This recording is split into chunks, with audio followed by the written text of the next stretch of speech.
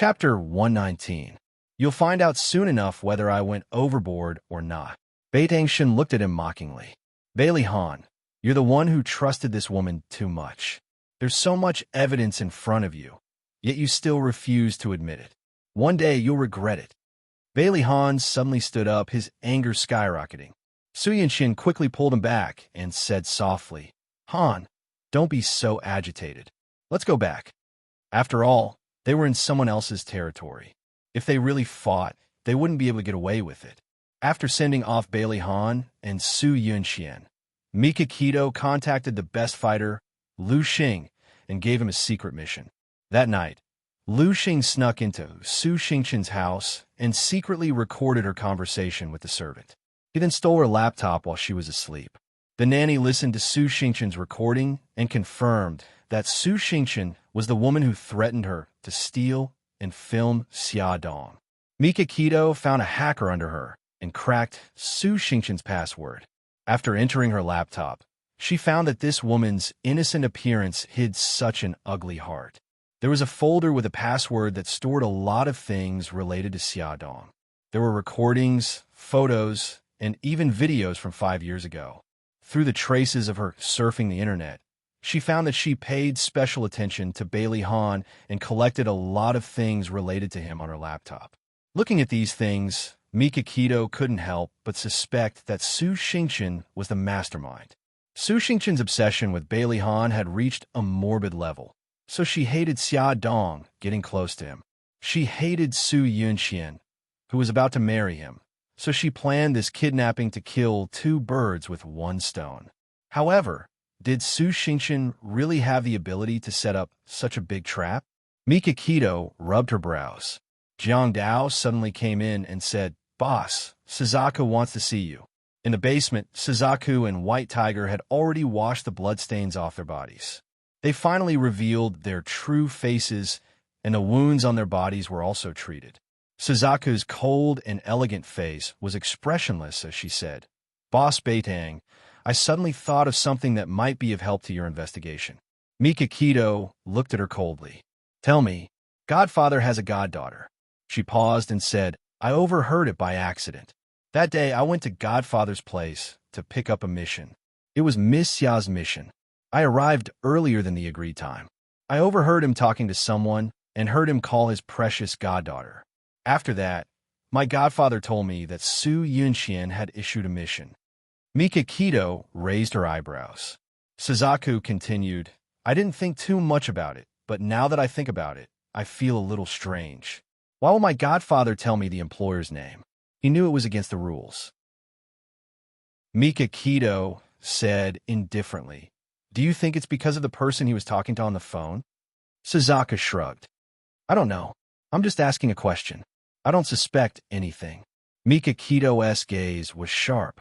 "Are you trying to tell me that Su Yunshin was framed by my godfather?"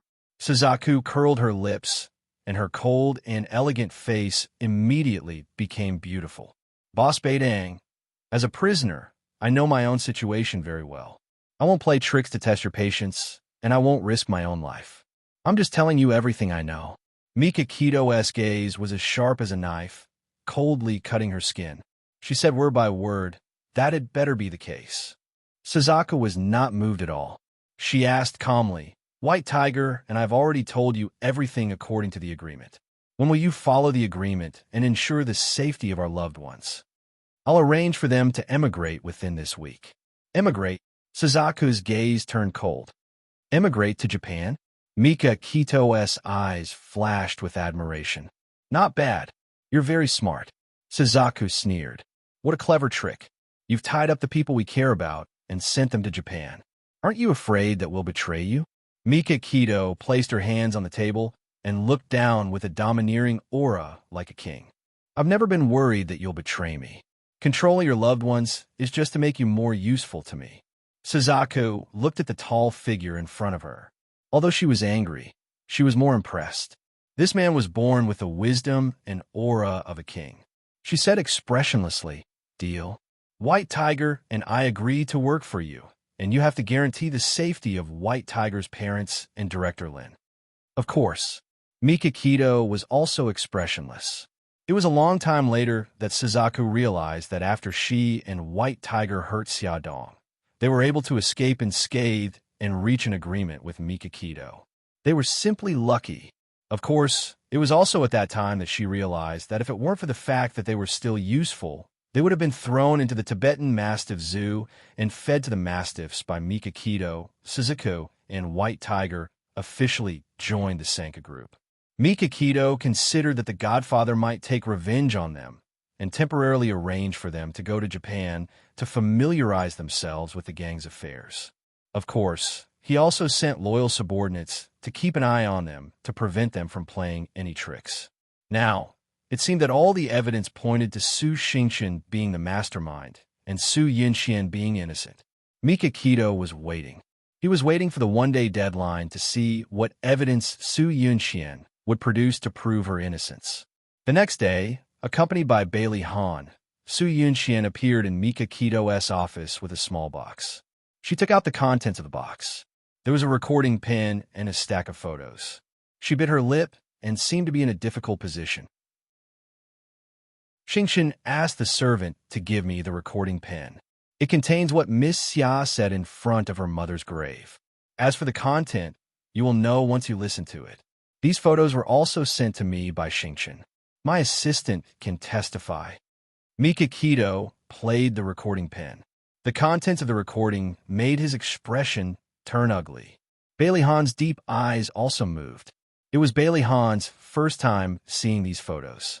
It was actually taken the night he was at Charming Club. At the time, Xiao Tiansheng warned him that Su Xingqian was also at the club and told him to be careful. That was why he asked Xiao Tiansheng to carry Xia Dong into the private room. He didn't expect Su Xingqian to sense that something was wrong and secretly took photos. Bailey Han looked at Su Yunxian. Why didn't you tell me that Su Xingqian gave you these photos? Su Yunxian bit her lip and forced a smile. I believe that there's nothing going on between you and Xia Dong. Xingqian must have done this to create a rift between us. Of course, I don't want her to succeed. Han, the reason why I kept this from you was because I didn't want you to think that I misunderstood you. Bailey Han didn't say anything, but secretly held her hand. Su Yunxian smiled slightly and looked at Mikakito. Mr. Beidang, weren't you curious why Xia Dong's photos had my fingerprints? I remembered that after Su Xingqian sent me the photos, she came to my office. She might have stolen the photos with my fingerprints. My assistant can testify that she came to my office. Mikakito's deep eyes stared at her as if he wanted to see through her. She maintained an elegant smile and was neither servile nor overbearing. Bailey Han took a step forward and confronted him. His gaze was as cold as water. I believe that Mr. Beidang will find out the truth and won't wrongly accuse an innocent person. Mikakito said indifferently, Of course, I won't wrongly accuse an innocent person, and I won't let the real culprit go. Through the evidence, everything was as Su Yunxian said. Su Xingqian had sent the items in the box to her, and Su Xingqian had indeed been to Su Yunxian's office. Su Yunxian's suspicions were cleared, and Su Xingqian was now the prime suspect. Mikakito sneered. Su Xingqian, it doesn't matter if you're related to Xia Xia by blood. If you dare to hurt Xia Xia, I'll make you pay the price. At this time, Su Xingqian's mood was so good that she had nothing to say. This was because she had just spoken to her godfather. Her godfather had said that his 2 killers had been arrested by Beitang Shun. Moreover, Beitang Shun had obtained testimony from him. Su Yunxian's kidnapping of Xia Dong had been exposed. Su Xingqian didn't know that he and his godfather had teamed up to plot against Su Yunxian, but she had bitten back and dragged him into the water. He had become the target of Mikakito's revenge. Because she was in a good mood, she invited by Mei Wei and Bailey Fei Yin to a nightclub to have some fun. The 3 of them drank and laughed together. Soon, a handsome guy came over to hit on her. Bailey Fei Yin, the love-struck girl, was the first to be seduced. The 2 of them hugged and danced on the dance floor. Another guy came over to hit on by Mei Wei. Bai Mei Wei already had someone in her heart, so of course she rejected him. She waved at Su Xingqian and said, I'm going to the washroom. Su Xingqian smiled and nodded. A handsome guy came over. His short hair covered his forehead, and his eyes were charming. He chuckled and said, "Alone?" Su Xingqian also smiled. "No, I'm with a friend." The handsome guy suddenly came in front of her. His handsome face was magnified, and she couldn't help but be stunned. Just as she was in a daze, the person beside her quickly put a white pill in her wine glass. The handsome guy's nose was already close to hers.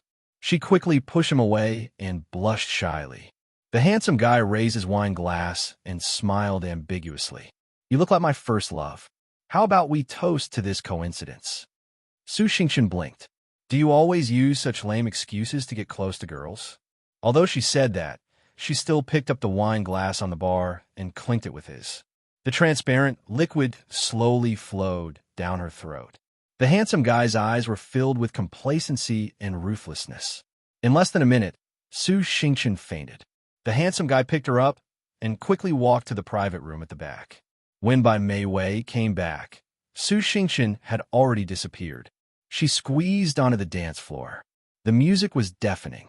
She had no choice but to shout loudly. Bailey Fei Yin only heard her question. Bailey Fei Yin said that she also didn't see Su Xingqian. Bai Mei Wei called Su Xingqian's phone, but it was turned off. She thought that she was drunk and went home first, so she didn't think much about it. Little did she know that Su Xingqian had already been forced to drink a strong aphrodisiac. Lying on the bed, she was surrounded by 3 naked men. Beauty novel, Xinwu 799. Chapter 120. So hot, so uncomfortable. Su Xingqian was forced to drink 2 large cups of strong alcohol mixed with aphrodisiac. Her whole body felt like it was on fire, and she lost all reason. She only knew that following her body's instinct, she tore off the clothes on her body. In a short 10 seconds, her whole body was only left with her underwear. So hot, so hot. Not enough. No matter how much she tried, it was not enough. Her eyes were blurred, and she took off the last bit of cloth on her body. Her soft and beautiful figure was immediately exposed in front of the 3 men. The 3 of them were all male prostitutes in this bar, and they were called to this private room by a mysterious client. The mysterious client told them that as long as they served the woman on the bed, each of them would receive a reward of 1 million. 1 million, they never dreamed that they would have so much money. Even if they were facing an old and ugly woman, they were willing to do it, let alone this beautiful woman in front of them. Don't be afraid. Big Brother will soon make you not hot. Seeing Su Xingqian's coquettish appearance, one of the male prostitutes could not bear it anymore. His thing was already bulging up, and he impatiently pounced on her. He directly pushed her down on the bed and tightly pressed her burning hot body. The other 2 male prostitutes were originally somewhat hesitant, but when they saw their companion pouncing on her, they were afraid of falling behind, so they also quickly pounced on her. They still remembered the mysterious person's words, to make her beg for mercy, to take the initiative to seduce them, to beg them. They were all experienced in love, and they were very familiar with a woman's body, and they were also very skilled. One of them used the tip of his tongue to kiss her ear, one of them crawled on her chest, wantonly playing with her softness, and one of them used his finger to explore her secret place. All of her body's sensitive points were under their control, and a strange pleasure wave after wave attacked the nerves in Su Xingqian's brain. She desperately twisted her body, moaning delicately, following her instincts to cater to their movements. The man under her legs suddenly stopped his movements, and his finger withdrew from her legs. Su Xingqian felt an unprecedented emptiness and slowly floated up from her body. She impatiently twisted her body. Her misty eyes were stained with mist, her cheeks were crimson, and she softly moaned, "Want? What do you want?" The person in front of her chest mischievously pinched her soft breasts, and the increased strength made her cry out involuntarily. Although it was a little painful, a strange feeling soon surged in her heart. She wanted more, but the 3 of them stopped moving. The unbearable pain spread in her body, and it was very uncomfortable. She tried her best to grab a body and rubbed against his chest, letting out comfortable moans. That person let out a deep laugh. "Kitten, I'll teach you how to play with yourself, okay?" He grabbed her small hands that were groping everywhere and placed them on her own soft hands. His palms covered hers, and he rubbed them gently at first before slowly increasing the strength. She quickly learned how to make herself comfortable and impatiently placed both her hands on him. "Don't be in such a hurry." That person smirked as he pulled one of her hands down and slid it down to her flat bottom. Then he slowly slid his hand down, following the fragrant grass into the valley. Watching a beauty defile herself was a very erotic thing. The three of them were burning with lust, and their mouths were dry. However, they didn't make the next move. They were waiting for an opportunity. After a while, Su Xing-chun was no longer satisfied. She sobbed, "It's uncomfortable. I want." One of them crawled by her ear and bit her earlobe, bewitching her will. "What do you want? Do you want a man?" She didn't know. She shook her head in confusion, her eyes filled with tears. "Say, you want a man, you want a man." The man used a gentle and low voice to bewitch her. Every time he said it, his fingertips would fiercely press down. His body and lower body were already soaked. "Ah, I want a man." Su Xing-chun, who was continuously teased and teased, was already sobbing. The fire in her body burned crazily, and all of her reason was burned to ashes. All that was left was lust. "Louder! I can't hear you." The man slightly raised his voice. "I want a man." Su Xing-chun cried loudly. The three men looked at each other and smiled evilly. Following the violent movements of one of them, Su Xing-chun let out a mournful scream. It was so painful. The snow-white sheets below her were stained with bright red blood. "I didn't expect you to still be a virgin." The man worked hard, without the slightest bit of tenderness. The blood-curdling screams gradually turned into moans and groans.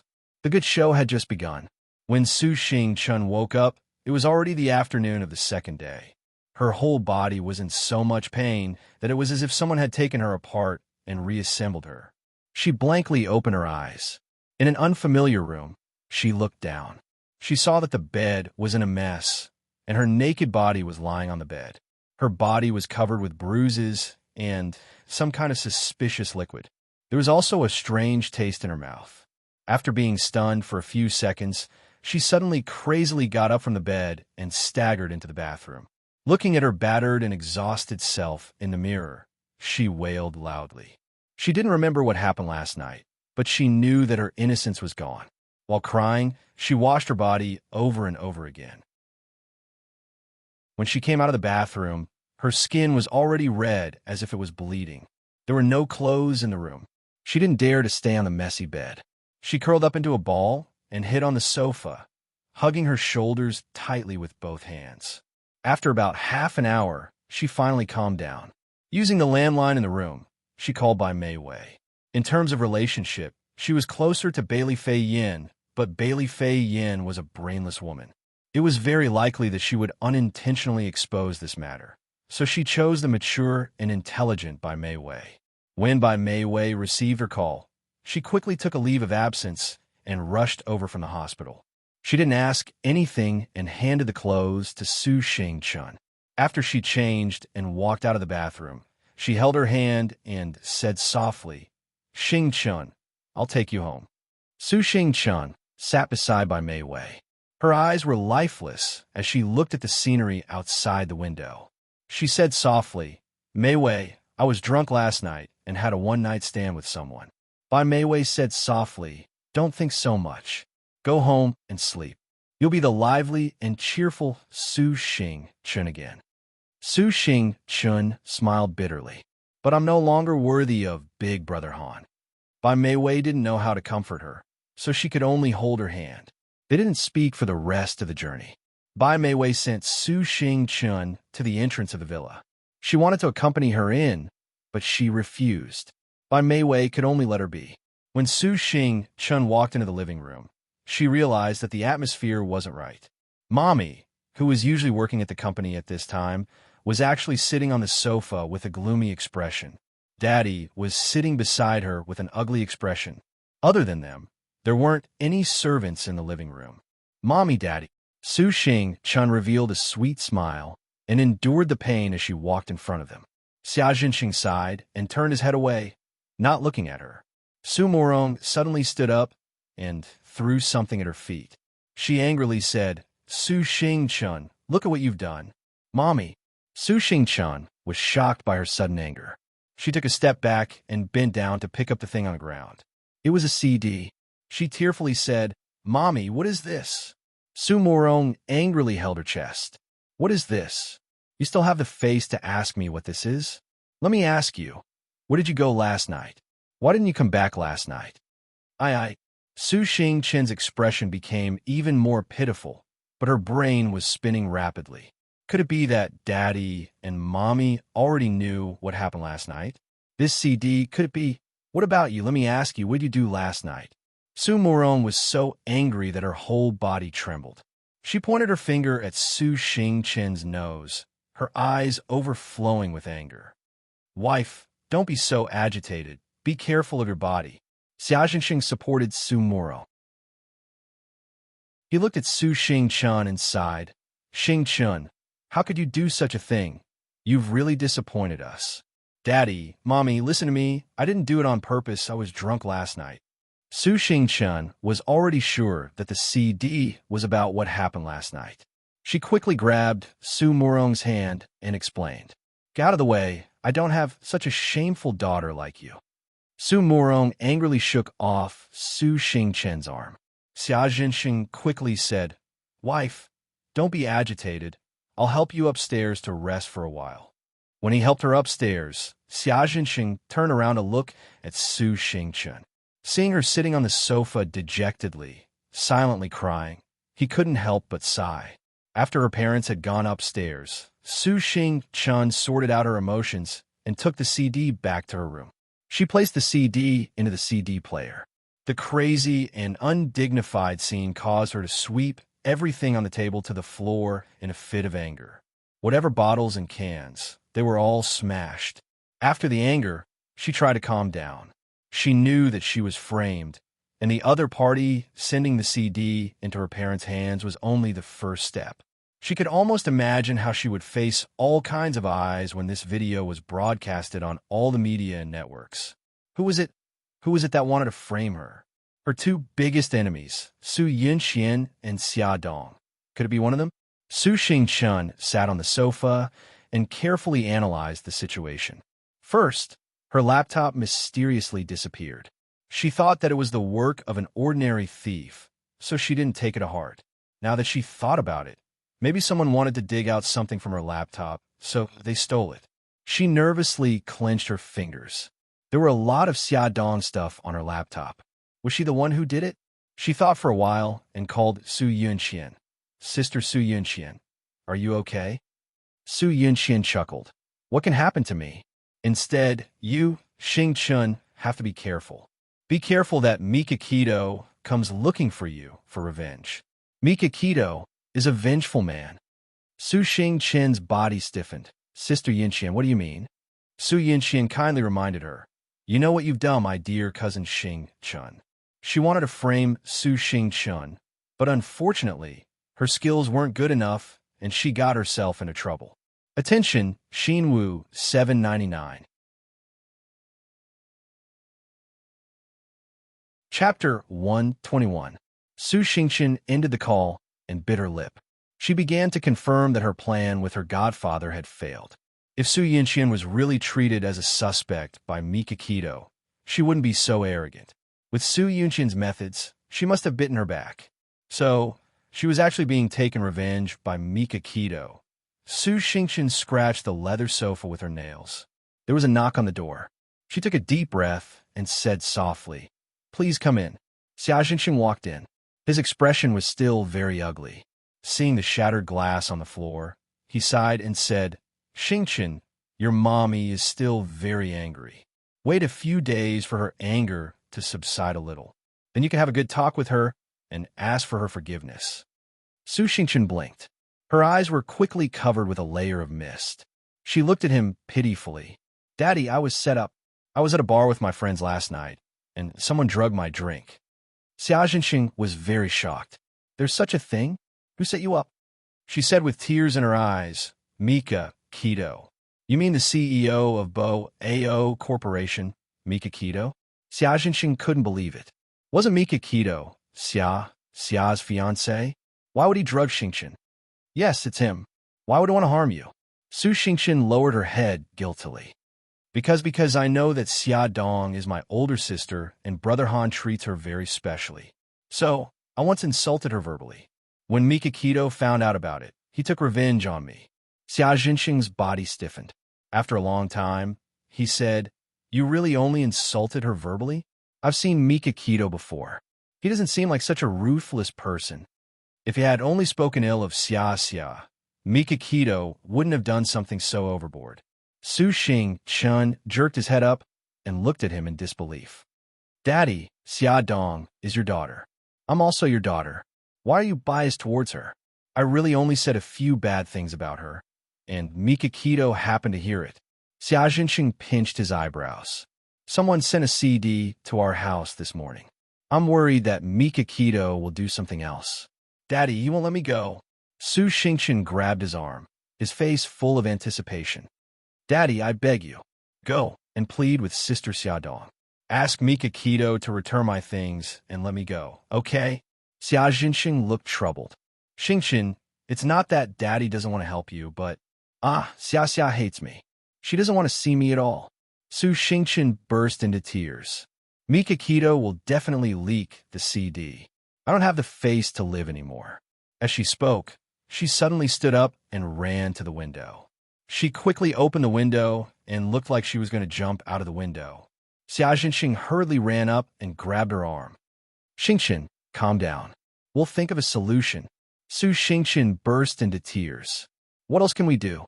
Mikakito won't let me go. I'll just die. Then I won't embarrass you." She struggled hard, trying to pry his hands off her. He desperately held onto her arm and gritted his teeth. "Okay, I promise you. I'll go find Xia and ask her to persuade Mikakito." Su Xingqian's lips curled into a smug smile.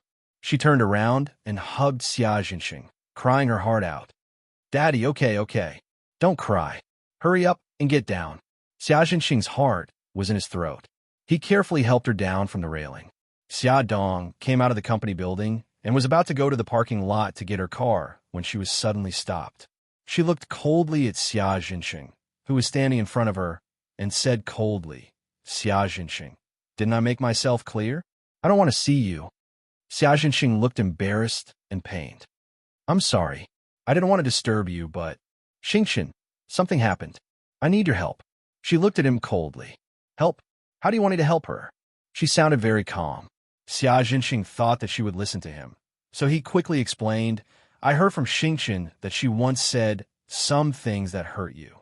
Mikakito found out about it, so Mikakito took revenge on her by filming some indecent videos of her. She hopes that you can persuade Mikakito to destroy those videos."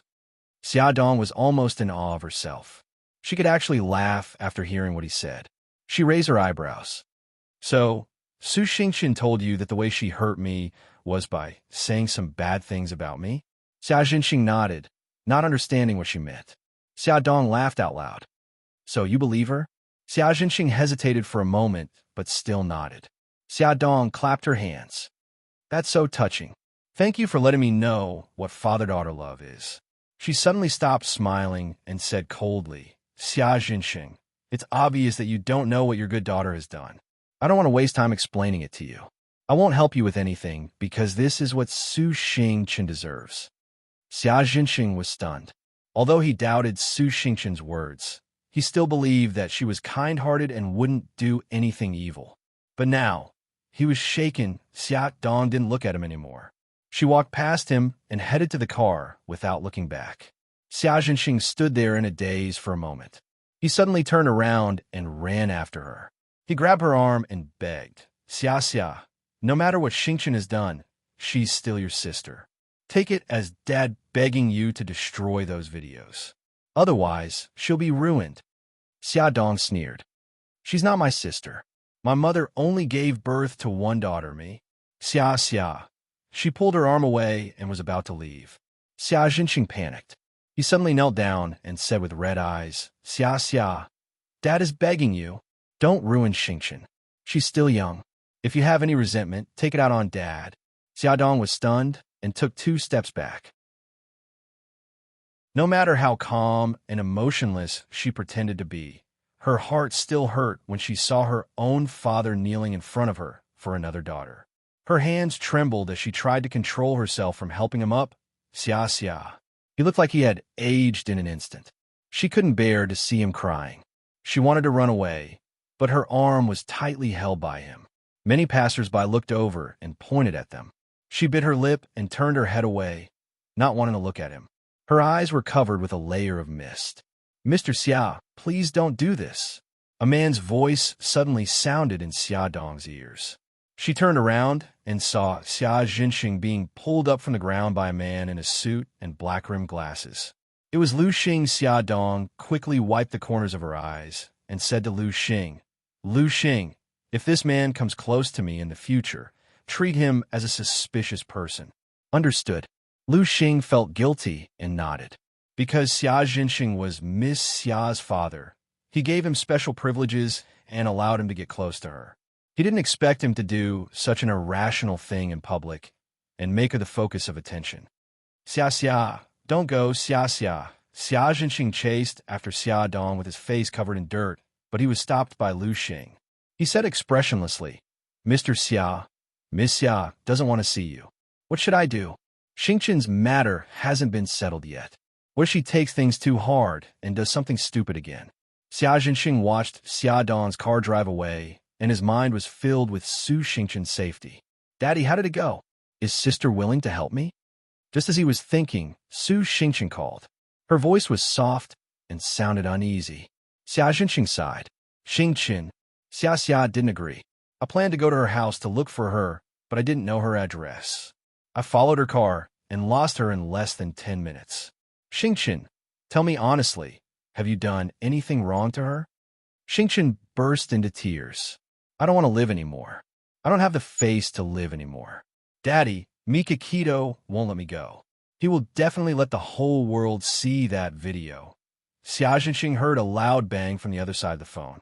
He was so shocked that his body trembled. He said sternly, "Xingchen, what are you doing?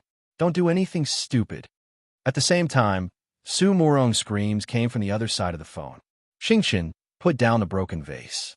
"Ah, there's blood. Someone, call an ambulance." Xia Jinxing's heart clenched. His whole body was tense as he shouted, "Xingchen, don't be rash. Put down the broken vase. Daddy will promise you anything. I'll go and look for Xia Xia right away." Su Xingchen sobbed. But you don't even know where she lives. How are you going to look for her?" "It's okay. I'll think of a way." Xia Jinxing quickly coaxed her gently. "Xingchen, Gigai, put down the vase in your hand and listen to me. I'll think of a way." Plop. It was the sound of something being thrown to the ground. Xia Jinxing heaved a sigh of relief. On the other end of the phone, Su Murong rushed over and said anxiously, "Xingchen, let Mommy take a look at your wound." "Mommy, I'm sorry," Su Xingchen said pitifully. Then she sobbed, "Daddy." Xia Jinxing comforted her gently. "Xingchen, it's okay. Daddy will think of a way." After hanging up the phone, he suddenly remembered that he still had a place to go. It was the kindergarten. Xia Xia would bring the children home every day. By the time he arrived at the kindergarten, Xia Dong was already gone, and the children had all left. He punched the iron gate with all his might, unwilling to give up. After overcoming her drug addiction, Xia Dong lay lazily on the bed and stared blankly out the window. Mika Keto patted her head. "What's wrong? Are you in pain?" She looked into his eyes. "Brother Shun, tell me, how did you take revenge on Su Xingchen?" Mika Keto had told her that Su Xingchen was the mastermind, but he didn't tell her how he would take revenge. Beauty novel Hongcha 866.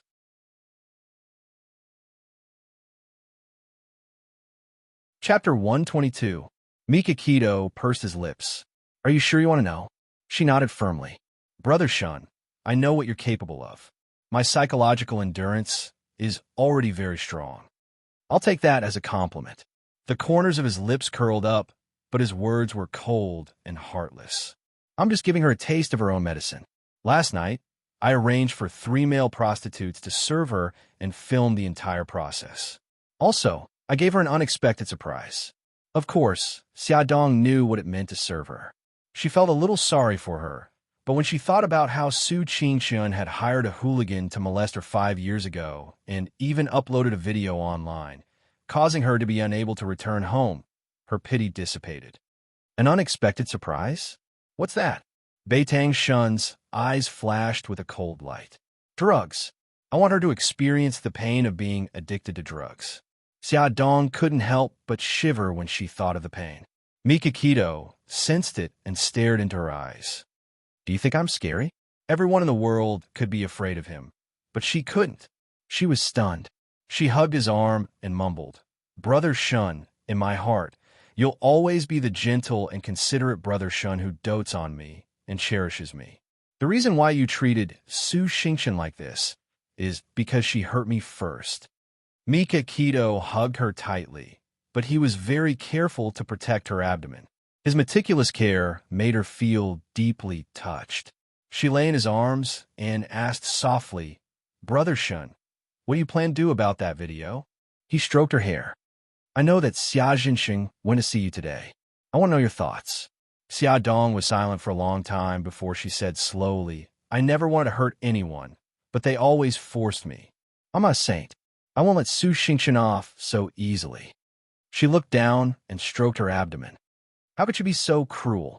Not only did she hurt me, but she also wanted to harm my child.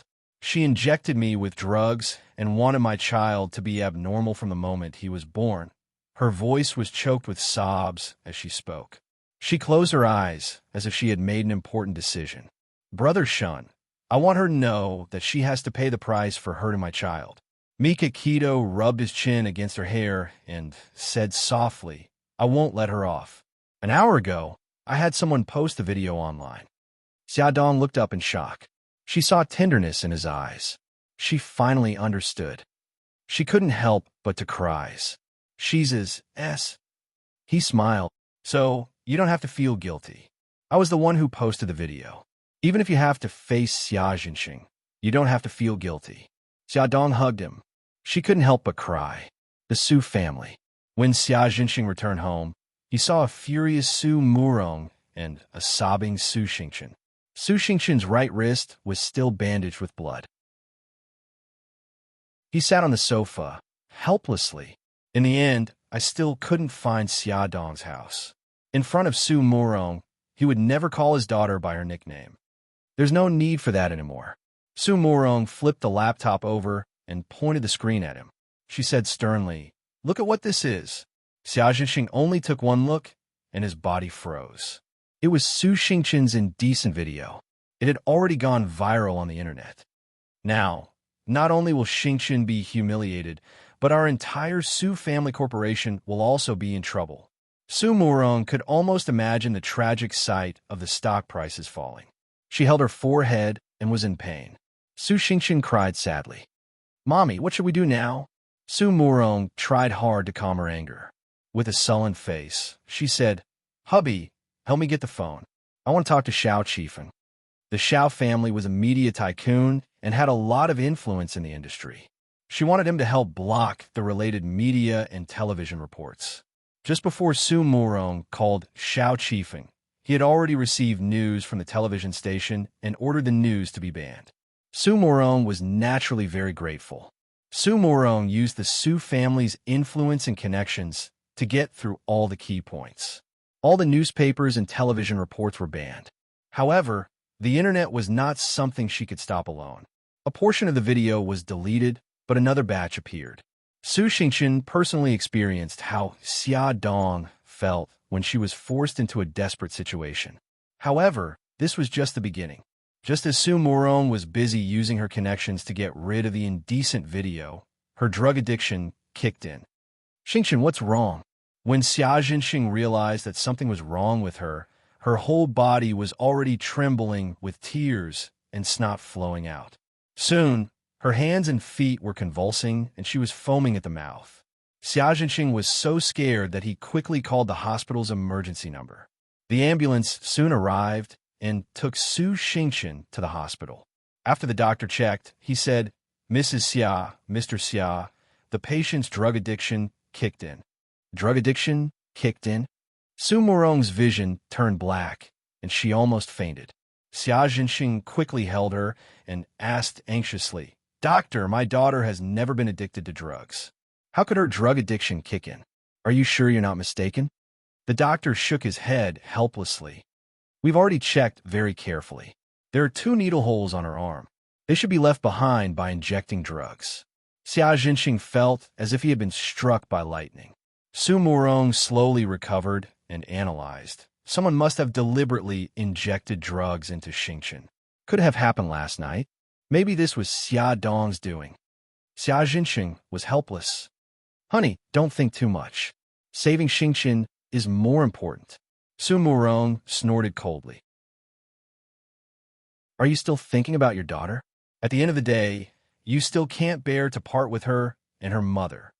Xia Jinxing gritted his teeth and said, I'm not.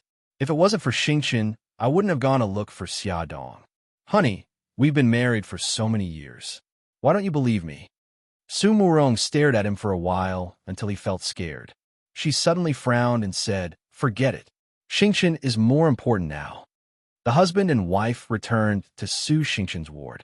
Seeing her suffering from drug addiction, they felt like their hearts were being cut by a knife. The doctor injected her with drugs to suppress the toxicity, but it didn't have much effect. Xia Jinxing was burning with anxiety and asked, Doctor, how did this happen? The doctor was sweating profusely. The drugs injected into her body are too strong. The detoxification drugs in the hospital won't work on her. Then what should we do? Let's send her to a specialized detoxification center. Maybe they'll have a way. Su Murong didn't want to send Su Xingchen to a detoxification center.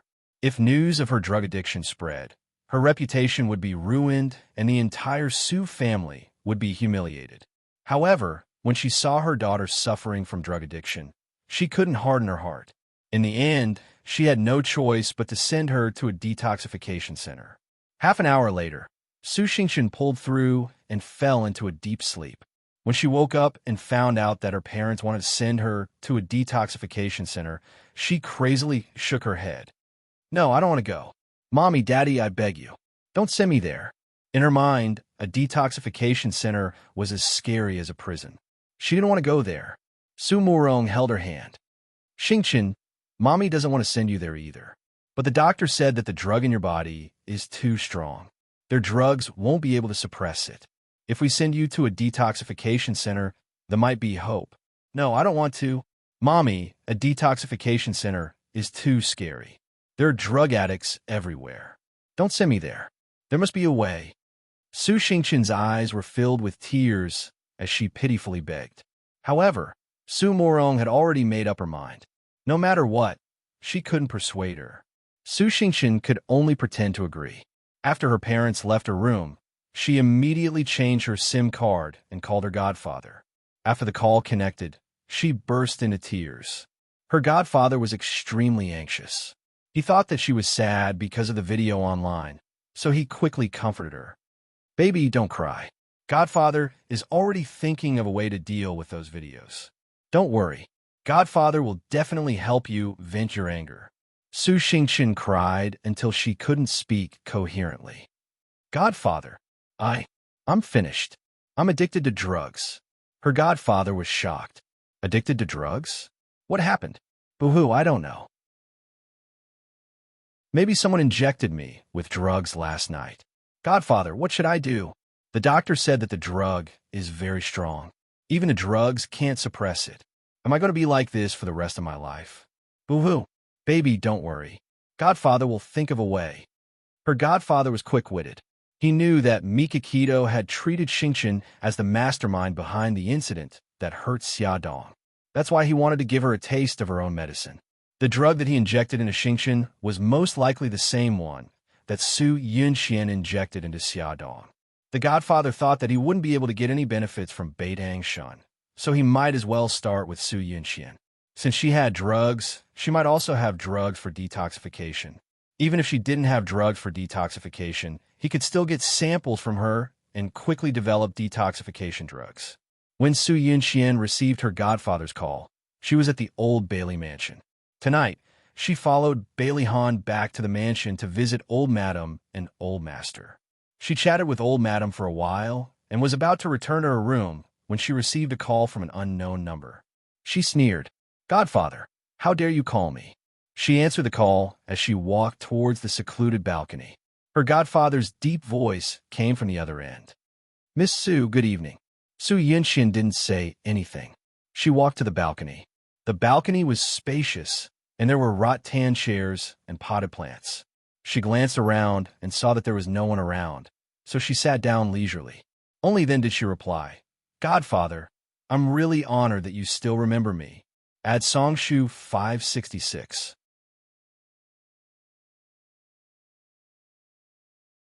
Chapter 123. The godfather ignored her sarcastic tone and said plainly, "I had no choice but to do what I did last time. I didn't want to offend the head of the Sanka group.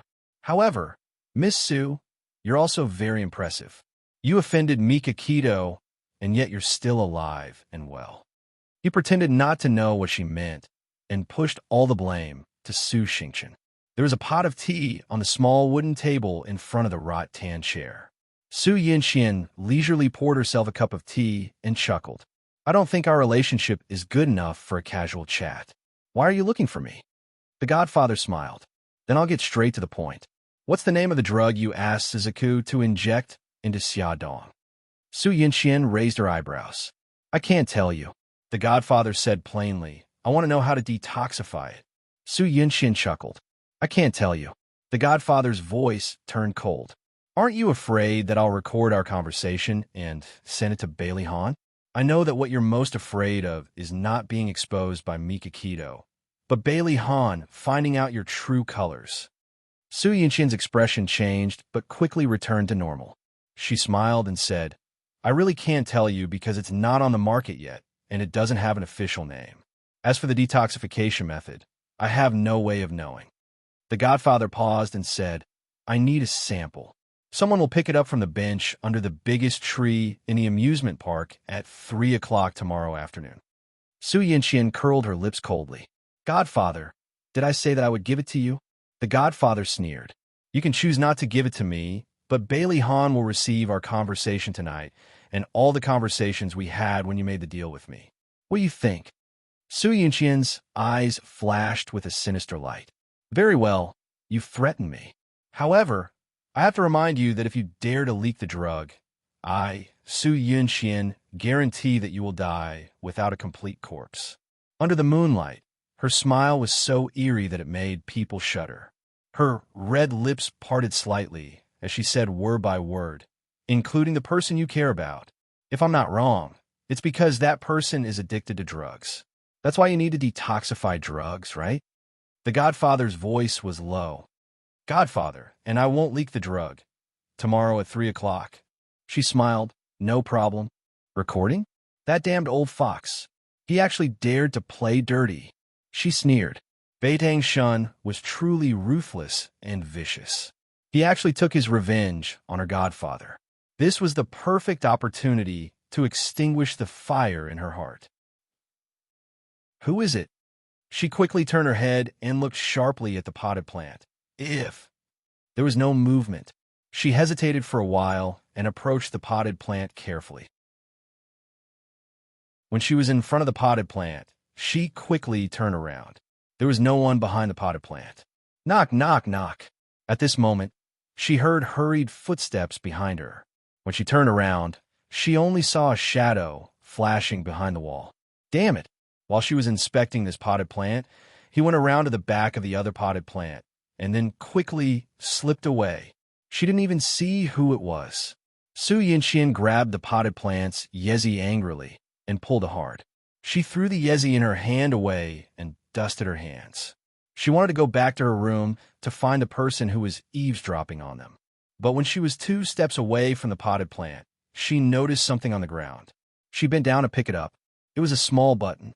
The potted plant must have scraped off the person who was eavesdropping on them. Su Yunxian raised her eyebrows proudly and clenched the button tightly in her palm. "Yunxian, why haven't you gone to bed yet?" Su Yinxian ran into Bailey Han in his pajamas as she walked down the corridor on the second floor. She approached him and smiled. After chatting with Grandma, I went to sit on the balcony for a while. Han, why haven't you gone to bed yet? I'm going to check on Xiao.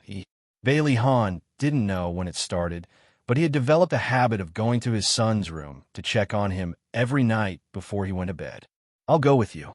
Su Yinxian held his arm, and the two of them walked to the door of Bailey Yi's room. They knocked lightly, but no one answered. Bailey Han guessed that Bailey Yi was probably asleep. Bailey Han gently turned the doorknob and walked in. In the light of the corridor, Su Yinxian saw Bailey Yi lying quietly on the bed. He seemed to have fallen asleep. Her eyes fell on his white silk pajamas, and her eyes flashed. Bailey Han walked to the bed with light footsteps and placed Bailey Yi's arm, which was outside the blanket, under the blanket. He's asleep. Let's go. He lowered his voice and said to Su Yinxian. Su Yinxian nodded and followed him out of the room. After the door closed, the little man suddenly opened his eyes. He pulled back the covers and jumped down from the bed. He was wearing white silk pajamas, but the button at the bottom of the pajamas was missing. You're so annoying. Where did it go? He frowned and looked around barefooted. Suddenly, he looked up. It couldn't have fallen on the balcony, right? He frowned in distress. After thinking for a while, he decided to go to the balcony to look for it. He put on his shoes, found a small flashlight, and sneaked to the balcony. He searched here and there, but he couldn't find the button. The asterisk in it. It couldn't have been picked up by that annoying woman, could it? Are you looking for this? A slightly amused female voice suddenly came from behind him. Bailey Yi was shocked. He turned around and saw Su Yinxian's smiling face. She was holding a white button in her hand. He looked cold and didn't say a word. She smiled affectionately. Xiao Yi, I thought you were already asleep. Bailey Yi didn't say a word and walked past her. She looked at his back and said softly, Xiao Yi, what did you hear just now? He suddenly paused and replied coldly, We were so far away. I didn't hear anything. Bailey Yi wasn't lying. He really didn't hear the conversation between her and his godfather, but he heard her call him godfather. That's good. Here, I'll return the button to you. Don't lose it again. She bent down with a smile and handed the button to him. He took the button and said politely, Thank you, Anna Yinxian. Good night. Good night. Su Yinxian patted his head. Her anxious heart relaxed. A child was only 4 years old. No matter how smart he was, he wouldn't be able to dig out anything from what she had just said. However, just in case, Su Yinxian contacted her godfather after returning to her room and changed the time and location of the transaction. The next morning, her godfather obtained a drug sample from Su Yinxian. Using his powerful connections, he sent the drug to the research lab for analysis and research to develop a drug withdrawal drug. However, drug withdrawal wasn't something that could be completed in a day or two. Before the antidote was developed, Su Yinxian could only accept his parents' arrangement and was secretly sent to a drug rehabilitation center. Su Morong thought that by sending her daughter to a drug rehabilitation center in the middle of the night, she could avoid being found out. She didn't expect that the next day, news of a rich girl taking drugs and having a daring 4P with a cowherd would spread like wildfire on the internet. Su Morong was both anxious and anxious. She was so busy that she couldn't stop the news from spreading like wildfire. Just as she expected, the Su Corporation's shares fell rapidly. In the end, she had no choice but to negotiate with Mika Keto. Mika Keto refused to meet and asked Jiang Dao to deal with it. When Jiang Dao spoke with Su Morong, he clearly expressed that Mika Keto had nothing to do with him and was purely Su Yinxian's guess. In the end, Jiang Dao sneered. If President Su can't produce evidence to prove that our president did it, then I hope that President Su will not act irrationally. Su Morong was furious, but she couldn't do anything. Everything was just her daughter's guess, and there was no concrete evidence. If she fell out with the other party, she would only embarrass herself. Therefore, she suppressed her anger and left. However, her hatred for Xia Dong and Mika Keto deepened. In the drug rehabilitation center, Su Yinxian's drug addiction kicked in. Her body was in so much pain that it didn't feel like it belonged to her. She wailed in pain and rolled around on the bed. She watched as the medical staff injected her with drugs, but it didn't have any effect. It was so painful that she wanted to bang her head against the wall. She really did it. Her strength suddenly increased tremendously. She pushed away the medical staff beside her and slammed her head against the wall. Blood slowly flowed down her forehead. The medical staff quickly rushed forward to hold her hands and feet tightly. Someone took a rope to tie her up, and someone urgently treated the wound on her head. She laughed crazily and then burst into tears. Why? She had used so much strength, but she was still conscious. Her body felt like it was being cut into pieces. It was so painful that she wanted to die. Give me, give me, give me. She trembled and begged. She looked blankly at the white figure in front of her. Give me drugs, give me drugs. Miss Sue, pull yourself together. It will be over soon. A cold female voice comforted her, but she didn't listen. Her mind was only filled with the word drugs. She crazily twisted her body, trying to break the rope that tied her up. Because of her violent movements, the wound on her forehead that had just been treated began to bleed again. What do we do? The patient's emotions are too agitated. Inject her with a tranquilizer. Someone injected an injection into her arm. She gradually calmed down and fell into a deep sleep. When Su Xingchen woke up, it was already the morning of the next day. There were faint voices outside the window. Because of Su Murong's arrangement, she stayed in a special ward on the second floor. It was luxuriously decorated and had a complete set of appliances. Outside the window was a garden. She felt that the voices outside the window were particularly irritating. She unhappily frowned and moved her sore body. She was about to get out of bed and close the window when she inadvertently heard her name. She leaned against the window and carefully listened to the two people's conversation downstairs. The two people who were talking were women wearing hospital gowns. They should be the same as her, here to detox.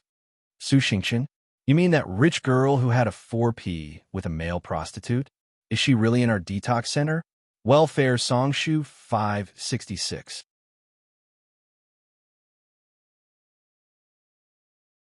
Chapter 124. Su Xingchen, are you talking about the rich girl who had a 4P with a male prostitute? Is she really in our drug rehabilitation center? Shoo, lower your voice. She lives on the second floor. You haven't gone online today, right? Not only did she play with men, but she's also addicted to drugs. Otherwise, why would she be sent to the drug rehabilitation center? Wow, I didn't expect her to do such a thing when she looks so innocent and cute. The other woman laughed mockingly. Those rich families look bright and beautiful, but who knows if they're so rotten and dirty that it's unimaginable. Take Su Xingchen's mother, for example. I heard that her current husband was snatched away by her. That man used to have a wife and daughter. No way. I've seen Su Murong's interview in a magazine. She looks so noble and elegant. How could she be a mistress and snatch someone else's husband? She's faking it. There's a saying that goes like a rich lady in front of people, but a slut in bed. That's a woman like her. Su Xingchen was so angry that she gnashed her teeth. Her pretty cheeks were distorted. She casually picked up the vase on the table and threw it downstairs. Following a loud pong sound, two screams followed closely behind. Su Xingchen looked coldly at the two people downstairs. The woman who spoke ill of her mother held her leg and cried out in pain. Who threw the vase? Come out. The other woman said anxiously, Don't worry about who threw it first. Your leg is bleeding a lot. I'll help you to see a doctor. The two left in a sorry state, leaving behind a floor full of broken porcelain and a pool of blood. Su Xingchen sneered. Looking at the wound on her forehead in the mirror, she broke the mirror in a fit of anger. Damn it, she cherished her face the most. Her forehead was actually injured. It would definitely leave a scar. Brother Han would definitely despise her. Xiaodong was all Xiaodong's fault. If it weren't for her, Mika Keto wouldn't have caused her to be so miserable. In Su Xingchen's rage, a thought suddenly sprouted. Xiaodong, didn't she just have a pretty face? If she was no longer beautiful, Would those men still flock to her? This time, she would not let anyone else do it. She wanted to see Xia Dong grovel in pain in front of her with her own eyes. No, not only Xia Dong, but also Su Yunxian. 2 days. In 2 more days, she would become Big Brother Han's bride. She would not allow it. Su Chen madly laughed. Her reason had already been corroded by jealousy and anger, and a vicious scheme gradually formed in her mind. In 2 days, Su Yunxian, that annoying woman, would marry Daddy. How would you stop her? Bailey sat in the classroom, looking at the teacher seriously, but in his heart, he was thinking about his own matters. Suddenly, someone poked his arm. He turned around with a cold face. His desk mate shrunk his neck and carefully handed him a small ball of paper. He innocently pointed at Xia Xiaobao across the aisle. Bailey turned his cold gaze to Xia Xiaobao. Xia Xiaobao pursed his lips, indicating for him to look at the paper. He took the crumpled paper ball in disgust and unfolded it. There was a line of Chinese characters written in crooked Chinese characters. Hey, annoying fellow. Do you also hate Su Yunxian and don't want her to marry your father? Bailey's handsome eyebrows furrowed. He raised his head and glared fiercely at Xia Xiaobao. He picked up his pen and quickly replied with a line of words. Xia Xiaobao read his reply and was so angry that he laughed. Hey, annoying fellow, what are you up to now? Xiaobao puffed up his cheeks, rolled his eyes, and replied, Annoying fellow, I'll see you by the flower bed after class. The paper ball was passed back to Bailey E. He glanced at it and threw it into the trash can with a cold face. Xiaobao shrugged. After class, Xiaobao squatted by the flower bed. He had been squatting there for almost 5 minutes, but the annoying Bailey still hadn't arrived. He angrily poked the ants crawling around in the tree hole with a branch and muttered angrily, Damn annoying fellow, why aren't you here yet? If you still don't come, I'll tell everyone that you like to eat candy. Bam! Xiaobao was hit hard on the head. He looked at the pebble that had jumped off his head and rolled to the ground. He raised his head fiercely and asked, Who is it? On the tree. Bailey patted the hand that had pinched the pebble and snorted disdainfully. Annoying fellow, I've been on your head for 5 minutes. When are you going to realize that I'm here? Xiaobao opened his mouth and kicked the tree trunk angrily. Annoying fellow, get down here. Bailey sneered and slid down the tree trunk. He jumped in front of Xiaobao and raised his chin coolly. I'm down. What do you want? Xiaobao glared at him, and he looked back at him disdainfully. Xiaobao suddenly raised his eyebrows and snorted. It looks like you don't want to work with me anymore. Forget it then.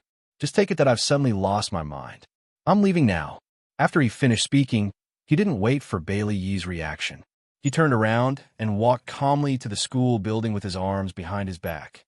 Annoying fellow, wait a minute. Tell me clearly, how do you want to work with me? Bailey Yi's cold voice came from behind. Xiaobao raised his eyebrows proudly and turned around with a smile. Annoying fellow, you're smart. If I remember correctly, in 2 days, Su Yunxian will be your new mommy. Do you really not mind? Bailey's cold little face showed displeasure. Annoying fellow, don't say such useless things to provoke me. Tell me your plan first, and I'll decide whether to work with you or not. Okay then. Xiaobao shrugged indifferently and approached him. He immediately took 2 steps back vigilantly with a look of disgust. What are you doing? Xiaobao rolled his eyes. Hey, you're not a girl. What can I do to you? Come here. I have something to tell you in private. Bailey snorted awkwardly, but his legs moved gigai towards him. The 2 little heads huddled together and whispered for a while until the bell rang to signal the start of class. On the way back to the classroom, Bailey asked, Why did you help me? Xiaobao chuckled. Idiot, of course it's because I hate Su Yunxian. That annoying woman dared to bully my mommy. If I don't get back at her, I'll be letting down my surname. Bailey looked at him strangely. Your daddy is Mikakito. Why is your surname Xia? Xiaobao glared at him. Is there a problem with me taking my mommy's surname? Who made the rule that I have to take daddy's surname? Indeed, no one made the rule. Your mommy and daddy seem to know each other. Do you know what's going on? Xiaobao rolled his eyes at him. How would I know? Children shouldn't get involved in adult matters. Who was the one who was discussing with him how to break up the adult marriage? Glamour magazine, chief editor's office. Xiaodong picked up the phone on the desk. Hello, I'm Xiaodong. On the other end of the phone was a feminine man's voice. Hello, Miss Xia. I'm Leo. Xiaodong was shocked. Leo? Leo, the chief fashion designer of UA? That's right. It's me. Mr. Leo, why are you looking for me? UA was an internationally renowned fashion brand. The chief designer, Leo, was known as a genius designer and was very popular. Glamour magazine had wanted to do an exclusive interview with him before, but he rejected it. Leo's tone was arrogant. Miss Xia, I heard from my assistant that your magazine wanted to do an exclusive interview with me. I didn't have time in the past, so I rejected it. Tomorrow at 3 p.m., if you still want to do an exclusive interview, then come to the church on time. By the way, I refuse to take photos, so you can come alone. I don't need a photographer. Xiaodong said, Mr. Leo, I'm glad you changed your mind. But why do you want to do it at the church? Leo said impatiently, because I've designed a dress for a fashion show on the lawn behind the church. If you don't have time, then pretend I didn't say anything. Goodbye. Before Xiaodong could say anything, the other party hung up the phone. She raised her eyebrows speechlessly. This Leo's character was really as bad as the rumors said. Although his character was bad, she still decided to meet him for the sake of the magazine. After all, it was a rare opportunity. Leo was naked and tied to the bed.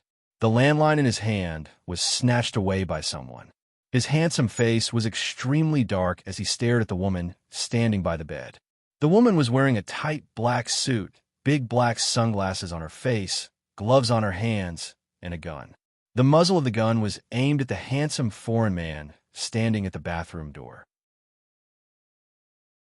The handsome man was naked from the waist up, and his lower body was wrapped in a bath towel. His hair was still dripping wet. It was obvious that he had just come out of the shower and was caught red-handed. Leo said angrily, I've done as you said. Hurry up and let Jerry and me go. Jerry was the handsome foreign man who had just come out of the shower. He was also Leo's lover. They had just finished their exercise in bed, and Jerry had gone to take a shower. This damned woman barged in and tied Leo up. She then pointed a gun at Jerry, who had heard the commotion and came out to check. Then, she used their lives to force Leo to call Xiaodong and say what he had said in her interview. The woman chuckled. I didn't expect the famous designer Leo to be gay. If the media finds out, who knows how many women will be heartbroken? Leo said angrily, We've agreed. I'll do as you say, and you'll let Jerry and me go. Are you going back on your word? The woman waved the phone in her hand. Of course not. I'm just worried that you'll cause trouble for me, so I want to leave some evidence that can be used against me. Don't worry, as long as you Gigai don't talk nonsense. I won't expose these photos. Leo couldn't wait to pounce on her and tear her apart. You better keep your word. If you go back on your words, I'll definitely not let you go. The woman chuckled and waved the gun, signaling Jerry to come over. She used a rope that she had already prepared and tied Jerry up. Then, she locked the door and swaggered out. After she went out, she didn't immediately leave the hotel. Instead, she went into the bathroom, changed her clothes, and took off her sunglasses, revealing Su Xingqian's sweet and charming face. Beauty novel, Xinwu 799.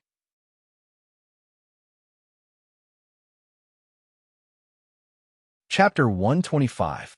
At 3 o'clock in the afternoon, Xiaodong brought Ding Hao to the church that Leo had mentioned. They went to the lawn behind the church, but did not see any fashion show. However, there were people from the wedding company preparing the red carpet and wreaths. It seemed that a wedding was about to be held here. Chief editor, how did this happen? Ding Hao was confused. Xiaodong was also confused. That's strange. Leo told me about it. How did this happen? Wait a minute. I'll call him and ask. She called the number that Leo had called yesterday, but no one answered. She called his cell phone again, but it was turned off. She frowned. Was Leo playing with her? While she was thinking, a strange and beautiful woman walked over. She asked hesitantly, Are you the chief editor of Glamour magazine? Xiaodong replied, I am. And you are? The woman smiled and said, I'm Leo's assistant, Yan. Leo's runway show changed its location at the last minute. He asked me to wait for you here and take you there. After that, she turned her eyes to Ding Hao and asked, "This is?" Xia Dong introduced, "This is my colleague, Ding Hao. He's in charge of photography." Yin said awkwardly, "I'm sorry." Leo said that he only wants to see Miss Xia. Xia Dong smiled. Ding Hao is only taking photos of the fashion show. He won't expose Leo's image. Yin said apologetically, "I'm sorry, Miss Xia, Mr. Ding. I'm just following Leo's instructions." "Well, Ding Hao, you go back to the company first." Xia Dong did not force Ding Hao and let him go back first. Then, she followed Yin to see Leo. Yin took her to the place where the wedding company was preparing for the wedding and said, "Miss Xia, wait here for 2 minutes. I'll go to the dressing room to get Leo." Although she was full of doubts, Xia Dong nodded. After waiting for a few minutes, Yin and Leo did not appear. Just when Xia Dong was about to lose her patience, the wedding venue next to them was ready. A staff member held a walkie-talkie and said, "We're ready. Now, let's welcome the priest and the newcomer."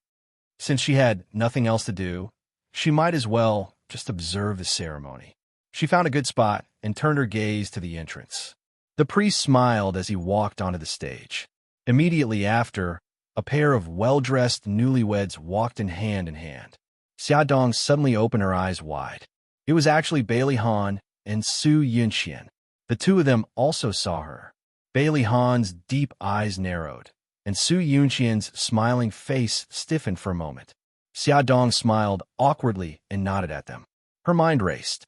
Tomorrow was their wedding day. Today, they should have come to the church to rehearse. Except for the first glance, Bailey Han treated Xia Dong as air after that. He held Su Yunxian's arm and walked to the priest. Xia Dong stood not far away and watched them say "I do" in front of the priest. She watched them look at each other affectionately. She watched them hug and kiss each other. She could not help but smile. This was the best ending. Suddenly, an accident happened. With a loud bang, the hydrogen balloon floating in the air with love written all over it suddenly exploded and instantly turned into fragments that fell like rain. Bailey Han pulled Su Yunxian away from the fragments. His concern was obvious. A staff member ran over and kept apologizing. Bailey Han said calmly, "It's okay. This was just an accident." The staff member smiled gratefully. "The wedding rehearsal is over. The two of you can go to the changing room to change. Miss Su, this way, please." Su Yunxian was wearing a long wedding dress with a train. The staff member helped her carry the train to the changing room. "You can go out. I can do it myself." Su Yunxian smiled elegantly. The staff member left the room and stood at the door. He glanced around and quickly switched the women's changing room sign with the women's dressing room sign. The wedding rehearsal was over, but Leo still had not appeared. Xia Dong shrugged helplessly and decided to go to the dressing room to see if Leo was really there. Yin suddenly rushed over. "Miss Xia, I'm sorry to have made you wait for so long. Leo is ready. Please go to the dressing room." Xia Dong followed her to the dressing room. When they reached the door, Yin knocked on the door and said, "Xia Dong, Miss Xia is here." Su Yunxian was stunned. What was Xia Dong doing here? Yin did not wait for the person in the room to answer. He opened the door gently and smiled. "Miss Xia, you can go in now." Xia Dong said, "Thank you." Just as she stepped into the dressing room, the door was locked. There were many clothes hanging in the room. A woman with long hair sat in front of the mirror. The woman turned her head and smiled. "Miss Xia." It was Su Yunxian. Xia Dong was stunned. She was here to see Leo. Why was Su Yunxian here? Where was Leo? "I'm sorry. I might have come to the wrong place." Xia Dong had a bad feeling. She walked quickly to the door and tried to open the door. However, the door could not be turned. It seemed that someone had locked it from the outside. Su Yunxian's smile turned cold. "Since there are only the two of us here, you can tell me the truth. Why are you here today?" Xia Dong gave up on the door handle. She wondered if Lu Xing had found out that she was trapped here. She said calmly, "Miss Su, you're thinking too much. I'm here for something else. The door has been locked from the outside. Let's think about how to get out first." Su Yunxian was not anxious at all. Anyway, Bailey Han would definitely look for her if he found out that she had not gone out for a long time. She raised her eyebrows and said, "What a coincidence." I'm rehearsing here, and you're here for something? Xiaodong's voice turned cold. It's just a coincidence. Of course, there's another possibility. I've been set up. This room didn't look like a dressing room at all. It should be a changing room. Why did that woman called Yin bring him here on purpose? Clap, clap. A clear clapping sound came from behind the row of hanging clothes. Xiaodong and Su Yinxian looked over at the same time. A petite figure peeled off the clothes and slowly walked out. She had a charming smile on her face. As expected of big sister Xiaodong. You're so smart. Su Xingqian, Xiaodong, and Su Yunqian's expressions changed at the same time. That's right. It's me. It wasn't easy for me to sneak out of the drug rehabilitation center to see you. Are you happy? Su Xingqian smiled at Xiaodong and said, Big sister Xiaodong, you're really smart. You know that you've been set up by me. However, your reaction is too slow. It's too late to react now. Xiaodong endured the throbbing veins on her forehead and said coldly, Su Xingqian, what do you want now? Su Xingqian walked in front of them and smiled happily. Actually, I don't want to do anything. I'm just a little angry that you've caused me to be so miserable. That's why I racked my brains to invite you all here, so that we can have a good gathering. She stroked Su Yunqian's wedding dress that she had just changed out of and said with a smile, Big sister Yunqian, your wedding dress is really beautiful. It's a pity that the bride won't be able to match it soon. Su Yunqian's expression changed. What do you mean by that? Su Xingqian did not answer. Her gaze fell on Xiaodong's face, and she chuckled. Big sister Xiaodong, your face is also very beautiful. No wonder Brother Han and Mika Keto both like you. Say, if it's not as beautiful as it is now, will they still like you? Xiaodong frowned and stepped back without a trace, pulling away from her. Su Xingqian, haven't you been punished enough? What are you still up to? There's no point in telling you. Su Xingqian seemed to have inadvertently reached out and picked up the glass spray bottle labeled Makeup Remover in front of the dressing mirror. Then, with lightning speed, she sprayed it at Xiaodong and Su Yinxian. Xiaodong was already on guard. The moment she picked up the glass bottle, she was ready to dodge. Coupled with her nimble movements, it was not difficult for her to dodge the liquid in the bottle. Su Yinxian was also very smart. She sensed that something was wrong from Su Xingqian's words. The moment she sprayed the liquid, she pulled the wedding dress in front of her. Unfortunately, Su Xingqian's main target was her. So even if she dodged her face and body, a few drops of liquid still stained the back of her hand. In an instant, the places that were stained by the liquid felt as if they were being burned. It was a burning pain. She cried out in alarm. Su Xingqian, what are you spraying? It's a strong acid. How is it? Do you like my present? Su Xingqian's smile was twisted. Seeing that Su Yinxian had something to cover her, she aimed to spray at Xiaodong again. The moment the strong acid was sprayed, Xiaodong suddenly crouched down and quickly pulled off a piece of clothing from the hanger to wrap around her head and face. Haha, you two look really pitiful right now. Su Xingqian knew that the door was locked by the people she bribed. He was not worried that they would escape at all and used his words to provoke them without restraint. Su Yinxian bit her lip. The back of her hand was hurting badly. If she did not escape, she might not be able to keep her face. While dodging Su Xingqian's attack, she moved closer to the dressing table. Her phone was there. She quietly stretched out her hand and took advantage of the time when Su Xingqian was attacking Xiaodong to secretly take the phone. She pressed the speed dial and dialed Bailey Han's number. Bailey Han changed his clothes and waited for Su Yunxian in the church. Suddenly, he received her call. He pressed the answer button and heard her voice. Xingqian, don't be agitated. Put down the strong acid in your hand. If you have something to say, we can talk about it. Bailey Han suddenly got up and ran to the changing room. In the changing room, after Su Xingqian heard Su Yunxian's words, he laughed out loud. My good cousin, you want to stall for time and wait for Han Gij to save you? I advise you not to waste your time, because I don't want to play with you anymore. I want to end this quickly.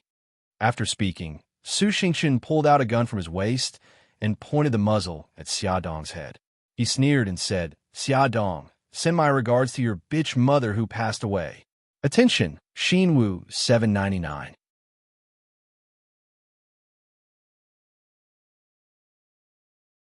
Chapter 126. With that, Su Xing-chun pulled out a pistol from his waist and pointed the muzzle at Xia Dong's head. He sneered, "Xia Dong, send my regards to your bitch of a mother who has already passed away." Xia Dong stared at the black muzzle of the gun. She was so nervous that her back was sweating. She tried her best to remain calm. "Su Xing-chun, if you kill me, what awaits you will be a few decades of prison life. Do you want to spend the rest of your life in prison?" Su Xing-chun's eyes were wild. "I've already thrown caution to the wind. If I can't have it, then no one else can. Xia Dong, don't worry, you won't be alone. Su Yunxian will soon accompany you." She gave a twisted and cruel smile and slowly pulled the trigger. Bang! A loud sound was heard. The door was kicked open and a black figure hugged Xia Dong like a bolt of lightning. Like a hunting leopard, he quickly brought her around and dodged Su Xing-chun's muzzle. What came out of the muzzle was not a bullet, but a liquid. The liquid stained the wall, and the wall immediately began to bubble. Just as Xia Dong's heart was pounding, the black figure had already let go of her. His body was as fast as the wind as he pounced on Su Xing-chun. His movements were fast and fierce. In the blink of an eye, the black figure had already grabbed her wrist. While the two were fighting for the pistol, the trigger was pulled. The black figure raised the muzzle and aimed it at Su Xing-chun's face. The liquid from the gun accurately sprayed onto her face. She threw the gun away and covered her face with both hands as she screamed. Her skin was rapidly smoking and rotting at a speed visible to the naked. This frightening scene took place within a short span of 10 seconds. Xia Dong and Su Yunxian then realized that she was not using a real pistol, but a water gun filled with strong acid. Su Xing-chun's hands trembled as he covered his cheeks. He wailed mournfully and staggered out of the changing room. The black figure did not chase after him. He turned around and faced Xia Dong. It was Lu Xing. His face was expressionless, but his eyes were filled with worry. "Miss Xia, are you okay?" "Thank you, I'm fine." Xia Dong glanced at the place where Su Xing-chun was just standing. There was still a strong acid on the floor. She could not help but feel a burst of fear. Su Yunxian's legs went soft. She held onto the dressing table to stand. She knew that if Su Xing-chun succeeded and shot Xia Dong, she would be the second. "Yunxian, are you okay?" Bailey Han could tell that something was wrong from the phone call, so he hurried over. His hair was a little messy, and he looked anxious. "Han, I'm fine." Su Yunxian bit her lips. Her eyes were filled with tears. She seemed to be frightened. But the wedding dress is ruined. The wedding dress that she had used to block the strong acid had been corroded into tatters by the strong acid, and it was full of small holes. "It's good that you're okay." Bailey Han's heart, which had been in his throat, returned to his chest. He hugged her tightly and looked around. Only then did he notice Xia Dong and Lu Xing's presence. Xia Dong was also in a sorry state. Even the small jacket she was wearing had a few small holes corroded, revealing the straps inside. Bailey Han's body stiffened. He wanted to let go of Su Yunxian, but she hugged him even tighter. Xia Dong smiled faintly. "Mr. Bailey, Miss Su, I won't disturb you anymore." She and Lu Xing walked out of the changing room calmly. "Miss Xia," Lu Xing suddenly called her. She turned around in surprise. A suit jacket was draped over her shoulders. Lu Xing's black-rimmed glasses covered his eyes. He said faintly, "Your clothes are torn." Xia Dong was embarrassed. She almost forgot that her jacket was corroded by the acid. "Thank you. You're welcome." Xia Dong looked at his serious face and wanted to laugh. But when she thought of Su Xingchen who ran away, her heart sank. "Lu Xing, Su Xingchen ran away. I'm worried that she won't give up." Lu Xing was expressionless. "Miss Xia, don't worry. What awaits Su Xingchen is jail time." Xia Dong shook his head. "The Su family is too powerful. Su Murong won't just watch her only daughter go to prison. Su Xingchen's crime is just intentional assault. Coupled with the attempted assault, there's no real evidence. Her crime seems too easy to exonerate." Lu Xing's lips curled up strangely.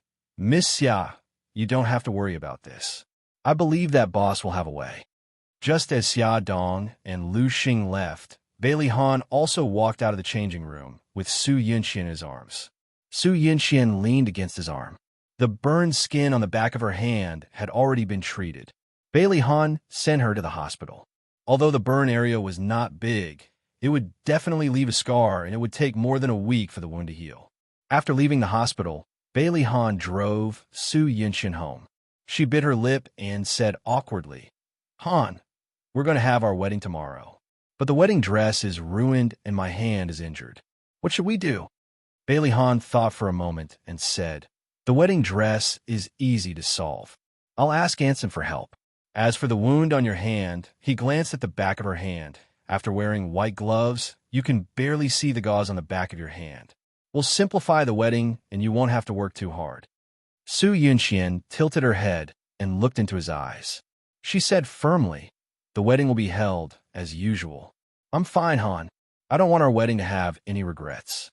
"Okay, I'll listen to you." Bailey Han's lips curled up. When he was about to say something, his phone suddenly rang. He hung up the headset and heard Madame Gu's voice. "Okay, Grandma, we'll go back tonight." Bailey Han said a few words to Madame Gu and hung up the phone. He said to Su Yinxian, "Yinxian, Grandma said that she wants to see us tonight. She wants us to go home." Su Yinxian smiled. "Okay, but don't tell Grandma that I'm injured in case she's worried." Bailey Han changed the direction and the car drove to Bailey's old house. When they arrived at the old house, Madame Gu and Bailey were playing chess in the living room. The old woman and the young man huddled together. Madame Gu cried, No, baby I regret it. I shouldn't have done this." Bailey puffed up his cheeks and said helplessly, "Great-grandma, you've already regretted 5 moves. Then let me regret it again. Baby I'm your great-grandma. Don't be so calculative." Bailey Yi's little face scrunched up. Was this old child who always regretted her moves and refused to grow up really the strict and decisive Madame Bailey? Bailey Han couldn't help but smile when he saw Madame Gu's shameless look and his son's distressed little face. He held Su Yunxian's arm and walked towards them. "Grandma, we're back." Su Yunxian smiled. "Grandma, Xiao you're playing chess." "Daddy, Auntie Yunxian." Bailey stood up from the small chair and greeted them politely. Old Madame saw the bandaged back of Su Yunxian's hand at a glance. She looked concerned. "Yunxian, what happened to your hand? Is it serious? Come here and let me take a look." "It's nothing serious. I accidentally rubbed it." Su Yunxian let go of Bailey Han's arm and walked elegantly to Madame Gu's side and sat down. Madame Gu lifted her wrist and carefully examined it. "Oh, the bandage is so thick. Are you sure it's okay? Will it affect tomorrow's wedding?" "It's really fine, Grandma. Don't worry. It won't affect tomorrow's wedding." Madame Gu was relieved when she heard that it wasn't serious. She smiled and asked, "Did the rehearsal go smoothly today? Tell Grandma about it." Su Yunxian and Bailey Han looked at each other and said with a smile, "It went well." "Grandma, why did you call us back?" "It's nothing serious. I just want to tell you guys to come back and tell you some things to pay attention to when you hold the wedding." Madame Gu asked them to sit beside her and told them a lot of details. They listened patiently and asked questions from time to time. Madame Gu was very satisfied with their serious attitude. After dinner, Bailey Han was called to the study by Madame Gu. "Han, I actually called you back today for something else." Madame Gu sat in the rattan chair with a hint of sadness in her eyes. "Xiao, he called me today and said, 'Great-grandma, Daddy, and Auntie Yunxian are married.' Can I not call Auntie Yunxian Mommy? Great-grandma, when Daddy and Auntie Yunxian have Xiao Bao, will they still love me?" Bailey Han's body stiffened and his chest suddenly tightened. Madame Gu wiped the corners of her eyes. "Han, I said this to tell you that no matter what happens in the future, Xiao, you will always be Bailey's eldest grandson." Bailey Han couldn't describe his feelings at that moment. Bitterness, guilt, heartache, all at the same time. He secretly clenched and unclenched his fists. After a long time, he said, "Grandma, I understand. Xiao, he is my son. I won't let him suffer in the slightest." "I'm relieved to hear that." Madame Gu nodded in satisfaction. Suddenly, she thought of something and asked, "What's with the injury on the back of Yunxian's hand? Did she really scratch it?" Her eyes were burning and full of suspicion. Bailey Han knew that he couldn't hide it from her, so he briefly told her what happened in the afternoon. Madame Gu couldn't help but sigh. I didn't expect Xingqian to be so vicious. Yinxian is her cousin.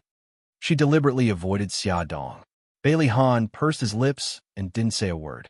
Madame Gu seemed to have been hit by this incident. She waved her hand tiredly. According to customs, Yinxian is getting married from her parents' home. It's getting late. You should send her back quickly. Let Xiao Yi stay in the mansion tonight. Bailey Han bid farewell to Madame Gu and walked out of the study. On the other side, Su Yinxian watched Bailey Han and Madame Gu go upstairs. She suggested that Bailey Yi go back to his room to rest. Bailey Yi dismissed the servants and sat down beside the unfinished game of Go. He didn't even raise his head as he answered, Auntie Yinxian, please wait a moment. Su Yinxian could only sit beside him and watch him play Go with himself. His small face looked serious. Sometimes he frowned, sometimes he curled his lips, and sometimes he moved the Go pieces. After about 10 minutes, the sensor hidden under his sleeve suddenly vibrated. He nonchalantly pushed away the unfinished Go pieces and stood up. He smiled politely like a gentleman. Auntie Yinxian, we can go now. Su Yinxian glanced at the Go board. Why aren't you playing? You haven't finished yet, have you? He shrugged indifferently. His rosy cheeks looked mature. I'm bored. I'm not playing anymore. All right, let's go upstairs. Su Yinxian's lips twitched. She smiled and bent down, wanting to hold his hand. He reached out his hand, Gigai, and let her hold it. She led him up the stairs. When they turned the corner, he suddenly looked up and asked curiously, Auntie Yinxian, who is Godfather? Su Yinxian was stunned for a moment. She suddenly laughed. Xiao Yi, why did you suddenly ask this question? Bailey Yi looked innocent. He blinked and said, because I heard you talking to Godfather on the phone that night. I actually know who Godfather is. Godfather is the middleman of the murder organization in a city. Am I right, Auntie Yinxian? When he heard the title Godfather that night, he secretly looked up his identity, but he didn't find any information. Later, Xia Xiaobao wanted to work with him, so he specially asked Xia Xiaobao. He didn't expect that guy to tell him that Godfather was the middleman of the murder organization just by typing on the computer. He was jealous of that guy's database for a long time. Su Yinxian's expression changed. She lowered her voice. Xiao Yi, don't talk nonsense. The person on the phone with me that night was the priest of the church. We were discussing the wedding, not Godfather.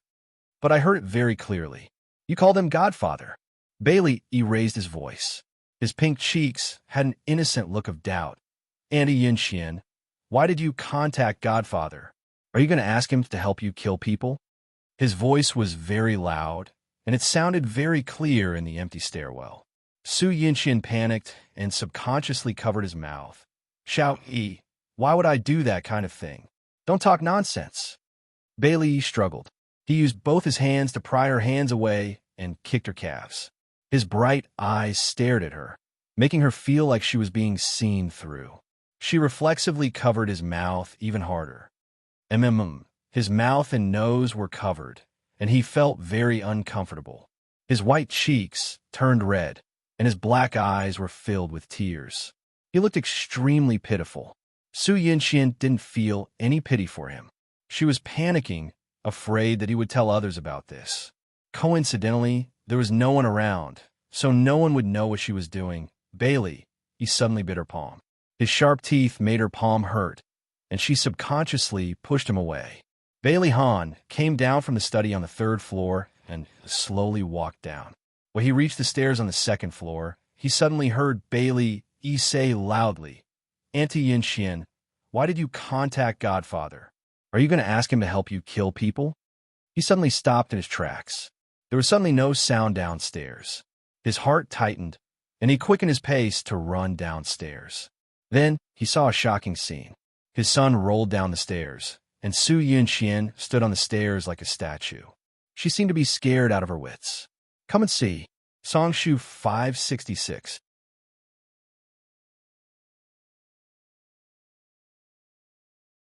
Chapter 127. Su Yinxian appeared to be scared out of her wits, but in fact, She had already heard the sound of hurried footsteps.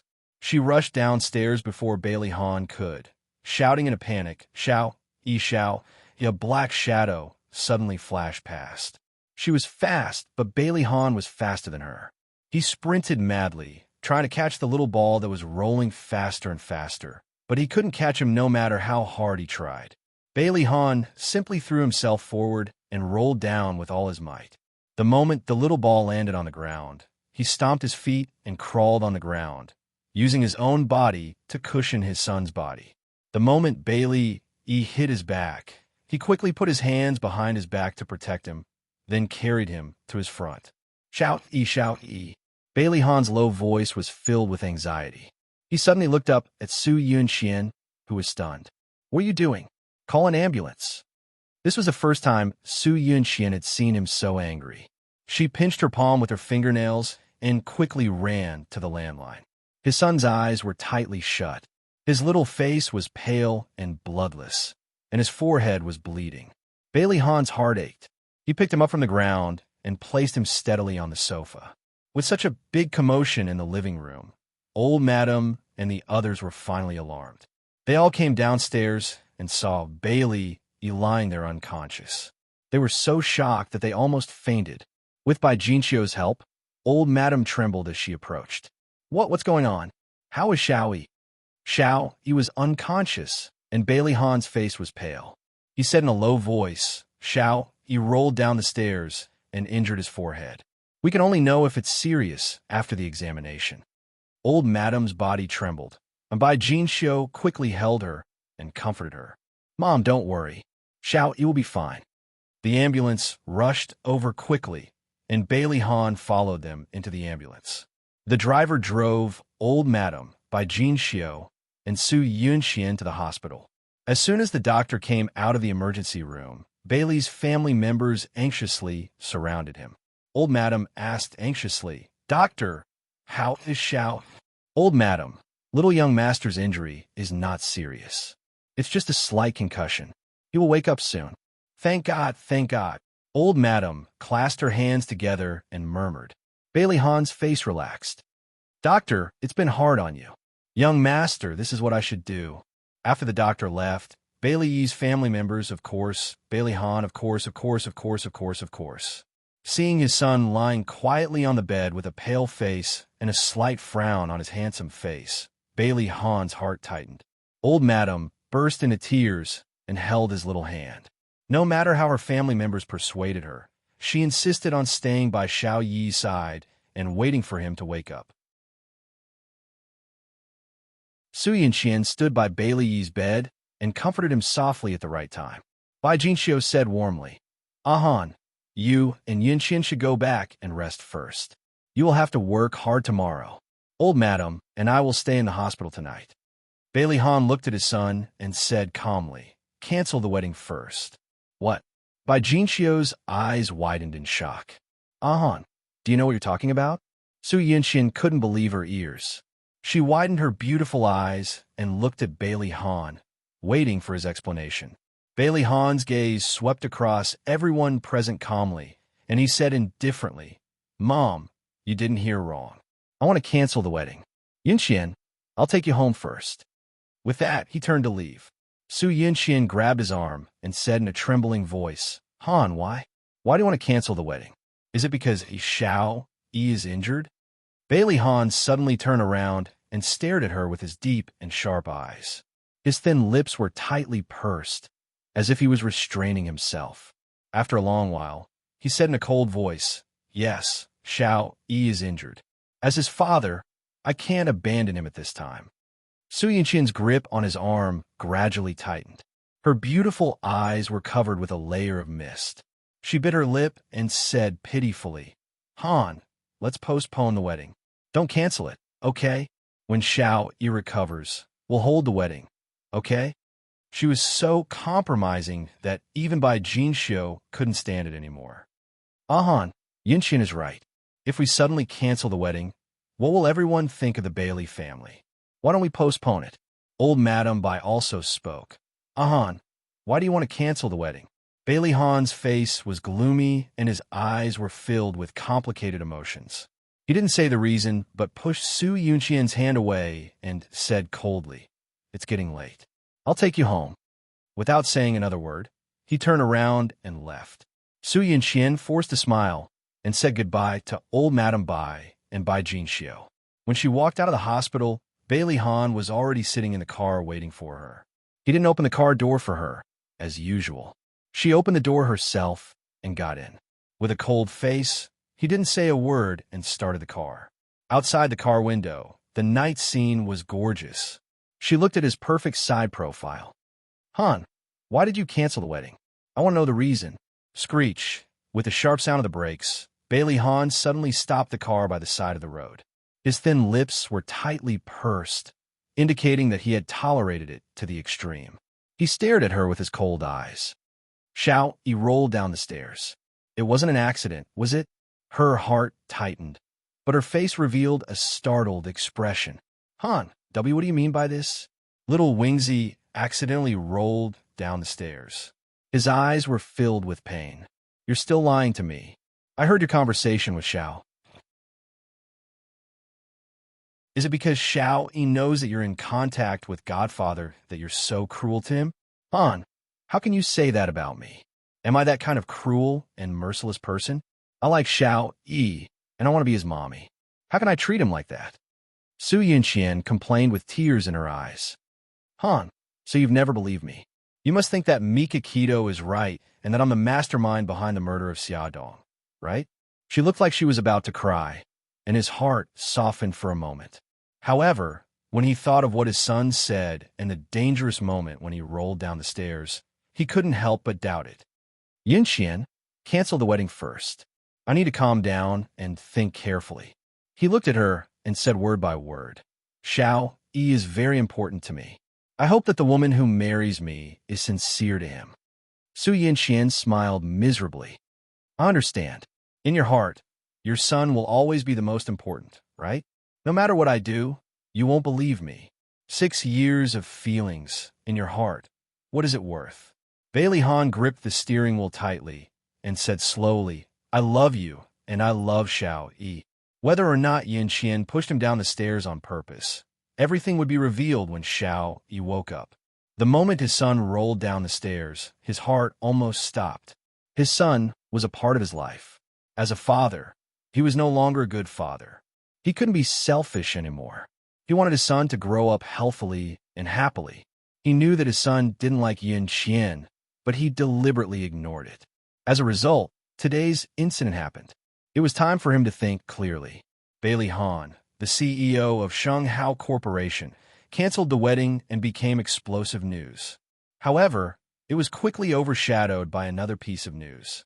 That was, Su Xingqian broke into the house and threatened to kidnap someone. At the same time, he deliberately hurt someone and threw acid at them. In the end, he ended up with a disfigured face. Xiaodong didn't know what methods Mika Keto used to expose Su Xingqian's kidnapping and threatening of Liu. She was sent to prison. Of course, Lu Xing disfigured her face, so it was justified as self-defense. Xiaodong also saw the news of Bailey Han canceling the wedding. Although the parties involved didn't mention the reason, she guessed that it was because Su Yunqian's hand was injured and couldn't hold the wedding as scheduled. She didn't think much about it. That day, she asked the director to resign. The director was shocked and talked to her for a long time. When he found out that she was leaving to treat her daughter, he had no choice but to agree to her resignation. On the other hand, Mika Keto had already prepared the procedures to go abroad. She also arranged the company's affairs. She was waiting for Xia Dong to finish the handover. Then, the two of them would take the children to Rome. Xia Dong explained the situation to Yi Siki and took the children to her aunt's house to say goodbye. After hesitating for a long time, she said, "Aunt, I plan to take the children to Italy. It will take about 9 months before I return to China." "Why do you suddenly want to go to Italy? Did something happen?" Because she deliberately hid it, Xiaoyan didn't know what happened during this period. She didn't know about Xiao Guai's illness and thought that she was just suffering from anemia. Xia Dong smiled. "No, Aunt. Didn't I tell you before that I found a foster father in Italy? He's not in good health and misses the children. So, I'm taking the children to stay with him for a while. Xia Yun patted her forehead. Look at my memory. I remember now. How's his health? Is it serious? It's an old illness. It's not serious, but he needs to recuperate. He doesn't have any relatives, so I want to take care of him for a while. Xia Dong felt guilty when she lied to her kind aunt. I see. Go ahead then. Your uncle and I are still healthy. Don't worry. Xia Yun smiled kindly and was very supportive of her actions. I heard you say that when you were in Italy, he helped you a lot. Now, it's only right for you to accompany him. Thank you, Aunt. Xia Dong hugged her shamefully. She smiled and patted Xia Dong's back. Why are you thanking me? You're treating me like an outsider. Remember to call me often to let me know that you're safe. You also have to take care of Xiao Guai's health. Xia, when are you leaving? In a week. We'll leave after the handover of the company's affairs. Xia Dong was preparing to go abroad, but she didn't know that she couldn't leave anymore. Welfare Hongcha 866.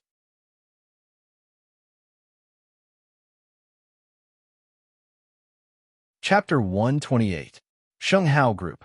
Bailey Han was gathering his subordinates to deal with the cooperation with the United States when his phone rang. He picked up the phone almost at lightning speed.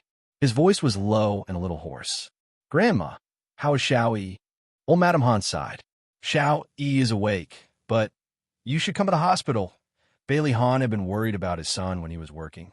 When he heard old Madam Han's words, his heart jumped again. He hung up the phone and said to his subordinates, We'll talk about the cooperation in the afternoon. Then, he took his car keys and left quickly. He drove all the way to the VIP ward.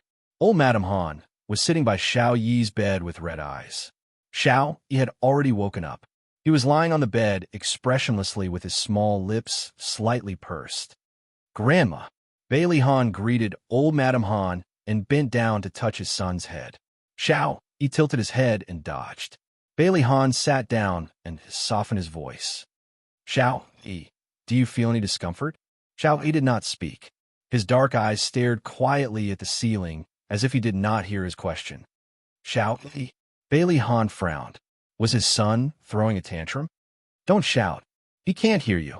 Old Madam Han choked. Bailey Han's expression changed drastically.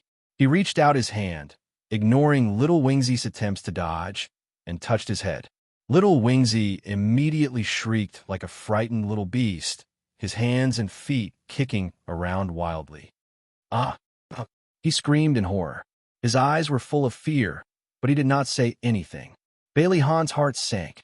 He quickly withdrew his hand. His screams gradually faded, and the fear in his eyes slowly dissipated. His bright black eyes became blank and dull. Bailey Han looked at his smart and obedient son suddenly become like this. His heart suddenly ached. Grandma, what's going on? How did Xiao Yi become like this? The old madam looked miserable. Xiao Yi became like this when he woke up. No matter how we called him, he didn't seem to hear us. If we tried to touch him, he would scream and become very emotional. The doctor said that this is a symptom of autism. Bailey Han did not believe that his son would be autistic. He went to the attending doctor's office with an ugly expression. Doctor, my son has always been normal. How did he suddenly become autistic? Mr. Bailey, young master's autism is not caused by hereditary factors. Instead, he suffered a great shock in an accident, which caused a malfunction of his brain cells and affected the function of the brain's nerves to transmit information, which led to autism. Bailey Han's pupils suddenly shrank. Can it be cured? Based on the young master's condition, he is mainly affected by psychological factors. The possibility of recovery is still relatively high, but I suggest that parents don't be too impatient. Relax, get rid of the child's negative emotions, and communicate with him step by step. The doctor talked about a lot of precautions before treatment for autism. Bailey Han listened patiently and asked questions from time to time. In the process of talking with the doctor, his attitude became more positive. He believed that there would be a way to cure his son's autism. But the reality was that Bailey Yi's condition was getting worse and worse. He completely isolated himself in his own world and ignored the people and things around him.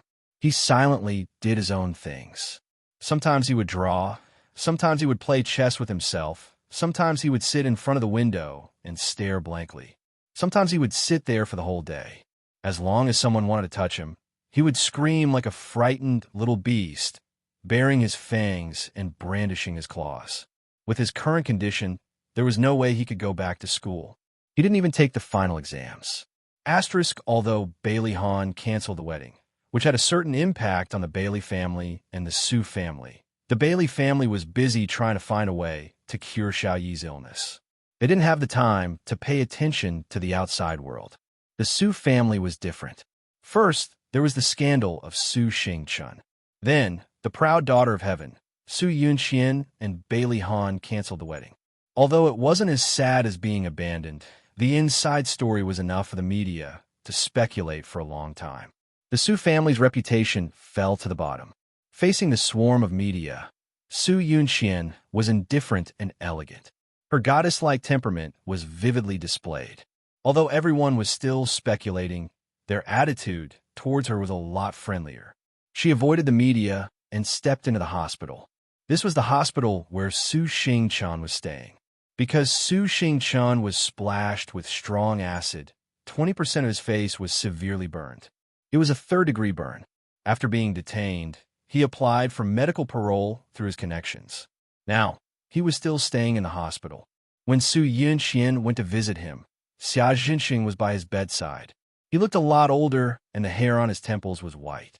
As for Su Xingchun, her entire head was wrapped in gauze, only revealing 2 eyes. Because of the burns on her respiratory tract, she couldn't open her mouth to speak. When she saw Su Yunxian appear at the door of the ward, her eyes were like copper bells.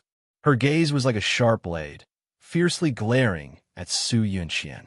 She made a gurgling sound from her throat and raised her hands in agitation, as if she wanted to strangle her.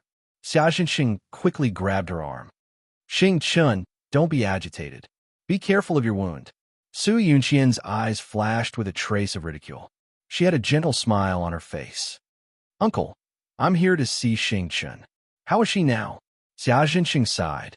Her situation isn't very good. The burns on her skin are very deep.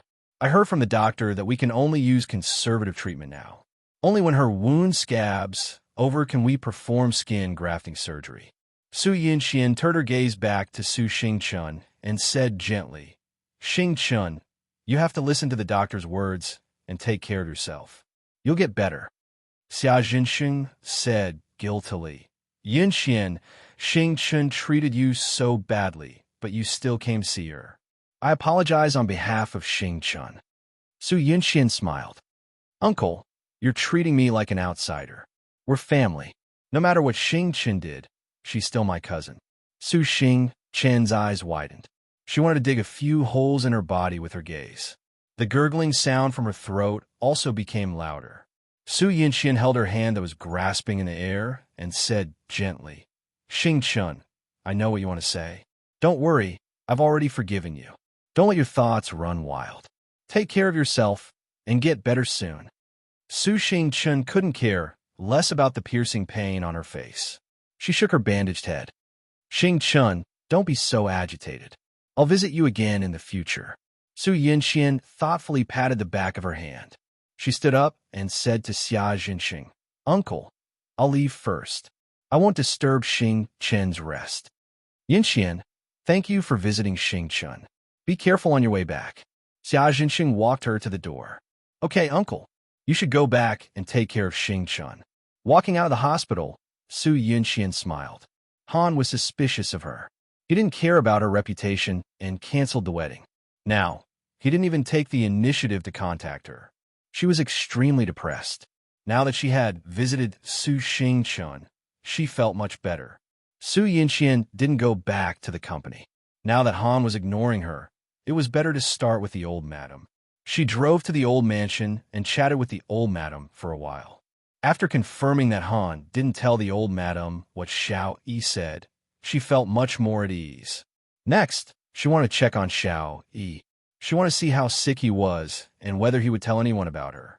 After greeting the old madam, she was led by a servant to Bailey Yi's room. The servant reminded her, Miss Su, the young master hates being touched. Please don't touch him. Su Yinxian nodded. I understand. You can leave first. After watching the servant leave, Su Yinxian locked the door and walked in. Bailey sat in the empty art room. His small body was standing in front of the easel. He held a watercolor pen in his hand and painted on the canvas. Xiao Yi. Su Yinxian approached him and tried to call his name. He turned a deaf ear and didn't respond at all. His hands continued to paint.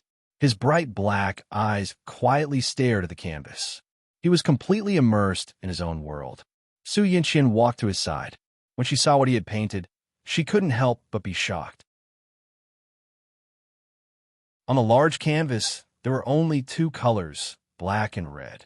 There was not a trace of light in the dark sky, and the ground was covered in the bright red color. A lonely little figure stood between the black and red colors, and the whole picture was shrouded in a strange and frightening atmosphere. Su Yinxian stretched out her hand and pointed at the little figure in the painting. Xiao Yi, is this you? Xiao Yi still didn't say a word. He picked a white watercolor pen and painted on the outline of the little figure. Soon, the white figure became conspicuous at the intersection of the black and red. However, with the overall color combination, it became even more strange. Xiao Yi. Su Yinxian stretched out her hand tentatively. He didn't move and looked at the canvas seriously. Her slender and fair fingers slowly landed on his thin and weak shoulders. Xiao Yi seemed to have gone crazy. He kicked and hit her violently and scratched her arm with his fingernails. This scream came from Su Yinxian. There were 3 red scratches on her arm. She quickly withdrew her hand and retreated away from him. What's wrong?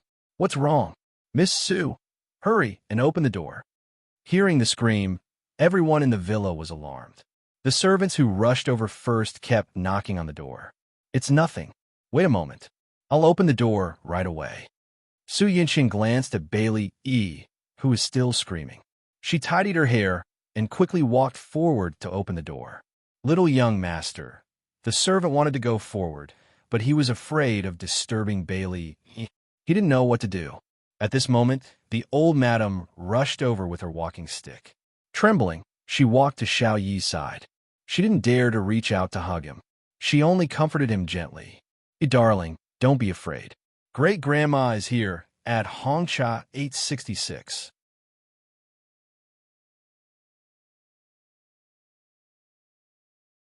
Chapter 129. The servant hurriedly brought a chair over and placed it beside Old Madam.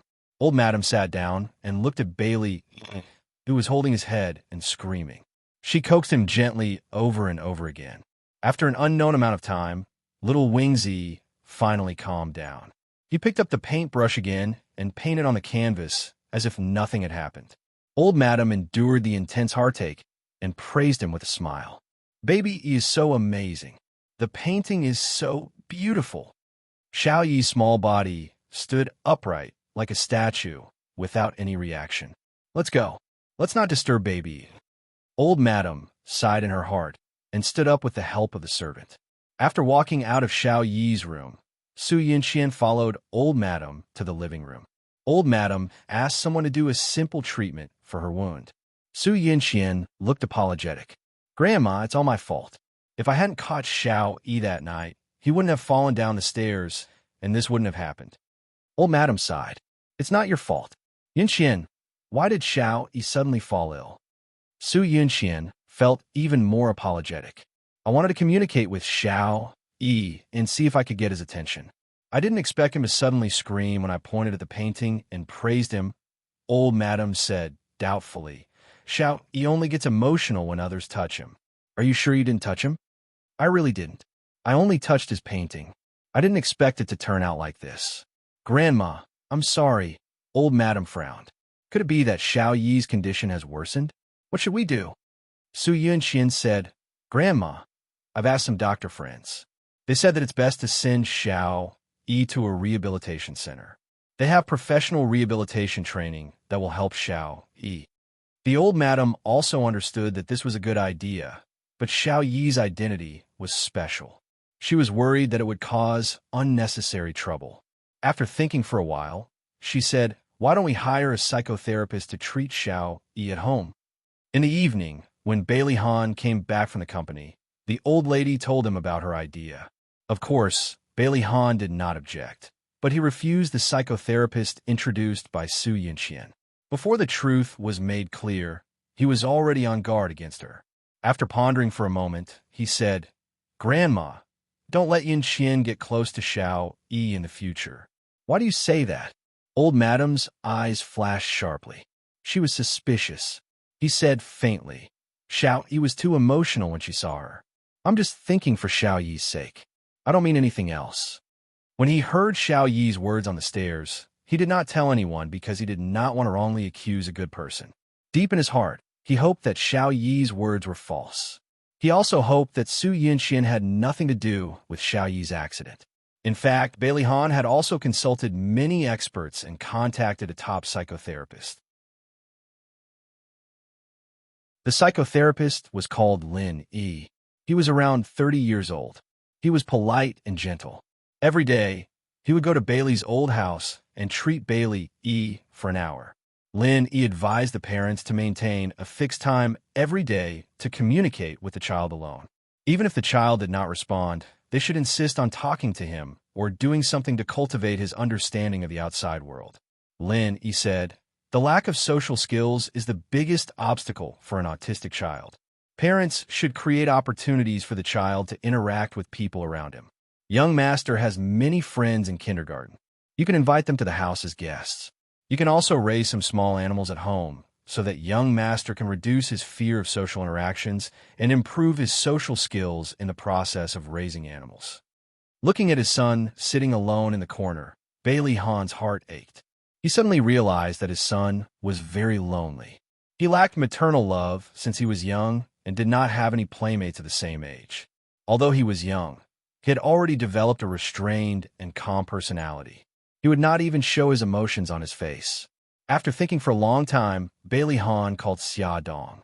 At this time, Xia Dong had already finished the handover work. Mika Keto had also booked the plane tickets for the four of them to fly to Italy. She was packing at home when she suddenly received a call from Bailey Han. She glanced at the children playing in the living room and returned to her room. She pressed the answer button. "Hello, Mr. Bailey." Bailey Han paused and said, "Xia Dong, I want to ask you for a favor." His voice was very sincere. Xia Dong could even imagine his serious expression. "Tell me, if I can help, I will definitely do it." His voice lowered with an imperceptible heaviness. "My son, a few days ago, he fell down the stairs." Xia Dong stood up abruptly and asked agitatedly, Is he all right?" Bailey Han rubbed his eyebrows. He was not seriously injured. However, after he woke up, he was diagnosed with autism. The doctor said that it was because of the stimulation that caused his brain cells to malfunction. Autism? Xia Dong sat down on the sofa, dejectedly. There was still a trace of panic on her face. "Can it be cured?" "There is a possibility of a cure." Bailey Han spoke conservatively of the doctor's opinion. According to the psychotherapist, it is best to let Xiao Yi interact more with the people around him. Therefore, I want to invite Xiao Bao and Xiao Guai to accompany him at home. Xia Dong held her forehead and was extremely conflicted. Xiao Yi was diagnosed with autism. She was very worried and wanted to accompany him and help him out of his own world.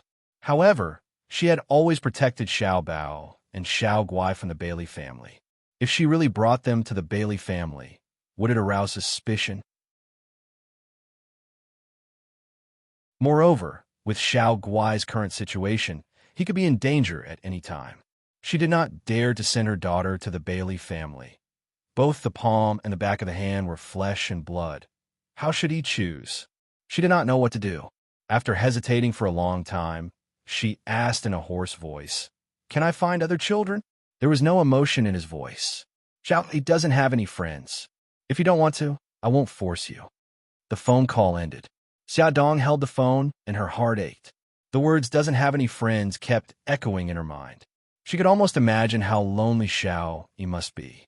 He had no siblings, no playmates, no mother's love. Even though he was injured, he still armed himself with a cold expression. He was only 4 years old. She bit her fist hard as tears of heartache flowed down her cheeks. Knock, knock. There was a knock on the door. She quickly wiped her tears and forced a smile in the mirror. When she opened the door, she was stunned. Brother Shun, why are you here? Mikakito could tell at a glance that her eyes were red. He frowned. What happened? She invited him in. I'm fine. How about you? Why didn't you go to the office? Mikakito sat down on the chair. I've already settled the matters at the office. I came to see how your luggage is. His deep black eyes landed on her face, and he said in a domineering tone, Tell me, what exactly happened? Xia Dong knew that she could not persuade him, so she told him about Bailey Han's call and her dilemma. Mikakito did not expect to encounter such a tricky situation before he left. His eyes darkened. He poured a cup of tea and placed it in front of her. Xia, I know that you have always felt guilty towards that child and want to make it up to him. However, you are pregnant now. This is a critical time. I don't want anything to happen to you. I know. Xiao Guai is still waiting for me to give birth to the baby safely. Xia Dong stroked her abdomen and smiled bitterly. But Xiao Yi is also my child. I really can't ignore him at this time. Mikakito's eyes flashed with helplessness. He actually had selfish motives. He wanted to take her away from here and not be involved with Bailey Han. However, fate always played tricks on people. His eyes darkened. Xia, you've already made your decision, haven't you? Xia Dong leaned against the sofa and supported her forehead with one hand. She looked a little tired. Brother Shun, I want to stay and help Xiao Yi cure her autism. She smiled at him. Su Xingqian is already in prison. I don't think anyone will harm me anymore. Mikakito shook his head. This girl was still too naive. She did not know that Su Xingqian had a backer. Otherwise, how could she have planned such a big conspiracy by herself? However, he knew that it was useless for him to say anything. Since she had already made her decision, he could only support her. He frowned and said, Xiao Guai's health is not good. It's better not to let her go to Bailey's house. I'll talk to Xiao Bao. Xiao Bao and Bailey Yi were sworn enemies. It would be difficult to persuade him to visit Xiao Yi like a close friend. Sure enough, as soon as Mikakito mentioned this matter, the little girl was like a firecracker. She jumped on the bed unhappily. No. Why should I help him? I want to go to Rome. I want to see God-grandfather. I don't want to stay here. Mom can't stay here either. His mother was always in danger here. He did not want his mother to take risks for that annoying Bailey Yi. Mikakito rubbed his head. Xiao Bao, stop messing around. I know you're worried about your mommy. I'll protect her. Xiao Bao pouted. Then what about Sweetie? What about Sweetie? Yi Gai will also stay in China. When Xiao Yi recovers, we'll go to Italy. Xiao Bao disagreed. It was autism.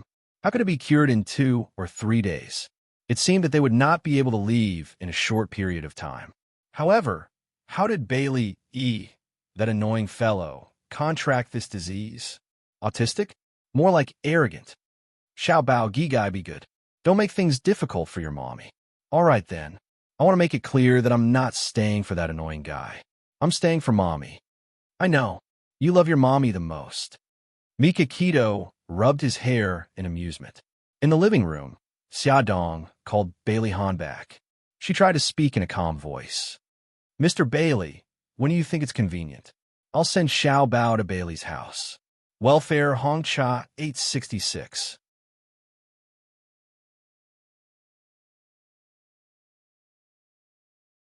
Chapter 130. Bailey Han tightened his grip on the phone. Only he knew how shocked he was. What do you think about 4 o'clock every afternoon? No problem. I will send Xiao Bao there on time. Xia Dong paused and asked nervously, Can I see Xiao Yi? Bailey Han was silent for a few seconds. Okay, I will arrange it. Actually, Bailey Han was also in trouble.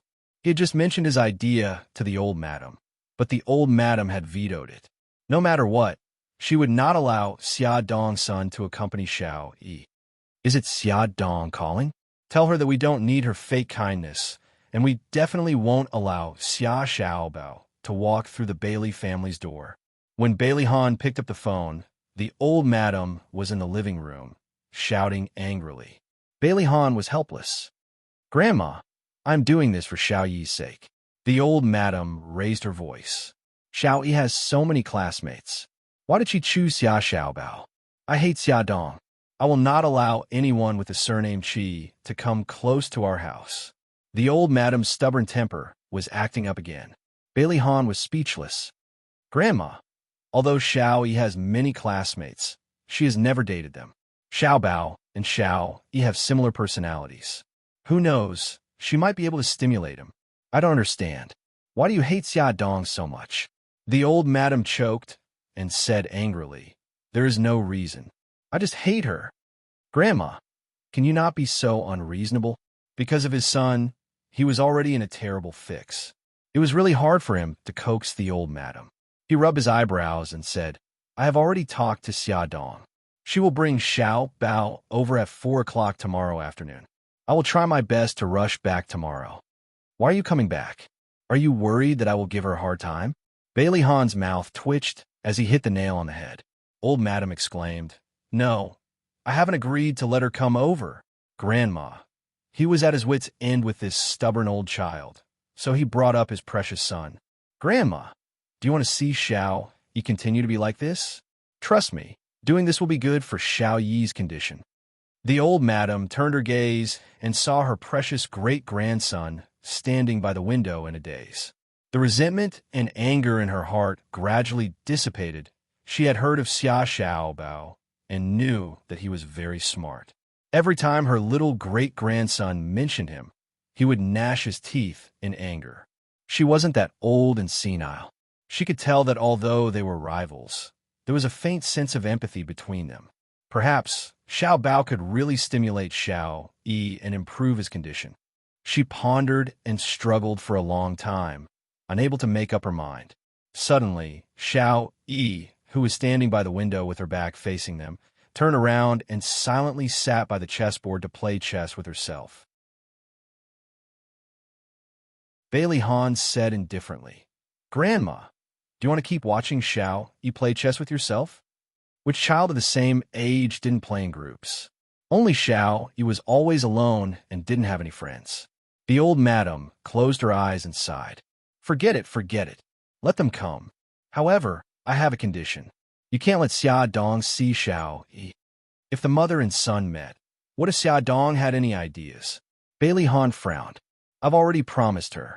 A strange smile appeared on the old madam's lips. So, what if you've agreed? Anyway, the decision is in my hands. Don't worry, I won't embarrass her tomorrow. At 4 o'clock in the afternoon, Xia Dong drove the BMW with Xiao Bao to the Old Bailey residence. A servant led them in. The housekeeper was waiting at the door and bowed politely.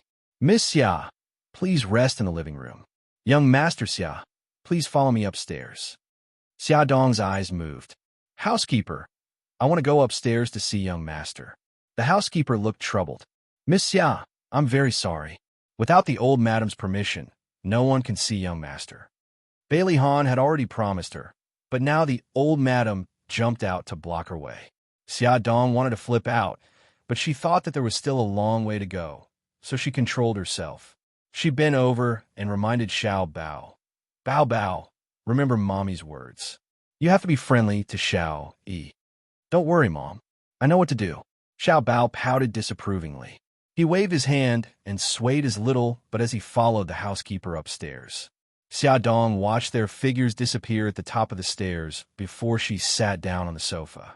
Immediately, a servant came forward to make her a cup of tea and considerately brought her newspapers and magazines. The living room was very quiet. The servant looked down and stood to the side. Xia Dong casually flipped through the magazine. On the surface, she looked like she was staring at the magazine, but in reality, she was listening attentively, hoping to hear what was going on upstairs. However, she was disappointed. Other than the sound of her flipping through the magazine, she couldn't hear anything else. On the second floor, Xia Xiaobao swaggered into Bailey Yi's room. In front of the large floor-to-ceiling window, a small figure was sitting on the ground. He was facing the window, holding a thick book and reading quietly. There were many books scattered around his feet. Xiao Bao glanced at the housekeeper standing at the door. His pink cheeks puffed up, and he quickly ran to Bailey Yi's side. He squatted down and looked at the book in his arms. He exclaimed, Not bad. You're actually reading Sun Tzu's Art of War. Can you understand it? Bailey ignored him and focused on reading his book. Sigh, so boring. Xiao Bao shook his head and sat down. He moved his little but to Bailey Yi's side and nudged him with his elbow. Hey, you jerk, I'm a guest and you're the host. How can you leave me here and read by yourself? Ah, that kid poked the young master. The housekeeper was on high alert, waiting for his young master to scream and fly into a rage. But to his surprise, he did not react at all. The housekeeper could not help but rub his eyes, thinking that he was seeing things because of his age. Oh, you jerk, at least pay attention to me. Xiao Bao had been acting alone for a long time and was starting to go crazy. He shamelessly lay on the ground and rolled around, bumping into Bailey from time to time. He did not dodge, nor did he scream. He was as quiet as a statue. The housekeeper, who had been standing upright, began to stiffen. His eyeballs were about to pop out of their sockets. He was not seeing things. The young master did not reject Xia Xiaobao's touch. It was too touching. He had to report this to the old madam immediately. The old housekeeper threw the surveillance mission that the old madam had given him to the back of his mind.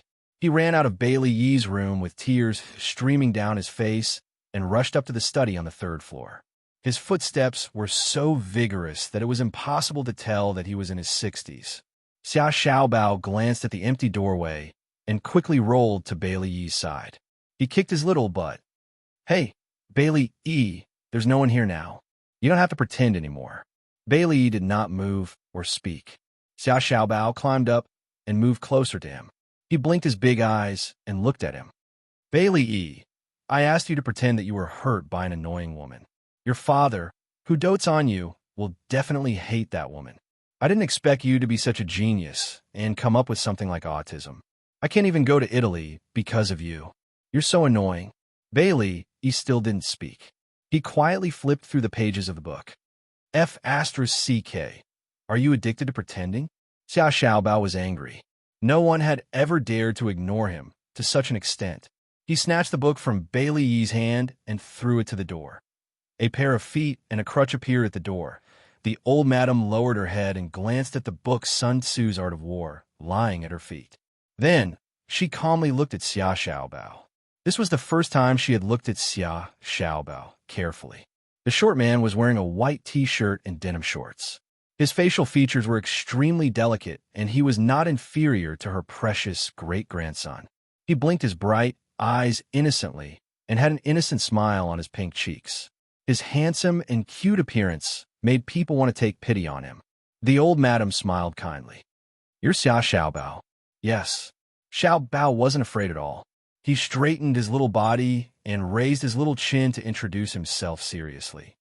I'm Bailey Yi's classmate, Xia Xiaobao.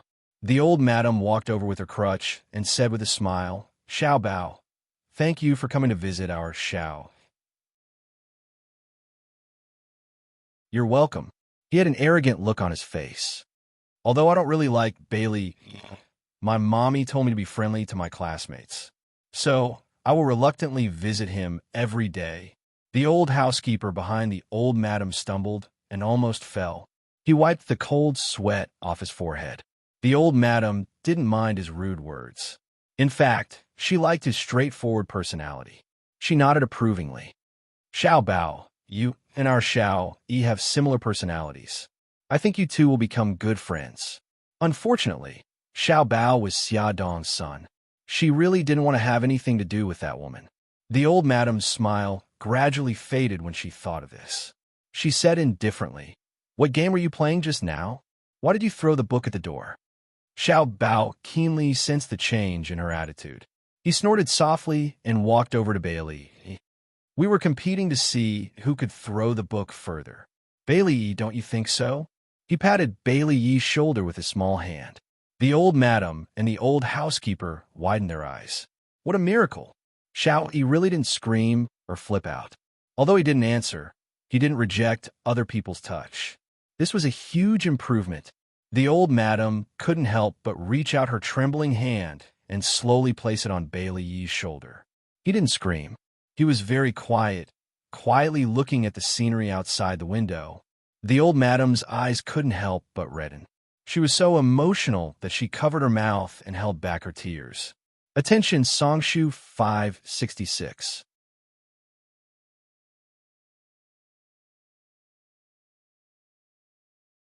Chapter 131. Old Madame Dowager wanted to hug his soft little body tightly, but she didn't dare and forced herself to hold back. He was looking out of the window with all his attention. She followed his gaze and saw a few pots of flowers blooming on the balcony. There was nothing special about them, but he was looking at them very seriously. Old Madame Dowager had mixed feelings. She was happy and sad at the same time. When she looked at Xia Xiaobao again, her eyes were sincere. Xiaobao, Xiao, he seems to like you a lot. Come and accompany him every day in the future. If you need anything, just tell Great-Grandma. Great-Grandma will definitely satisfy you. Xia Xiaobao was a little angry. This old grandma wasn't cute at all. She was warm to him one moment and cold to him the next. When she saw that he could be used, she immediately seduced him with benefits. But his mother had told him not to get into a conflict with Bailey's family, so he reluctantly paid attention to her. He blinked and revealed a sweet and innocent smile. There were even 2 cute dimples on his cheeks. Great-Grandma, can I have anything I need? Old Madame Dowager nodded. His smile became even sweeter. I want my mommy to play with us. My mommy knows a lot of games. With her company, Bailey will definitely recover faster. It was so boring to play with just the 2 of them. Also, his mother seemed to want to visit Bailey very much. Although he didn't know why, he was happy as long as his mother was happy. Old Madame Dowager frowned. He puffed up his cheeks and said angrily, "You can't even agree to such a simple request. Sigh, you adults just like to go back on your words." Old Madame Dowager struggled for a few seconds but still refused. "This condition won't do. Xiao Bao, change it." Xiao Bao waved his little hand impatiently. Forget it. Adults are so wishy-washy. I'm so annoyed. I'm going back first." He moved closer to Bailey and chuckled. "Bailey, I'll be leaving first. I'll come back to see you tomorrow. I'll bring you something fun tomorrow." Regardless of whether Bailey was pretending or not, it was very boring to just sit there all day. He would be kind and save him this time. After all, he was a good person. Xia Xiaobao stroked his chin and smiled proudly. "Old Madam, The old butler looked at Xia Xiaobao, who was skipping away with an awkward expression. "Forget it. Let him go. Xiao is no longer against other people touching her. That's already a huge improvement." Old Madam shook her head. In the living room, Xia Dong heard footsteps running up the stairs. She looked up and saw Xiao Bao running over with a smile. She hugged him and wiped the sweat off his forehead. "Baby, why are you running so fast? How's Xiao Yi's condition? Is it serious?" Xiao Bao puffed up his cheeks and thought for a few seconds. "It seems quite serious. He didn't pay attention to me from beginning to end. I just kept talking to myself." Xia Dong's body stiffened, and her expression turned ugly. Xiao Bao rolled his eyes and said, "But I heard from that grandma that his condition is getting better. He didn't scream when I touched him." Xia Dong's frown eased. As long as there was hope for him to get better, it was fine. Holding her son's hand, she walked out of Bailey's house. Xia Dong went to the parking lot to get her car. She saw a Lamborghini drive over and stop in front of her. The car door opened, and a handsome and tall figure stepped out of the car. He was wearing a black shirt with the top 2 buttons unbuttoned, revealing his sexy chest. He wore tight jeans that hugged his enchanting waist and perky butt. He wore a pair of sunglasses that revealed his high nose and thin lips. He swung his beautiful long legs gracefully, and his devilish aura was unstoppable. She hadn't seen Bailey Yun for more than a month. She didn't expect him to be even more devilish than before. Bailey Yun put a finger to his mouth and whistled. A snow-white furry thing suddenly jumped out of the back seat of the Lamborghini. It happily swung its long fur and pounced on Bailey Yun. "All right, Daodu, stop fooling around." Bailey Yun patted the big dog's head and ruffled it. A handsome man who looked thin and weak walked over gracefully with a big dog that weighed more than 50 kilograms. Xiao Bao tugged at Xia Dong's arm. Mom, what kind of creature is that? Xia Dong whispered. Son, that's the legendary Tibetan Mastiff. Bailey Yin took off his sunglasses and raised his foxy eyes. His lips curved into a cold smile. Oh, isn't this the fiancé of the great CEO Beitang? Xia Dong's mouth twitched. Fox, we haven't seen each other for more than a month. Is it necessary to mock me as soon as we meet? Bailey Yun's smile was cold. So you still remember me. I'm really honored. It's harder than ascending to heaven to see you. This woman had gotten engaged out of nowhere.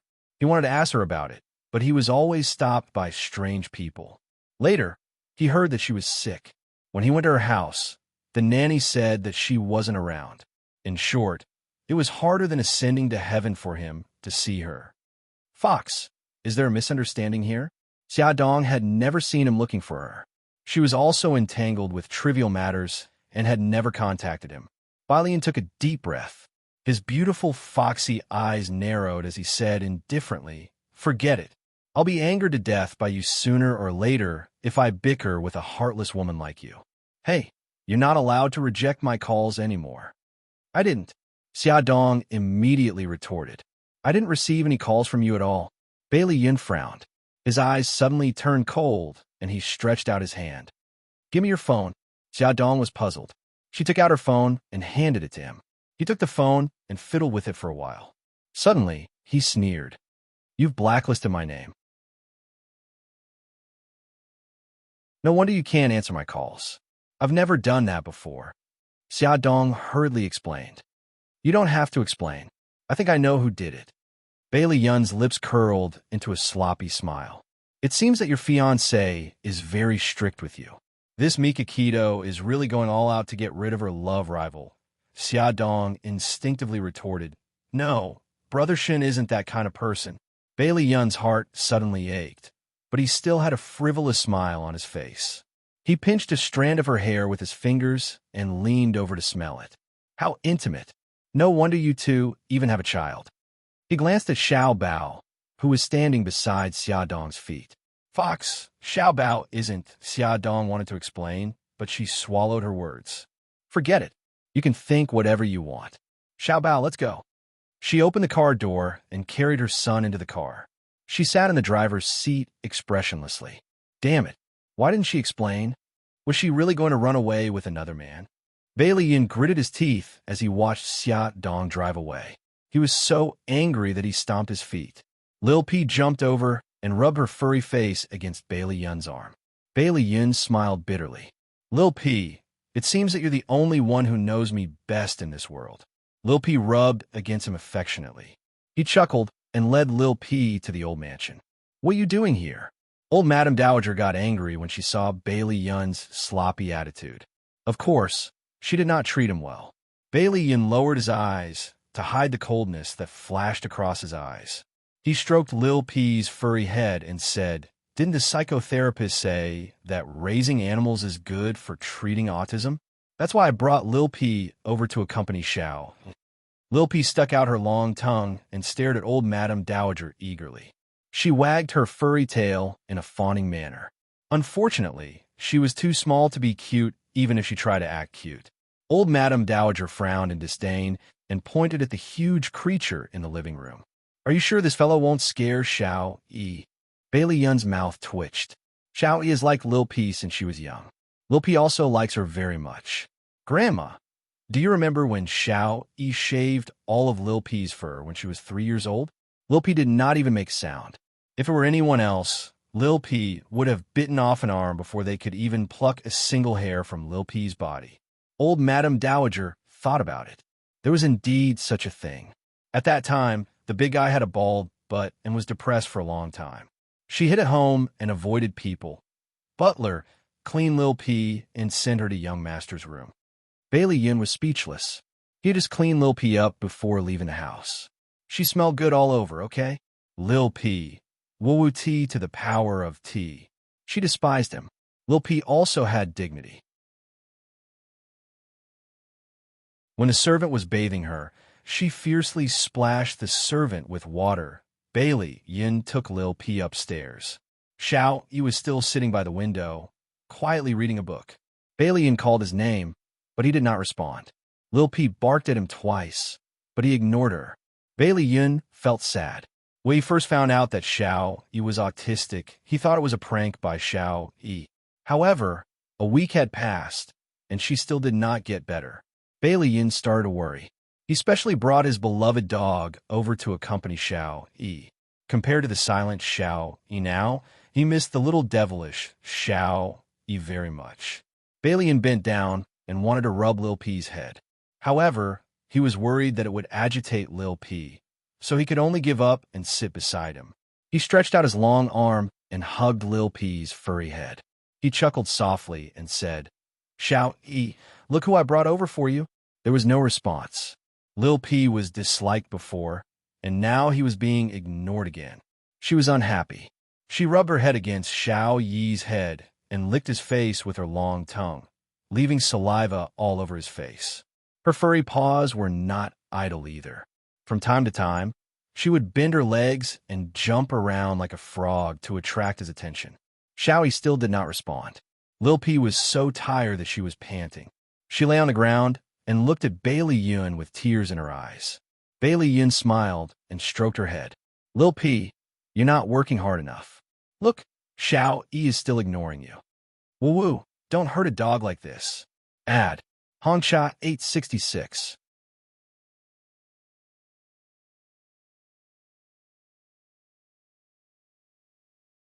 Chapter 132.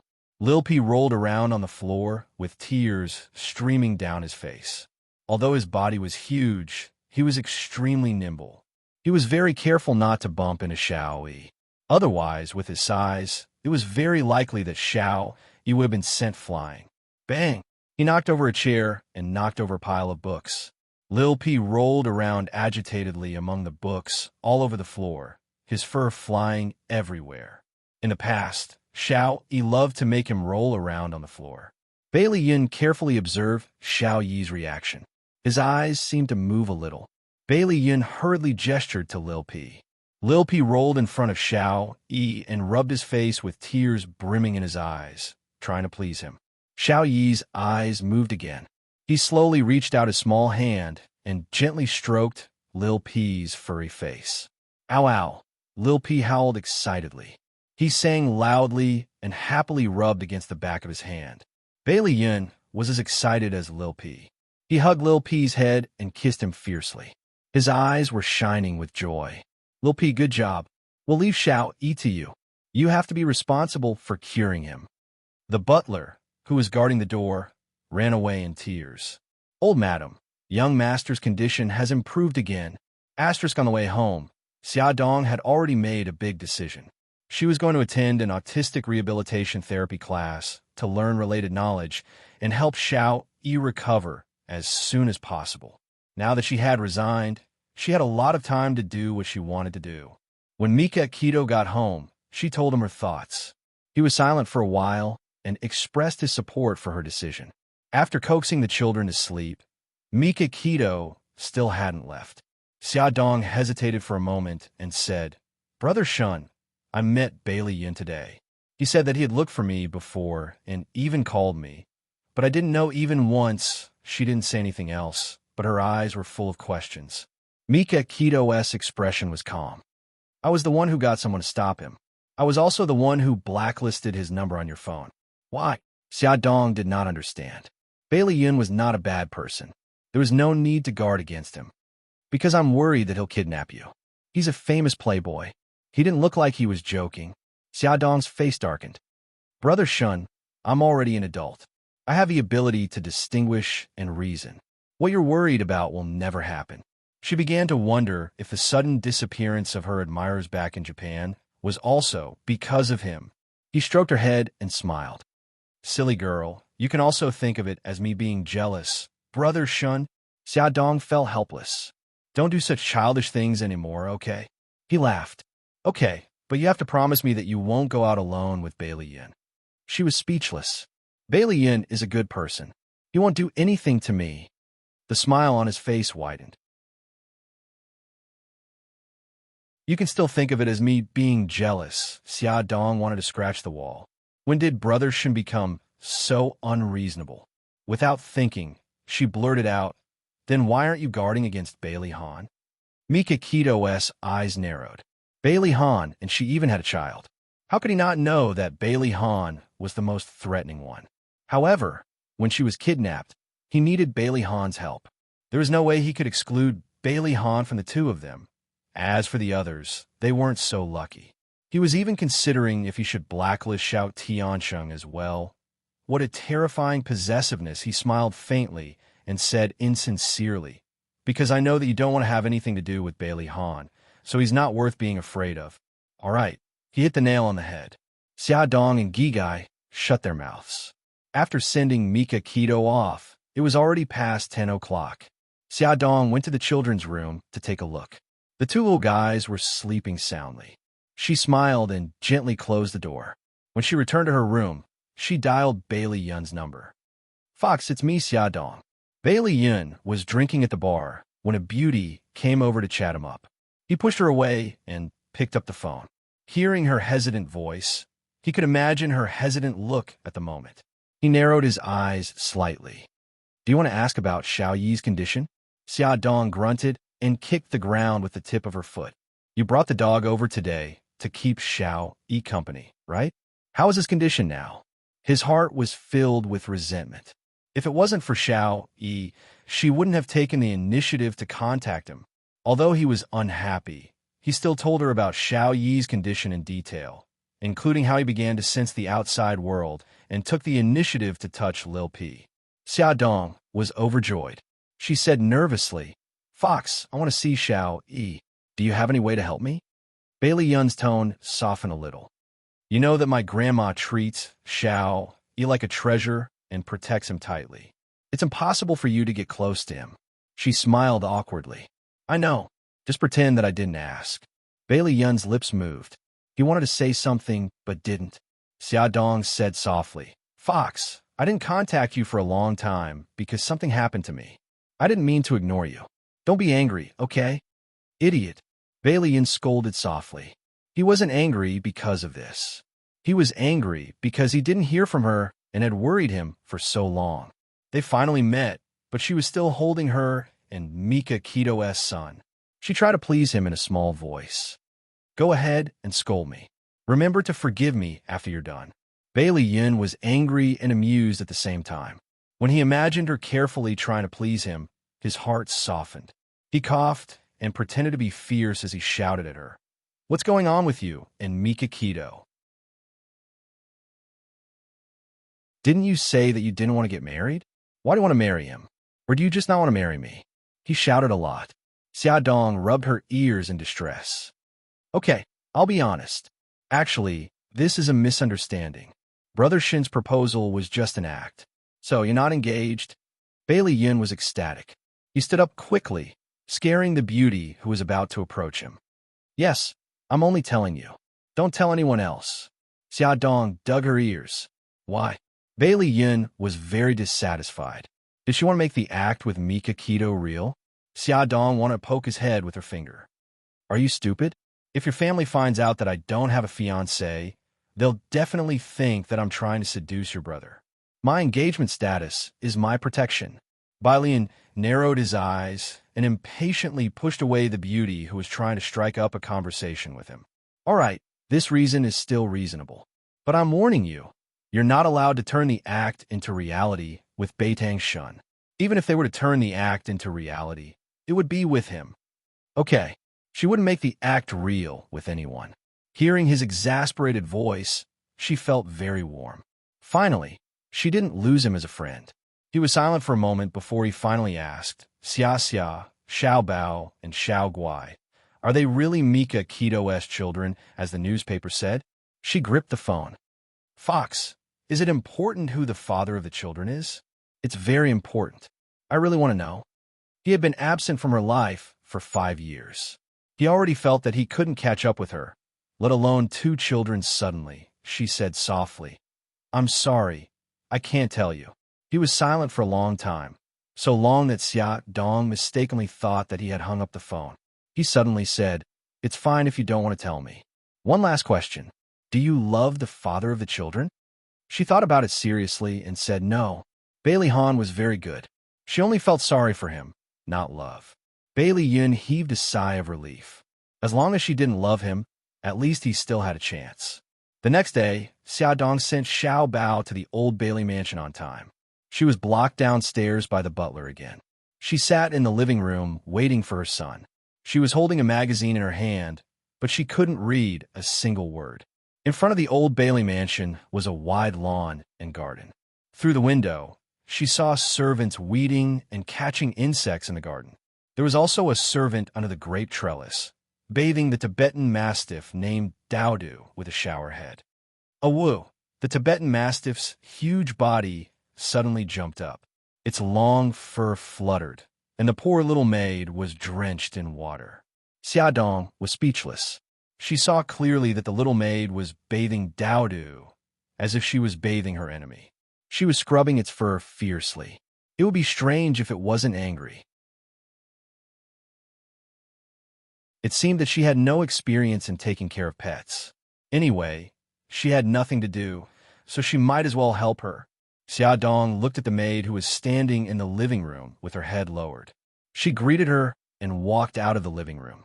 The leafy grapes blocked the summer sun. Xiaodong walked to the flustered little maid and smiled kindly. Don't use so much force. It will be unhappy.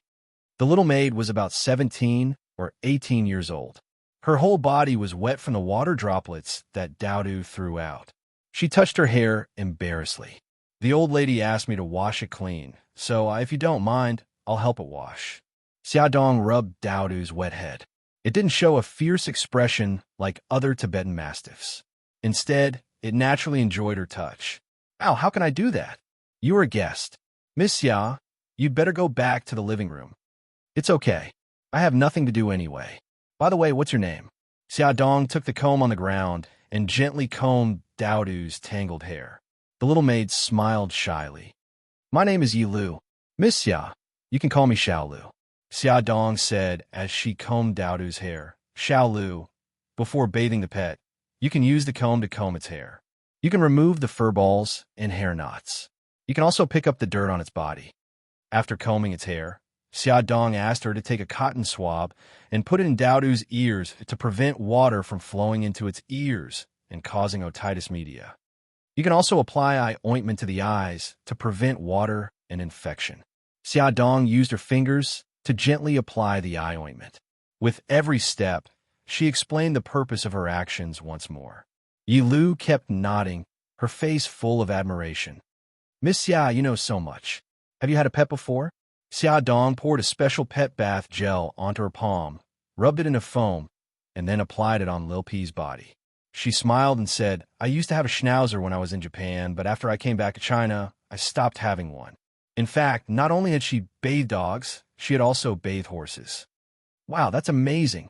The little girl was so innocent. She looked at Xiaodong with admiration. With one teaching and the other learning, the two quickly became familiar with each other. Xiaodong found out a lot about Xiao Yi. She knew that he was a child prodigy like Xiao Bao and was a master of Go at a young age. She knew that he was serious and was like an adult. The only thing that made him look like a child was that he liked to eat sweets. She also knew that he didn't like Su Yunxian and didn't want her to be his mommy. Xiao Lu smiled embarrassedly. Miss Xia, that's all I know. I just came here not long ago, and I've been helping out in the kitchen. Xiaodong smiled. I know, I'm just curious. Don't worry, I won't tell anyone about this. Okay. Xiao Lu smiled and nodded. Xiaodong patted the clean Daodu. Daodu, get out of the bathtub and shake the water off your body. Daodu seemed to understand her words and stepped out of the bathtub gracefully. Xiaodong quickly pulled Xiao Lu back to prevent them from being affected by the water that Daodu threw out. In the end, Daodu seemed to be doing it on purpose. It ran to their side and shook the water off. Xiaodong quickly dodged and stepped on the steps. Xiao Lu was also dodging and bumped into her from the front. She lost her balance and fell backwards. Miss Xia, Xiao Lu hurriedly pulled her, but her hand was still a little short.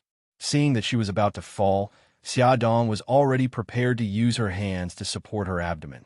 But the expected fall did not happen. After a series of rapid footsteps, she was supported by a pair of strong arms around her waist. Although it was only 2 steps, suddenly slipping and falling still made her heart beat faster. Xia Dong rested for 2 seconds in the arms of the person who came and quickly stood up straight. "Thank you." She turned to thank him and saw Bailey Han's dark and handsome face. He looked at her coldly. His cold lips were pursed tightly, as if he was angry. She was stunned and at a loss. "Thank you. Can you let go of me first?" His hand was still on her waist. As she turned around, their posture was extremely ambiguous. His deep eyes were filled with coldness. "Aren't you pregnant? Why are you so careless?" "I'm sorry," she instinctively apologized, but quickly realized that something was wrong.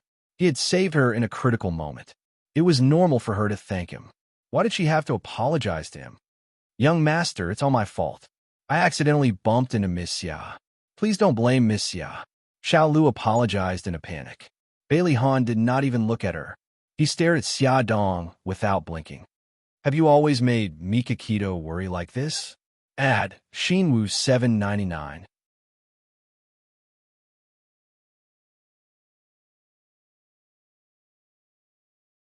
Chapter 133. She was already an adult. Why did she feel so ashamed after being mocked by him? Was she really too worrisome? She lowered her head and refused to look at him. "Please let go of me before you teach me a lesson," Bailey Han snorted coldly. He wanted to strangle this woman who made his heart beat faster. However, he didn't let go. Instead, he forcefully held her waist and brought her to the flat ground before slowly retracting his hand. Xia Dong slowly exhaled. She touched the tip of her nose and smiled. "Why are you back so early today? As a workaholic, shouldn't he work until 7 or 8 o'clock before coming home?" It was only 4 o'clock now. Why was he here? Bailey Han was in a bad mood. Even his tone wasn't good. "This is my home. Do I need to report to you when I come back?" "No need, no need. Young master, you can do whatever you want." Xia Dong wiped her sweat. She must be crazy to ask him such an idiotic question. He was a big boss and could skip work at any time. "What are you waiting for? Why aren't you leaving?" Bailey Han took 2 steps and found that Xia Dong wasn't following him. He frowned impatiently. Xia Dong scratched her head. "Where are we going?" He snorted. "Don't you want to see Xiao Yi?" "Oh, yes. You agree to let me see him?" A look of surprise quickly appeared in her eyes. He grunted. Although his face was still sour, his mood was much better. Stupid woman. Why did she think he came back early? He knew that Grandma wouldn't allow her to visit Xiao Yi, so he came back early to take her to see their son. He kept comforting himself that he wasn't helping her. He just wanted to know why she wanted to see Xiao Yi. They walked one after the other to the old mansion. They didn't know that a pair of clear eyes had already seen this scene. Bailey stood on the balcony like a statue. From this angle, he could see everything that was happening under the grape trellis. "Hey, you annoying fellow, what are you doing on the balcony? Come look at my puzzle." Xiao Bao was yelling angrily in the room.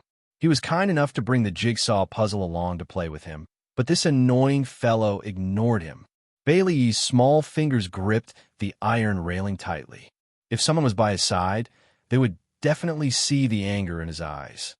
"Hey, I'm calling you." Xiao Bao swayed his little, but as he ran over, he nudged Zhang Xian's arm and said proudly, "Most people would take 3 days to complete that puzzle, but I only took half an hour. I'm amazing, right?" As soon as he finished speaking, Xiao Bao's body suddenly rushed out and fell to the ground with a bang. He glared at Bailey angrily. "Bailey, how dare you push me? Why did you push me?" Xiao Bao was furious. He was trying to make Zhang Xian happy, but Zhang Xian pushed him to the ground without any explanation. He really didn't know what was good for him.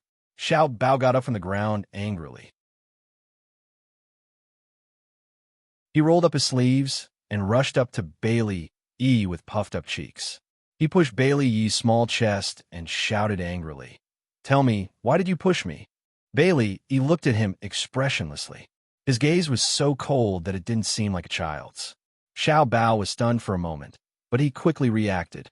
He grabbed Zhang Xian's collar, bared his little white teeth, and lowered his voice to avoid the butler waiting outside the door.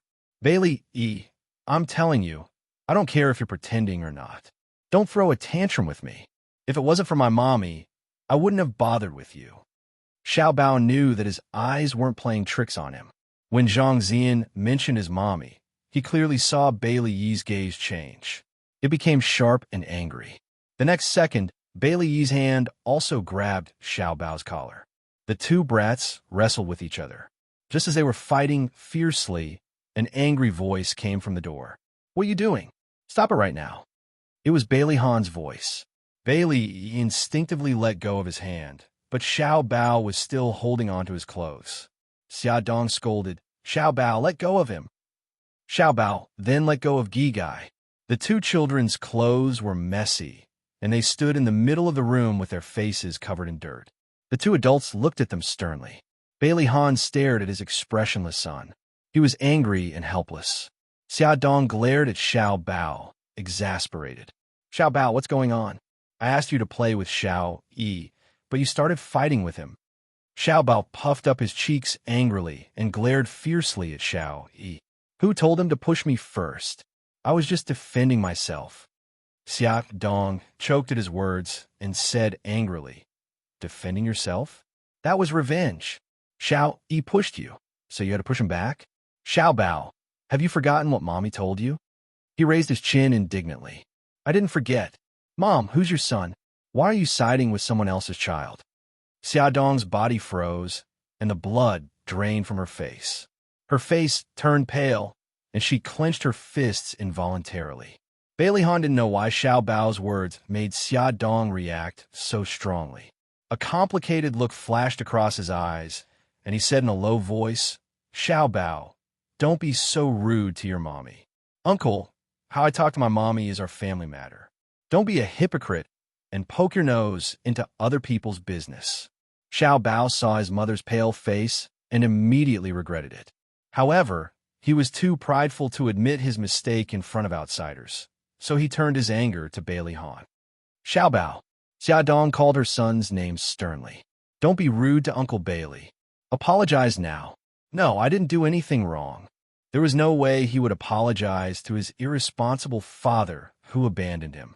Xiao Bao kicked the jigsaw angrily, grabbed the small backpack on the ground, and ran out like a wisp of smoke. Xia Dong looked at Bailey Han apologetically. "Mr. Bailey, I'm sorry. Xiao Bao's temper is too stubborn." She looked at Xiao Yi reluctantly. "I'll leave first. Hurry and see if the young master is hurt anywhere." Bailey Han looked at Xia Dong's back as she chased after Xiao Bao. He raised his eyebrows and thought about her attitude. In front of him, her biological father, she didn't hide her concern for Xiao Yi. Was her motherly love, too, flowing? Xiao Yi was indifferent to all of this. He quietly tidied up the flower pots that had been kicked over during the fight. Bailey Han walked to his side and squatted down so that he was at eye level with him. He tried his best to soften his voice. "Xiao Yi, let Daddy see if you're hurt." He carefully checked his head and body. After confirming that he wasn't hurt, Bailey Han stroked his hair and said, "Xiao Yi, it's wrong to fight with others. Don't do it again, okay?" Bailey looked down and didn't say anything. Bailey Han moved his lips helplessly. He held his son's thin shoulders and made him look at him. "Xiao Yi, Chief Editor Xia and Xiao Bao are here to help you. Don't be hostile to them." Xiao Yi still didn't respond. Even his eyes were dull. Bailey Han didn't dare to force him. He was worried that it would agitate him. So he took the puzzle pieces that Xia Xiao Bao brought over. He pulled his son to sit on the thick carpet and chuckled. "It's been a long time since I played with puzzles. Xiao Yi, play with Daddy, okay?" He took apart the castles that he had pieced together and messed them up. Then he held his son's little hand and led him to find every piece of the puzzle. Gradually, when Bailey Han let go of his hand, Xiao Yi took the initiative to help him find the puzzle pieces. He was ecstatic and praised him at appropriate times. Slowly, he let Xiao Yi solve the puzzle by himself. This time, he didn't get the expected result. The disappointment only lasted for a moment and was replaced by joy. Compared to when he had just returned from the hospital, Xiao Yi had improved a lot. Bailey Han believed that Xiao Yi would recover soon. In the BMW, Xia Dong drove seriously. She didn't even look at Xiao Bao, who was sitting in the front passenger seat. Xiao Bao carefully moved his face closer and said pitifully, "Mommy, don't be angry anymore." As soon as they got in the car, Xiao Bao tried to please Xia Dong, but she didn't look at him. Xia Dong snorted. You still know that I'm your mommy? Of course I know. Finally, his mother paid attention to him. He quickly raised his chubby little hand. Mommy, I know I was wrong. I won't do it again. Xia Dong raised her eyebrows. Tell me, what did you do wrong? He looked bitter. I shouldn't have fought with my classmates. In the future, when my classmates hit me, I should be magnanimous and bear with it. My biggest mistake was talking back to you, Mommy. I was rude to my elders. Xia Dong's mouth twitched. Was he admitting his mistake, or was he trying to make her angry? Mommy, Xia Dong's soft voice dragged on. His large eyes kept blinking, and there was a fawning smile on his pink cheeks. Xia Dong's heart softened. She reached out and patted his head. She sighed. Xiao Bao, Mommy knows that you're unhappy that you have to play with Xiao Yi. But Mommy really hopes that you can become friends. Even if you can't become friends, you should at least be friendlier to him. Okay? Her eyes were full of hope. He was unconvinced, but he couldn't bear to disappoint her. He nodded reluctantly and asked sourly, Mommy, why are you so nice to him? He was Bailey Han's child with someone else. She smiled. Xiao Bao. Actually, Xiao Yi is very pitiful. He didn't have a mommy, friends, or siblings since he was young. Would you be willing to swap places with him? He shook his head like a rattle drum. No way. Although he didn't have Daddy's love, he had his mother and Uncle Shun who doted on him. He also had a super cute sister. Oh, right. There was also his great aunt and Auntie Yi. There were so many people who loved him.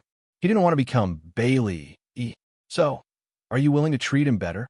Xia Dong guided impatiently. He nodded. His beautiful eyes were as clear as spring water. She ruffled his hair. Good boy. Awesome novel. Songshu 566.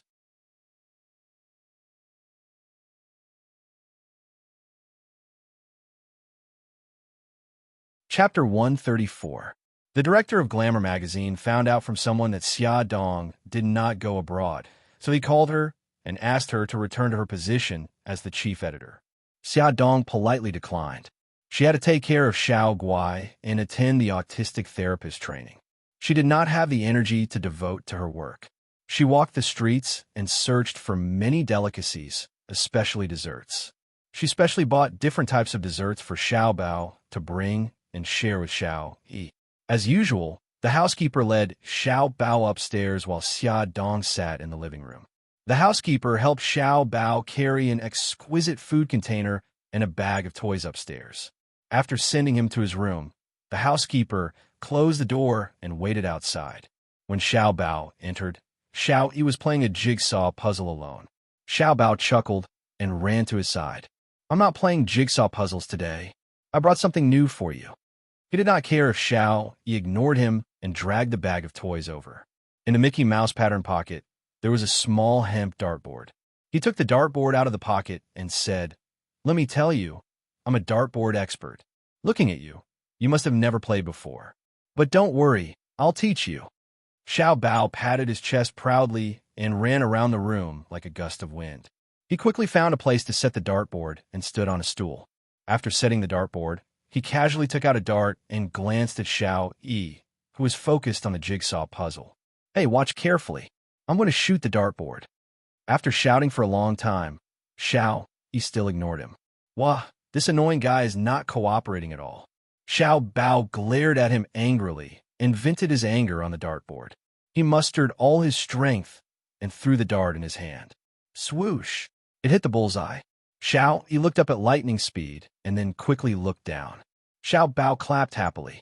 He had not practiced for a long time, but his skills had not deteriorated. He turned around proudly and wanted to show off. Unfortunately, the other party did not even look at him. He shot a few darts and hit the bullseye. Unfortunately, no one appreciated it. Little Treasure scooted over to Little Wingsy's side and sat down.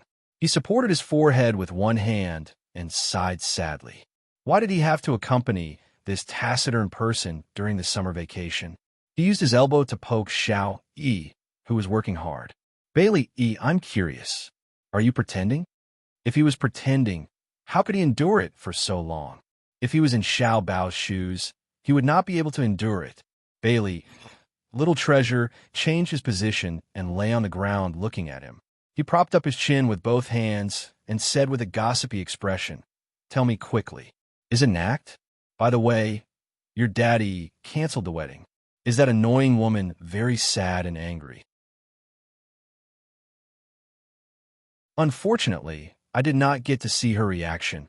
His pink lips chattered nonstop. Bailey tightened his grip on the platter as if he was trying to restrain himself. Although it was a subtle movement, Xiao Bao still noticed it. Little Treasure suddenly grabbed his finger and laughed mischievously. "Do you think I'm long-winded and irritating? Let me tell you, irritating is the right thing to do. As long as you ignore me, I'll kiss you endlessly and annoy you to death." Bailey tried to break free from Xiao Bao's grip, but failed. Xiao Bao smiled.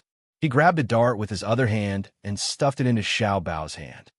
"Here, as long as you can hit the dart plate here, I'll shut up and never bother you again." Xiao Bao was a handsome guy who was loved by everyone. He did not want to nag endlessly like a naggy old woman.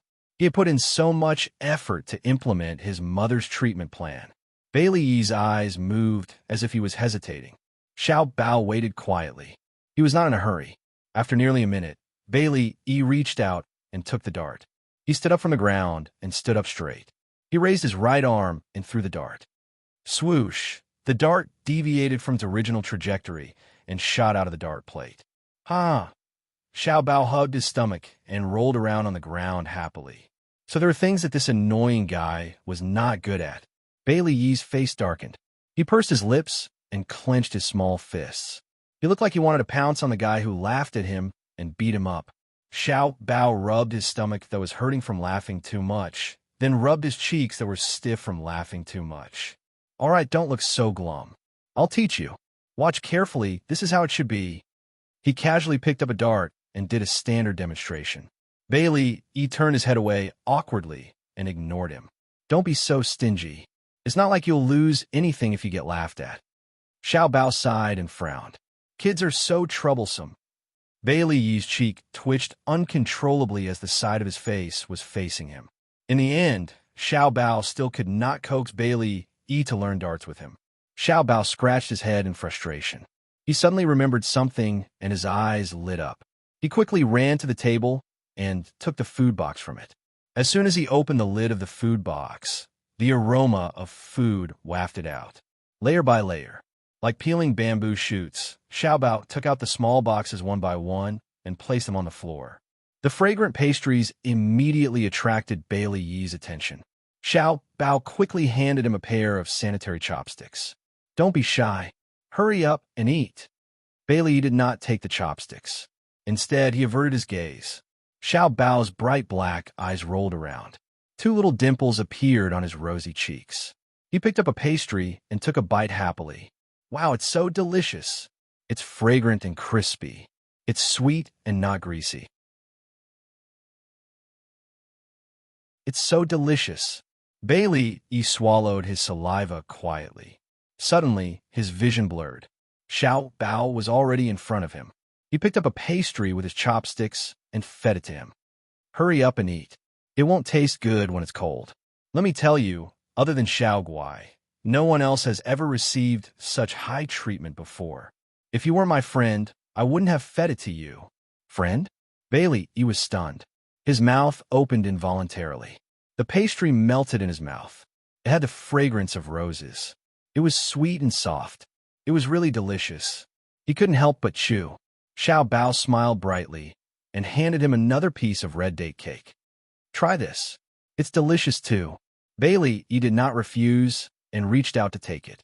Xiao Bao beamed and said proudly, "It's delicious, isn't it? My mommy heard that you like sweets and specially went to many places to buy it." Before he could finish his sentence, Bailey threw away the red date cake in his hand and ran to the trash to spit out the food in his mouth. Finally, he angrily kicked the pastries on the ground and kicked them all over the floor. "Are you crazy? My mommy spent a lot of effort to buy those." Xiao Bao ran over to stop him. However, he seemed to be even crazier. Not only did he kick the pastries, but he also screamed in agitation. Xiao Bao did not dare to go near him. The butler guarding the door heard the commotion and immediately pushed the door open. He said nervously, "Young master, don't be agitated. Take a deep breath." Xiao Bao stared blankly at Bailey. Something flashed through his mind, but he couldn't grasp it. "Young Master Qi, you should come out first." The butler wiped the sweat from his forehead. Xiao Bao glanced at Bailey and walked towards the door. After a few steps, he suddenly turned around. "Bailey, do you hate my mommy?" He finally grasped that little bit of information. It seemed that every time he mentioned his mommy, Bailey would have abnormal emotions. Bailey's screams gradually stopped. Xiao Bao bit his lip and stared at him hatefully. "You really hate my mommy. Let me tell you, my mommy is different from that annoying woman. My mommy is really good to you. Young Master Qi, don't say any more. Let's go downstairs first." The butler was drenched in cold sweat. He was so worried that the young master would lose his temper again. Don't think of everyone as a bad person. My mommy doesn't want to marry your daddy." Xiao Bao huffed. He picked up his little backpack and ran downstairs. That bastard Bailey. He must think that mom helped him to get close to Bailey Han. That's why he hates her. Bailey looked at the food spilled everywhere without any expression on his face. Xiaodong held the hand of a fuming Xiao Bao as they walked out of Bailey's house. "Baby, why are you so unhappy?" Xiao Bao huffed. "It's all Bailey's fault. He threw the food mom bought for you everywhere. He doesn't like you. He thinks you helped him to marry Bailey Han." Xiaodong tightened his grip on his hand. "Is this what little Wingzi said? He's willing to talk?" "Of course not. I guessed it." It wasn't hard to guess his thoughts. No child would want someone else to be their daddy or mommy. Just like Xiao Bao himself, he didn't want another man to be his daddy. Of course, he didn't want Bailey Han to be his daddy either. So, in comparison, Uncle Shan was the most suitable. Xiaodong's mouth twitched. "I think you're overthinking it." The mother and son were walking to the parking lot when a high-class sports car suddenly drove over. Su Yinxian elegantly got out of the car. She smiled faintly. "Xiaodong, I didn't expect to see you here. Did Grandma allow you to enter Bailey's house?" Xiaodong ignored the sarcasm in her words and said calmly, "I'm sorry to disappoint you. Not only did I enter Bailey's house, but I also drank Bailey's tea. By the way, I'll continue to come here." Su Yinxian's exquisite smile froze. "Is that so? Even so, I don't think Grandma will let you see Xiao Yi. Even a rabbit would bite when cornered, let alone Xiaodong, who was stubborn to begin with." The guilt she felt for stealing Xiaodong's child had long disappeared after Xiaodong's repeated provocations. She sneered and said, "Miss Su, before you care about my affairs, why don't you care about your own affairs first? I heard that the reporters want to know why President Bailey canceled the wedding." Beauty novel Songshu 566.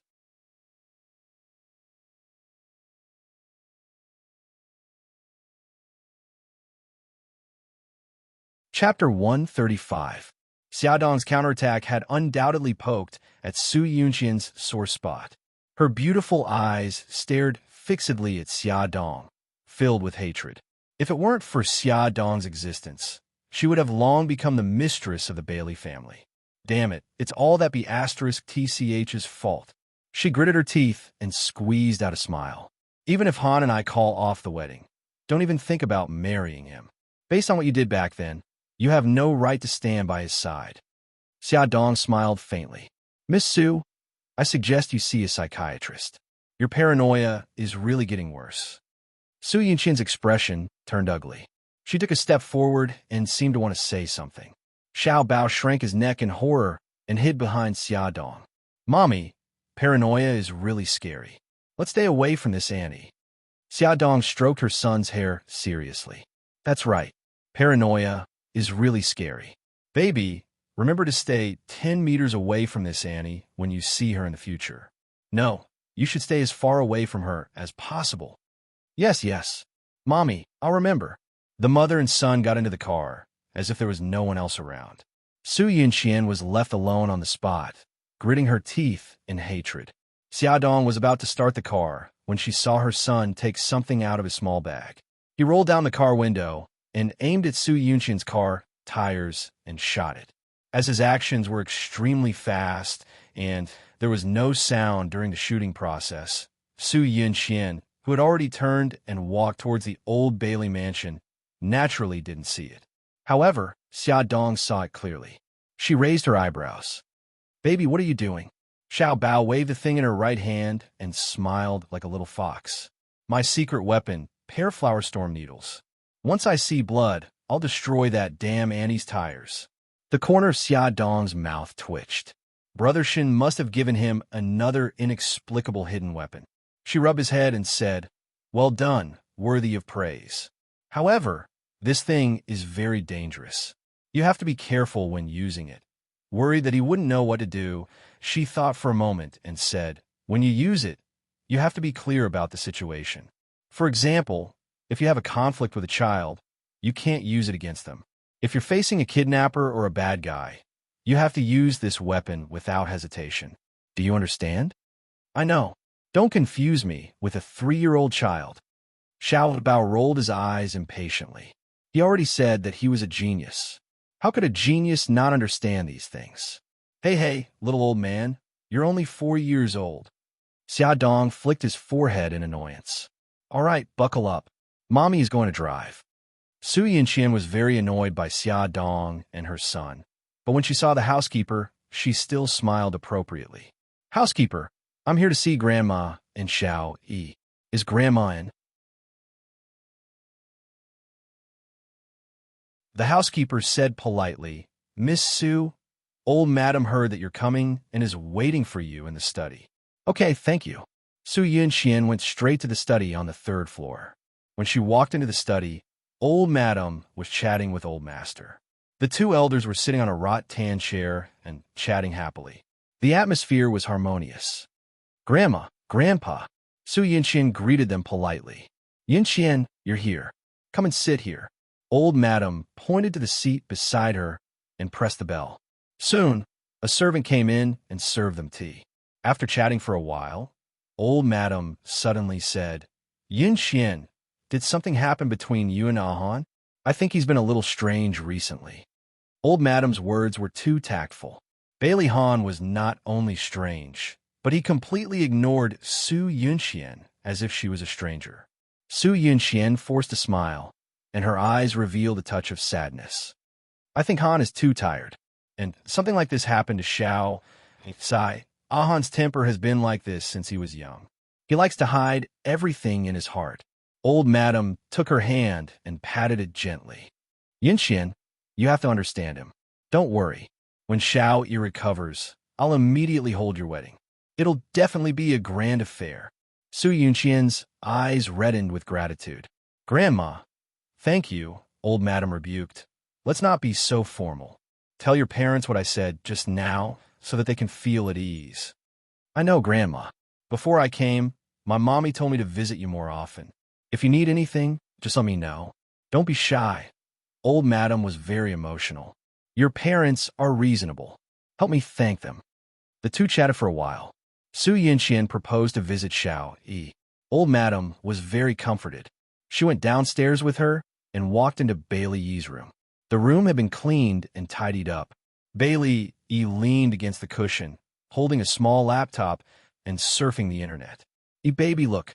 Auntie Yinxian is here to see you." Although he did not respond every time she spoke to him, the old lady did not give up. "Xiao Yi, what are you busy with?" Su Yinxian bent down and stroked Bailey Yi's hair intimately. "Xiao Yi." Su Yinxian anxiously walked forward, wanting to comfort her. Old madam suddenly said sternly, "Yinxian, don't go over there." "Grandma?" Su Yinxian looked aggrieved. The old madam paused and softened her tone. "If we go over now, it'll only make him lose control of his emotions. The best thing to do now is to ignore him and let him calm down." This was the method that Lin Yi, the psychotherapist, had taught her. "I see. I understand." Su Yinxian bit her lips and seemed to have made a very important decision. "Grandma, I don't know why, but Xiaoyi gets agitated every time he sees me. In order not to agitate him, it's better for me to visit him less in the future." Old Madam also thought about this problem, but she was too embarrassed to bring it up. She did not expect Yinxian to bring it up herself. She immediately let out a sigh of relief. That's good too. Yinxian, it's been hard on you. Su Yinxian smiled. Of course not. We are all doing this for Xiao Yi's good. Grandma, I'll leave first. I still have something to do. I'll come to see you in 2 days. After saying goodbye to Old Madam, Su Yinxian walked out of the old house. She was already depressed to begin with. Why was Bailey so agitated every time he saw her? Was he pretending to be sick? Or was he really sick, but subconsciously remembered what she had done to him? Su Yinxian drove for more than 10 meters and realized that something was wrong. She got out of the car to check and found 2 very thin needles stuck in her tires. She was so angry that she stomped her 10-centimeter high heels. Fortunately, she did not drive too far. When she returned to the old house, she asked the servant to change her tires. After she started the car again, she thought for a while and felt that it was Xia Dong's doing. After all, that was Bailey's territory. Outsiders could not enter. The servant knew her, and it was impossible for them to puncture her tires. Only Xia Dong had the motive to do this. Xia Dong, how dare you do such a childish thing? If Su Yinxian was not driving, she would have stomped on the ground to vent her anger. No, she could not be in a passive position anymore. She had to find a way to turn the situation around. Asterisk, it had been a month and a half since Su Xingqian was injured. Today was the day she removed the gauze on her face. Su Murong and Xia Zhenxing were both in the hospital with her. The doctor carefully removed the gauze from her face.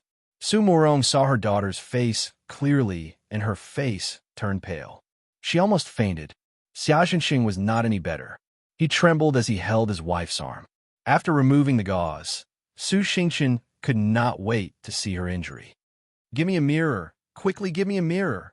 Her vocal cords had almost recovered, but her voice was still a little hoarse. Su Murong snatched the mirror. Xingqian, promise Mommy first. Don't get agitated. Okay, Mommy, I promise you. Quickly give me the mirror.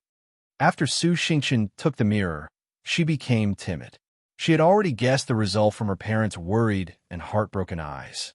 But in her heart, she still had a faint hope that a miracle would happen. She closed her eyes and took 2 deep breaths. She slowly opened her eyes.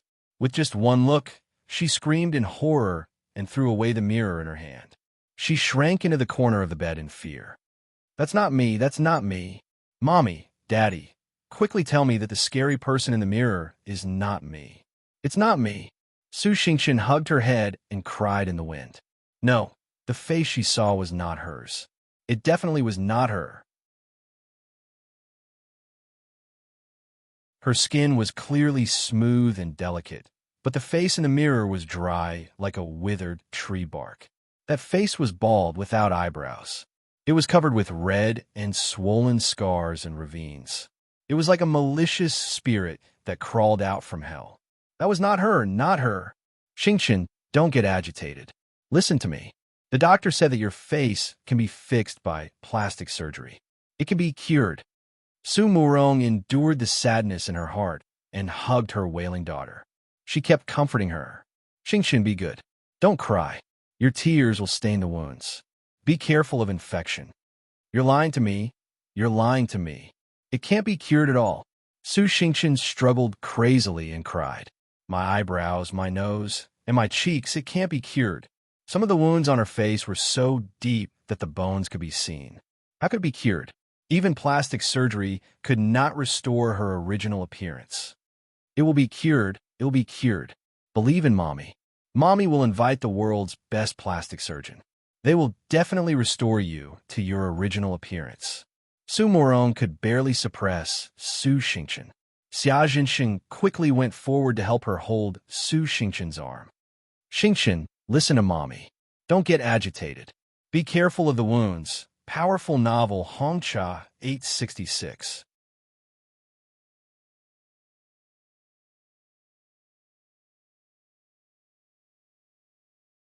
Chapter 136. Su Murong could barely hold Su Xingqian down. Xia Zhenxing hurriedly stepped forward and grabbed Su Xingqian's arm. Xingqian, listen to Mommy. Don't be agitated. Be careful of your wounds. Let go of me. Su Xingchen was completely defeated by that nightmarish face. She lost all reason and kept crying. I want my face, I want my face. Xiaodong, Su Yinxian, you two bitches, give me back my face. Su Yinxian just happened to walk in at this time. Su Murong was the first to see her. She smiled apologetically. Yinxian, you're here. Xingchen was agitated and her mind is a little muddled. Don't take it to heart. Su Yinxian put down the fruit basket in her hand. And I know. I won't be angry. Su Yinxian, I don't want your fake kindness. Get out now. Su Xingqian's hand were held by Xia Jinxing and couldn't move. He kicked at Su Yinxian with his legs. Unfortunately, the distance was too far and he couldn't kick her. Xingchen, that's enough. Su Murong couldn't take it anymore and scolded Su Xingchen harshly. Look at yourself. Yinxian is magnanimous and didn't take it to heart that you hurt her. Not only do you not feel guilty at all, you even speak ill of her. Is this what I've been teaching you? Su Xingchen let out a wah sound as he began to cry. Su Yinxian comforted her gently. Aunt, don't be angry. I don't think Xingchen did it on purpose. She's just in a bad mood. Su Murong looked guilty. Xingchen was the one in the wrong, and you're comforting me. Yinxian, you're such a sensible girl. Su Yinxian smiled. Aunt, uncle, Xingchen doesn't want to see me. I'll leave first. I'll come see her when she's in a better mood. Yinxian, thank you for coming to visit Xingchen. Be careful on the way. Xia Jinxing held onto Su Murong's hand and couldn't let go. Su Murong personally walked her to the door. After Su Yinxian left, Su Xingchen's emotions were still agitated. She kept crying and throwing tantrums. The couple tried to console her for a long time, but to no avail. In the end, they could only call for the doctor to inject her with a sedative. After the injection, she fell into a deep sleep. Su Murong sat by the bed, exhausted. Looking at her miserable face, her eyes couldn't help but redden. Xia Jinxing put his arm around her shoulder. Wife, don't be sad. Let's think of a way to cure our daughter's face. Su Murong pushed his arm away. Xia Jinxing, how can you be so heartless? The one lying on the bed right now is our only daughter. Why aren't you sad at all? Xia Jinxing said helplessly, Of course I'm sad, but it's useless to be sad. It's better to think of a way to cure Xingchen's face as soon as possible. Su Murong looked at him coldly and said sarcastically, I think you're just trying to distract me because you're afraid that I'll blame you and your ex-wife's daughter. Xia Jinxing frowned. This wasn't Xia Dong's fault in the first place. If Xingchen hadn't tried to harm Yun Qian and Xia with acid, she wouldn't have ended up in this state. So you're saying that Xingchen asked for it and reaped what she sowed? Su Murong raised her eyebrows and glared at Xia Jinxing. In your eyes, is Xia Dong the only daughter you have? Let me tell you, Xia Jinxing, Xingchen ended up in this state because of Xia Dong. She wouldn't let this go so easily. Xia Jinxing saw a flash of viciousness in her eyes and hurriedly explained, Honey, what are you talking about? Ever since we got married, I only have you and Xingchen in my heart. I'm also very sad that Xingchen got hurt. Let's not talk about other things for now. Saving our daughter is more important. He knew that the more he explained, the more Su Murong would hate Xia. Su Murong slowly let out a sigh of relief and calmed down a lot. All right, I'll believe you for now. Xia Jinxing, don't do anything behind my back. Otherwise, if I find out, I won't let you off. Su Xingchen's face had third-degree burns. Because the acid had flowed down from her forehead to the bridge of her nose, her forehead, nose, and chin had the deepest injuries. Even the bridge of her nose was faintly visible and her lips were deformed. Even plastic surgery could only make her face look more normal. Su Murong knew this very well. However, like all mothers, she loved her daughter deeply and hoped for a miracle to happen. She used her connections to ask around for the best plastic surgery hospitals and doctors. Unknowingly, Su Murong woke up on the hospital bed. When she saw her mother by her bedside, she was disheartened and tears welled up in her eyes. Su Murong hurriedly used a cotton swab to carefully dry her tears and comforted her gently. Xingchen, don't cry. Otherwise, your tears will stain the wound and it'll be easy to get infected. Su Xingqian's voice was hoarse, and her eyes were filled with grief. Mommy, I know that even with plastic surgery, my face won't recover. If I have to face this face, I'd rather die. Su Murong gritted her teeth and scolded. Su Xingqian, you're not my daughter. I, Su Murong, will never have a daughter as weak as you. Since you're not even afraid of death, why are you afraid of living? Tears welled up in Su Xingqian's eyes again. What's there to be afraid of in death? Living means facing so many strange gazes and going to jail. It's much more painful than death. Su Murong expected better from Su Xingqian. Have you forgotten how I taught you? If others respect me, I'll respect them 10 times. If others hurt me, I'll hurt them 10 times. Right now, you're suffering here, but the person who hurt you is free and unfettered. Are you willing to accept this? Her words indeed stirred up Su Xingqian's motivation to live. Her lifeless eyes slowly regained their luster. Her terrifying face was even scarier because of her hatred. She looked like a demon that had climbed up from hell.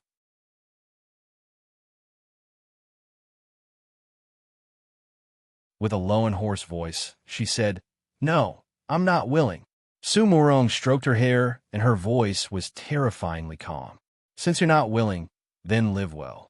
As long as you're alive, there's hope. Whatever you want, you can still fight for it. If you die, then there's really nothing left." Right. How could she let Su Yunxian and Xia Dong wish for Gigai to die? She had to live on resolutely. Only then would there be a day when she could beat them. Su Yunxian walked out of Su Xingqian's ward. She wasn't in a hurry to leave the hospital. Instead, she went to the door of the gynecology department. Sitting on a bench in the corridor, she quietly observed. Su Yunxian saw many pregnant women accompanied by their husbands. The husbands carefully supported their wives while the wives had sweet smiles on their faces. There were also a few girls who came alone, sitting in the waiting area. Their young faces were filled with uneasiness. It was easy to guess their purpose for coming here. A young girl walked out of the gynecology department. Her face was pale as she sat beside Su Yunxian in a daze.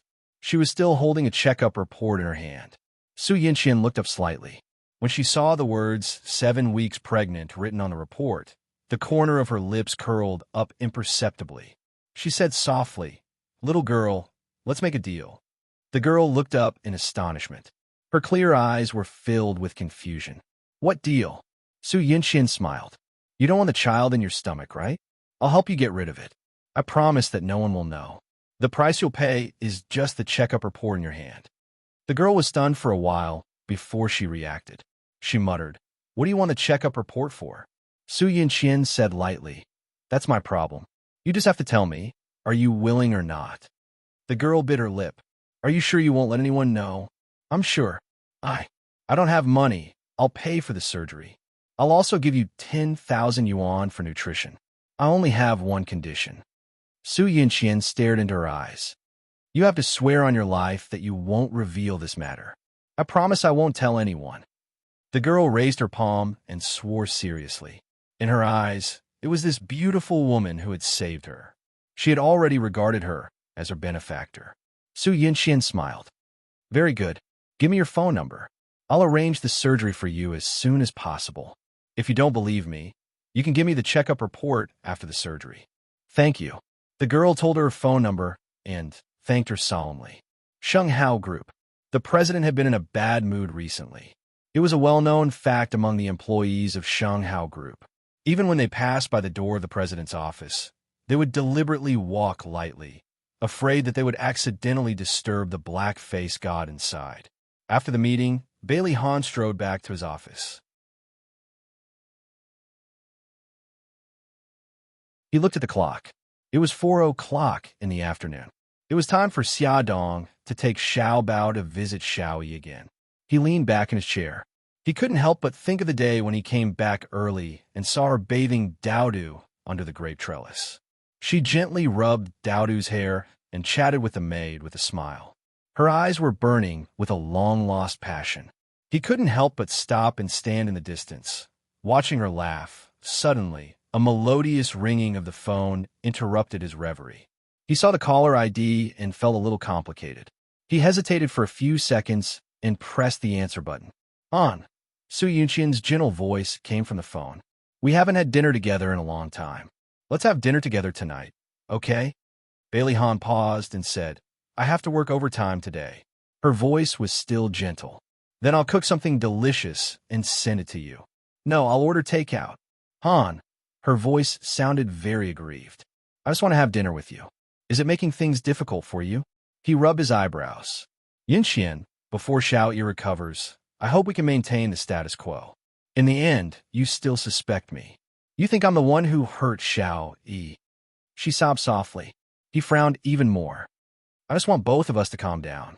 I won't make any guesses before the matter is investigated clearly. Attention Songshu 566.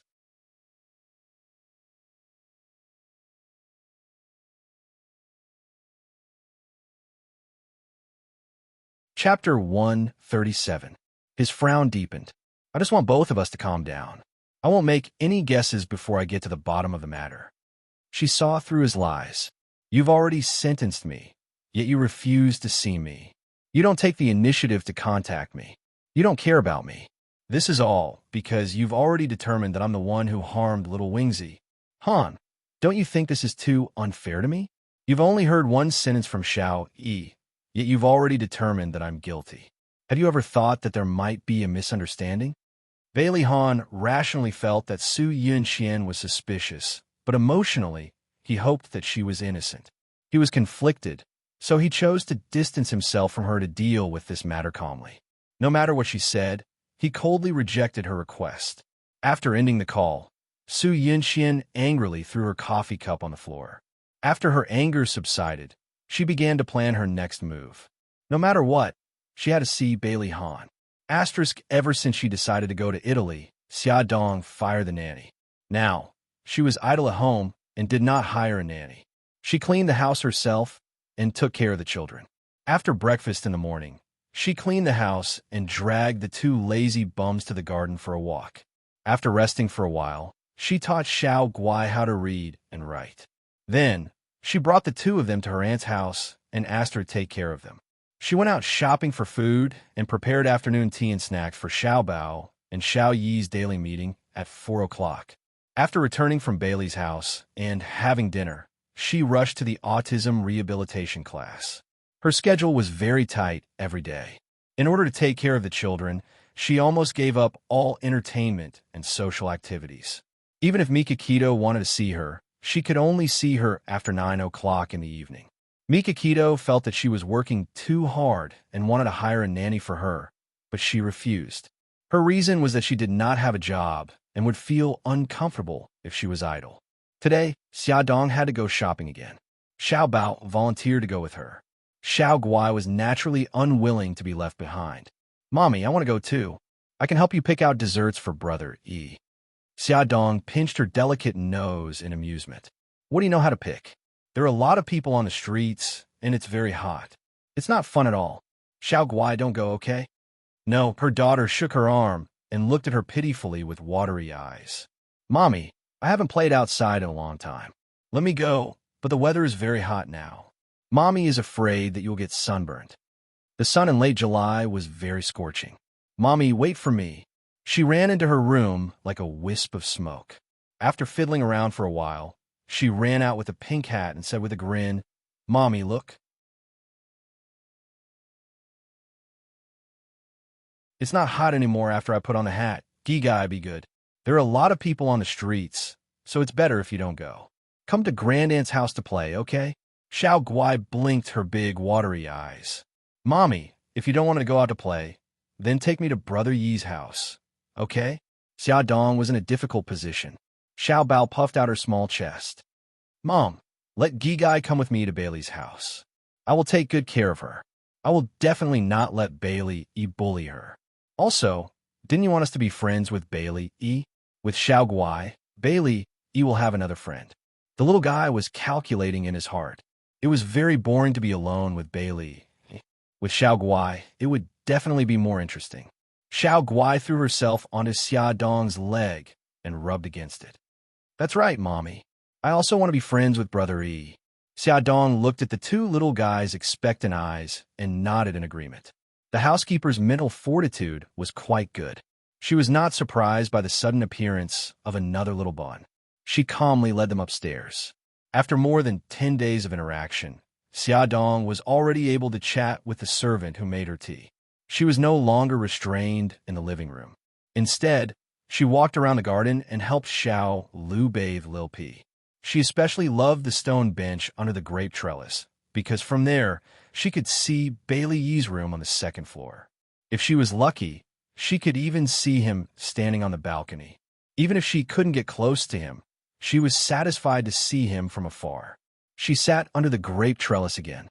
On the surface, she appeared to be enjoying the cool air, but in reality, she was secretly observing Bailey Yi's room. Unfortunately, Xiao Yi wasn't on the balcony today. The large floor-to-ceiling window had its curtains drawn, so she couldn't see the situation inside. At this moment, Bailey Yi was playing Go with himself. From time to time, he would turn his head to look at the clock on the table. When he saw the hour hand pointing to 4, a strange light flashed across his eyes. There was a knock on the door. He lowered his head and looked seriously at the chessboard. Young Master Qi and Miss Xia are here to visit you today." After the housekeeper said this, she left the room. Bailey Yi didn't look up. "Brother Yi, do you still remember me? I'm Gi Gai." Xiao Guai let go of Xiao Bao's hand and carefully walked to Bailey Yi's side. Bailey Yi still didn't look up. Xiao Bao said sourly, "Gi Gai, you promised me that you wouldn't call him brother. You've forgotten again." I'm sorry." Xiao Guai stuck out her tongue cutely. She always seemed to forget things. She propped up her little head with her meaty arms and leaned against Bailey Yi's table. She asked curiously, "Bailey, don't you find it boring to play with yourself?" Bailey Yi's hand that was holding a Go piece paused. Xiao Bao sharply caught it. Her lips curled into a mischievous smile, and she deliberately said loudly, "He won't be bored. Anyway, he's bored every day and doesn't play with anyone else. He can only play with himself."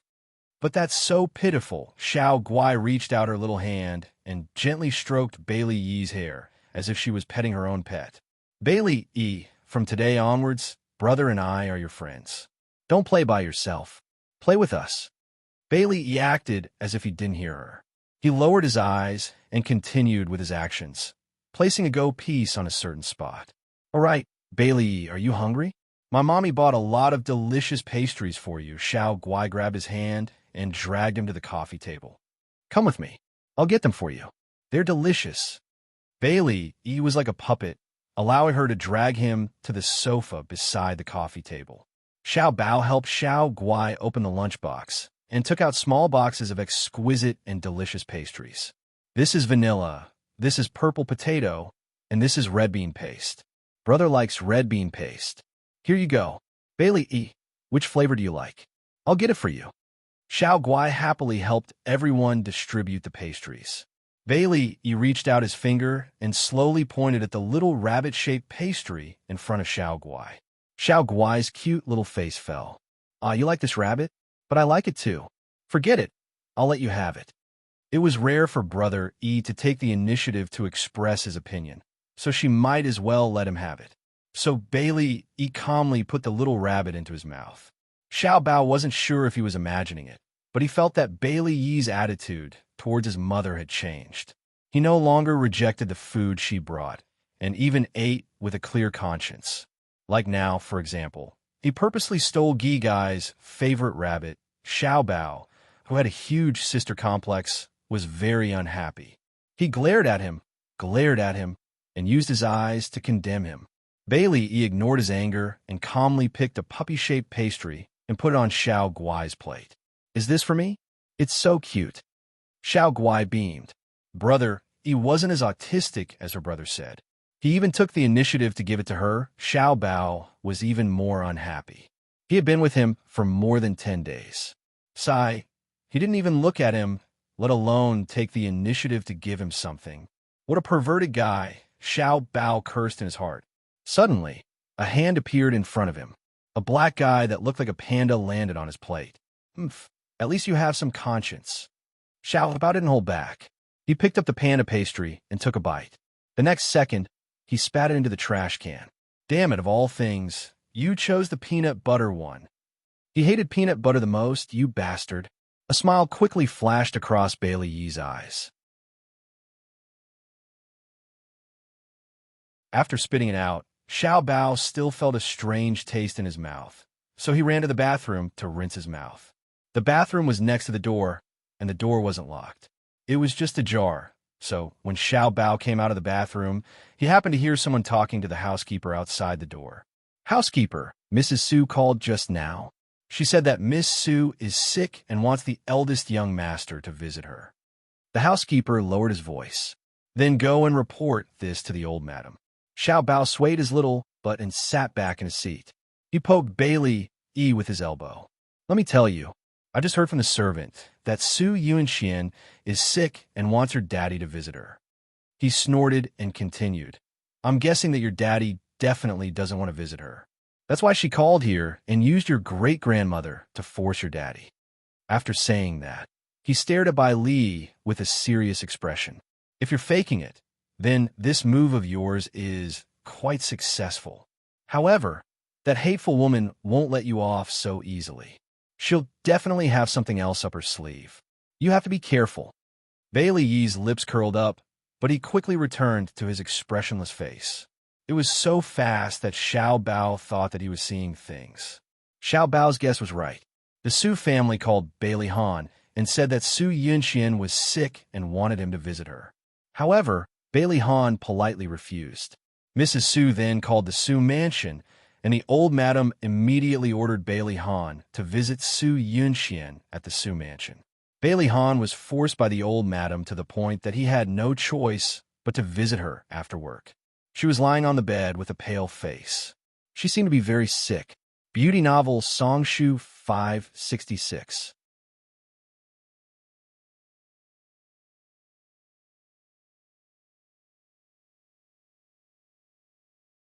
Chapter 138. Bailey Han glanced at the bowl of porridge beside the bed. The porridge inside had not been touched at all. He frowned slightly. "How can you not eat? What do you want to eat? I'll get someone to make it for you." Su Yunxian leaned against the headboard with a pillow behind her back. She shook her head delicately. "No, I don't have an appetite." Mrs. Su came in with Bailey Han. After hearing her daughter's words, she immediately became anxious. "How can you do that? Yunxian, you haven't eaten anything for a whole day." "Mommy, I really don't have an appetite." Su Yunxian forced a smile and comforted her. "Mommy, I'm fine. You've taken care of me for a whole day. Have a good rest." "Okay, then I won't disturb you. If there's anything, just get the servants to call me." Mrs. Su reminded her repeatedly. "If there's anything you want to eat, just get the servants to make it for you. Don't starve." Su Yunxian smiled helplessly. "Mommy, I know. Go and rest." Only she and Bailey Han were left in the room. She shifted her body, and Bailey Han leaned over to help her sit up. "You were fine yesterday. How did you get sick? What do you feel uncomfortable? Have you seen a doctor?" "I'm fine. I'm just a little dizzy. The smell of oil makes me feel a little nauseous. Maybe my stomach isn't too good." She gently held his hand, lowered her eyes, and said softly, "Han, are you only willing to come and see me when I'm sick? Then I'd rather be sick every day." Bailey Han's body stiffened. He said lightly, "Don't be silly. I'll accompany you to the hospital tomorrow and have a good checkup." There was a smile in her eyes. Although her face was pale, she was still stunningly beautiful. "No need. I know my own body. There won't be any big problems. I'll be fine after a day of rest. You're so busy. How can I let you waste your time with me?" He frowned. "I'll only be relieved if you have checkup. I'll pick you up tomorrow." She tilted her body and leaned on his shoulder naturally. "I feel much better now that you're willing to come and see me. If you're still worried, you can send me to the hospital and then go to the company." "Well, it's decided then." He didn't push her away and let her lean on his shoulder. "Han, I'm a little sleepy. Can you sing for me?" Her hand naturally rested on his chest as she leaned into his ear and whispered softly. When she spoke, her hot breath sprayed onto his ear. When she said the last word, her lips even brushed against his earlobe. His body suddenly tensed up, almost instinctively. He pushed her away and stood up abruptly. Rest early. I'm leaving. He did not wait for her reply and quickly left. Su Yinxian looked at his tightly shut door. The frailness on her face had long faded away, and her fingers clutched the bedsheets tightly. Asterisk, it was already past 9 o'clock at night when Xia Dong walked out of the Autism Rehabilitation Training Center. She saw Lu Xing and Bailey Yin facing each other, so she quickly squeezed between them to separate them. "Fox, what are you doing here?" Bailey Yin put one hand in his trouser pocket and narrowed his fox-like eyes. He glanced at the expressionless Lu Xing and smirked. "Didn't you say you were busy during the day? I had no choice but to look for you at night. Why didn't your fiancé come to pick you up?" Xia Dong knew that he was upset because Lu Xing had stopped him. She smiled. "Brother Shun has a social engagement tonight. Don't be angry. I'll treat you to supper." She waved her hand and motioned for Lu Xing to take 2 steps back and not follow him so closely. Bailey Yin saw her little gesture and felt much better. He snorted at Lu Xing proudly and said lazily, "Well, since you're so sincere, I'll do you the honor of having supper with you. However, I'll have to choose the location." "No problem. I'll listen to you. However, I only have an hour and a half, so I can't choose a place that's too far away." There is no housekeeper at home now, so she did not feel safe leaving the 2 children alone at home. "Don't worry, it's very close. I'll drive. You can rest first." Bailey Yin snatched the car keys from her hand and drove the car over. Xia Dong sat in the passenger's seat, while Lu Xing squatted in the back seat, as if she did not exist. Bailey Yin took her to a private restaurant. The environment was elegant and quiet. He had already reserved a private room and led her in with familiarity. The 2 of them ordered, and Xia Dong asked, "Fox, why are you looking for me?" Bailey Yin blinked his fox-like eyes. "I want to introduce you to a friend." "Who is it?" He looked at his watch. "Wait for another 10 minutes. He'll be here soon." Before their dishes were served, the friend that Bailey Yin was talking about arrived. Although he was not as handsome as Bailey Yin, he had a gentle and elegant temperament, giving people a sense of trust at first sight. He smiled gently. "Miss Xia, nice to meet you. My name is Lin Yi. I'm Yun's friend." Xia Dong smiled and reached out her hand. "Nice to meet you, Mr. Lin. I'm Fox's friend too." "Fox." Lin Yi looked at Bailey Yun with a smile. "Yun, this nickname suits you very well." As cunning as a fox, Bailey Yun brushed the hair in front of his forehead and chuckled. "I'll take it as a compliment." "Xia Xia, don't be fooled by this guy's appearance. He's the blackest on the inside. Also, his personality is a little, twisted." Xia Dong Lin Yi smiled. "Miss Xia, don't be scared by him. It's because I study psychology that this guy thinks I have a psychological problem. Of course, this is just his wishful thinking." Xia Dong looked at Bailey Yun meaningfully. "Mr. Lin, I can only say that I sympathize with you." With Bailey Yun's glib tongue, how could a gentle person like Lin Yi win against him? Lin Yi smiled, his voice as gentle as jade. Bailey Yin smiled. "Xia Xia, that's where you're wrong. I'm the one who deserves your sympathy. You don't know that when we were in America, this guy liked to use me as a test subject every time he learned something new. For example, hypnotism." Lin Yi countered calmly. "Why don't you say that I treated you like a patient and persuaded you for hours just to pull you back to the right path?" Xia Dong was curious. "Mr. Lin, did Fox do something that led him astray?" Lin Yi cleared his throat. Bailey Yin jumped up from his chair and covered his mouth impatiently. "Don't say it." Lin Yi blinked and signaled for him to let go. He threatened again. "Don't say it, or I'll kill you." "All right, let's change the topic so that there won't be a murder." Xia Dong held back her laughter and helped Lin Yi out of the situation. Bailey Yin winked at Lin Yi after the crisis was resolved. The meaning was obvious. "Don't say anything, or I'll kill you." Lin Yi raised his eyebrows and replied with a look. "That depends on my mood." Bailey Yun's face darkened and was about to explode when Xia Dong, who had been watching them flirt with each other, quickly said, "I'm sorry to interrupt your flirting. I want to know, have you known each other for a long time?" "Puffed. Who's flirting with that guy?" Bailey Yun distanced himself from Lin Yi in disgust. Lin Yi raised his eyebrows in amusement. "Don't call me that. I'm your senior. He looked at Xia Dong and explained, when I was in America, I went to the same university as Yun. In fact, we haven't seen each other for more than 5 years. If I didn't meet Yun at Bailey's house, I wouldn't have known that he was in the city. Bailey seemed to have recalled something and smiled until his eyes narrowed into slits. Xia, do you still remember the first time we met? You threw yourself into my arms. That day was the first day I returned to the country. Hey, I want to correct you. That was not throwing myself into your arms. I was just avoiding someone's pursuit. Xia Dong was speechless. At that time, Bailey Han was chasing her with bodyguards. She had no choice but to ask for his help. Bailey Yin crossed his arms and leaned against the chair leisurely. He shrugged nonchalantly. It's okay. I know you're shy. Xia Dong was speechless. Thank you for your understanding.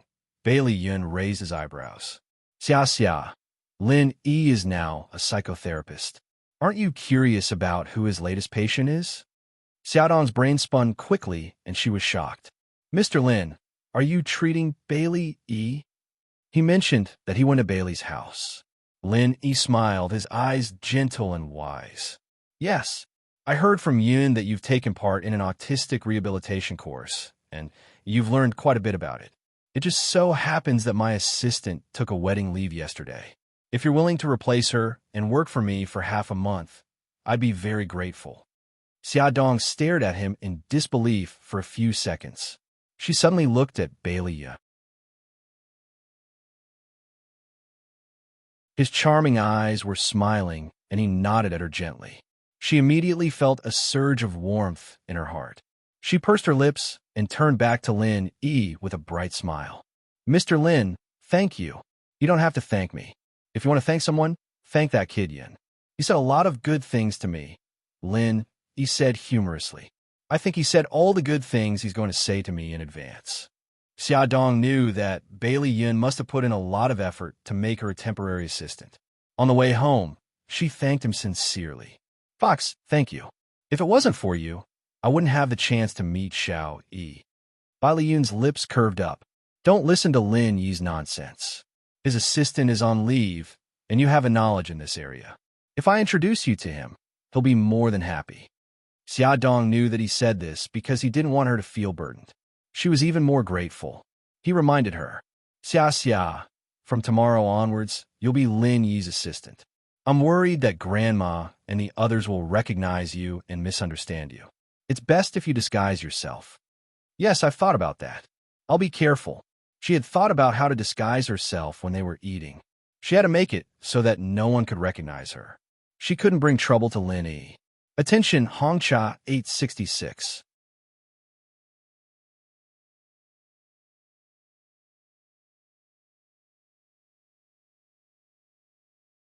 Chapter 139. Early the next morning, Bailey Han drove to the Su family home. After sending Su Yunxian to the hospital, he gave her a few more instructions before leaving. After he left, Su Yunxian dialed an unknown number. Xiaoxi, I've already arranged for the surgery. Come to the first hospital now, said Xiaoxi, who was the young woman whom she had bumped into outside the gynecology and obstetrics department the other day. Half an hour later, Xiaoxi appeared in front of Su Yunxian, wearing a cap and a surgical mask. Su Yunxian almost couldn't recognize her if she hadn't taken the initiative to greet her. Don't be afraid. No one will find out who you are. Let's go over now. Su Yunxian led Xiaoxi out of the hospital and hailed a taxi. After driving for a while, the taxi pulled over in front of an old building. They had arrived at a private clinic where the clinic would not ask for any information about the patients. As long as the patients were willing to pay, the clinic would perform the abortion procedure on them.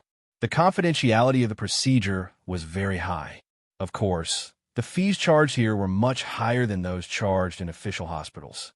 Su Yunxian had already made an appointment with a doctor long ago. After Xiaoxi entered, she immediately lay down on the operating table.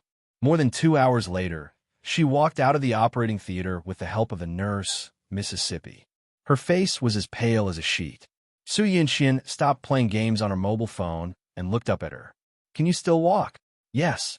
Xiaoxi grabbed her handbag and cap from the rack and said, Miss Chun, let's find a place where we can talk. Su Yinxian did not tell Xiaoxi her real name and lied to her that her surname was Chun.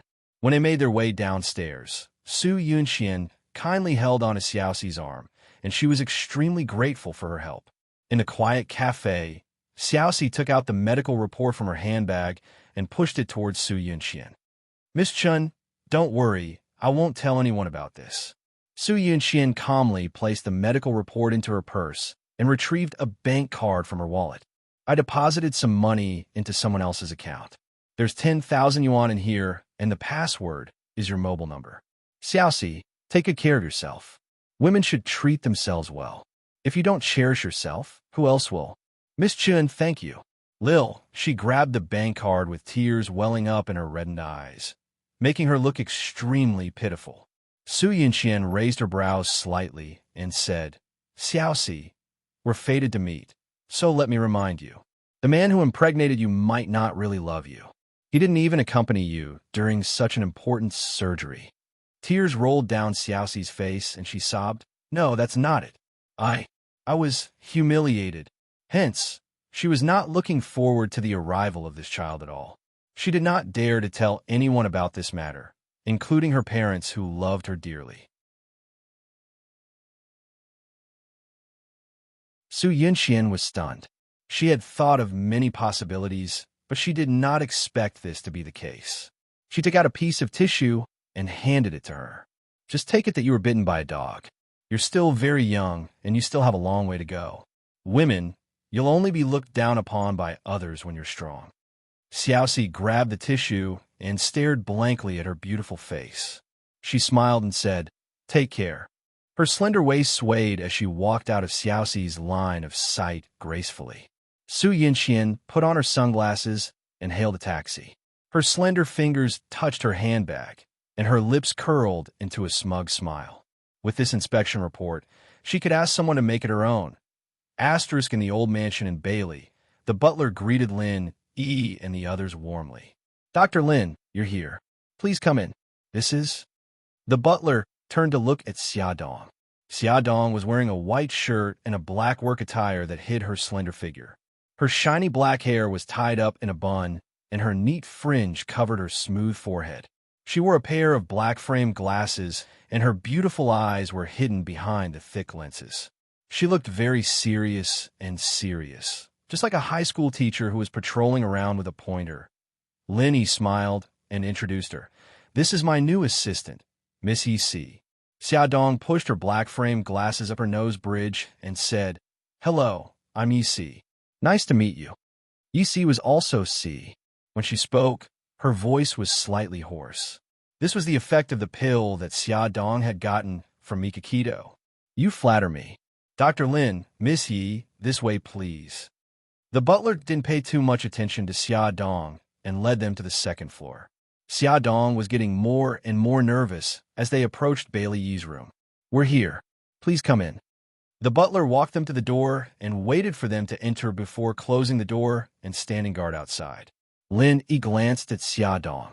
Her neat fringe and black-framed glasses covered half of her face, but he could see that she was nervous.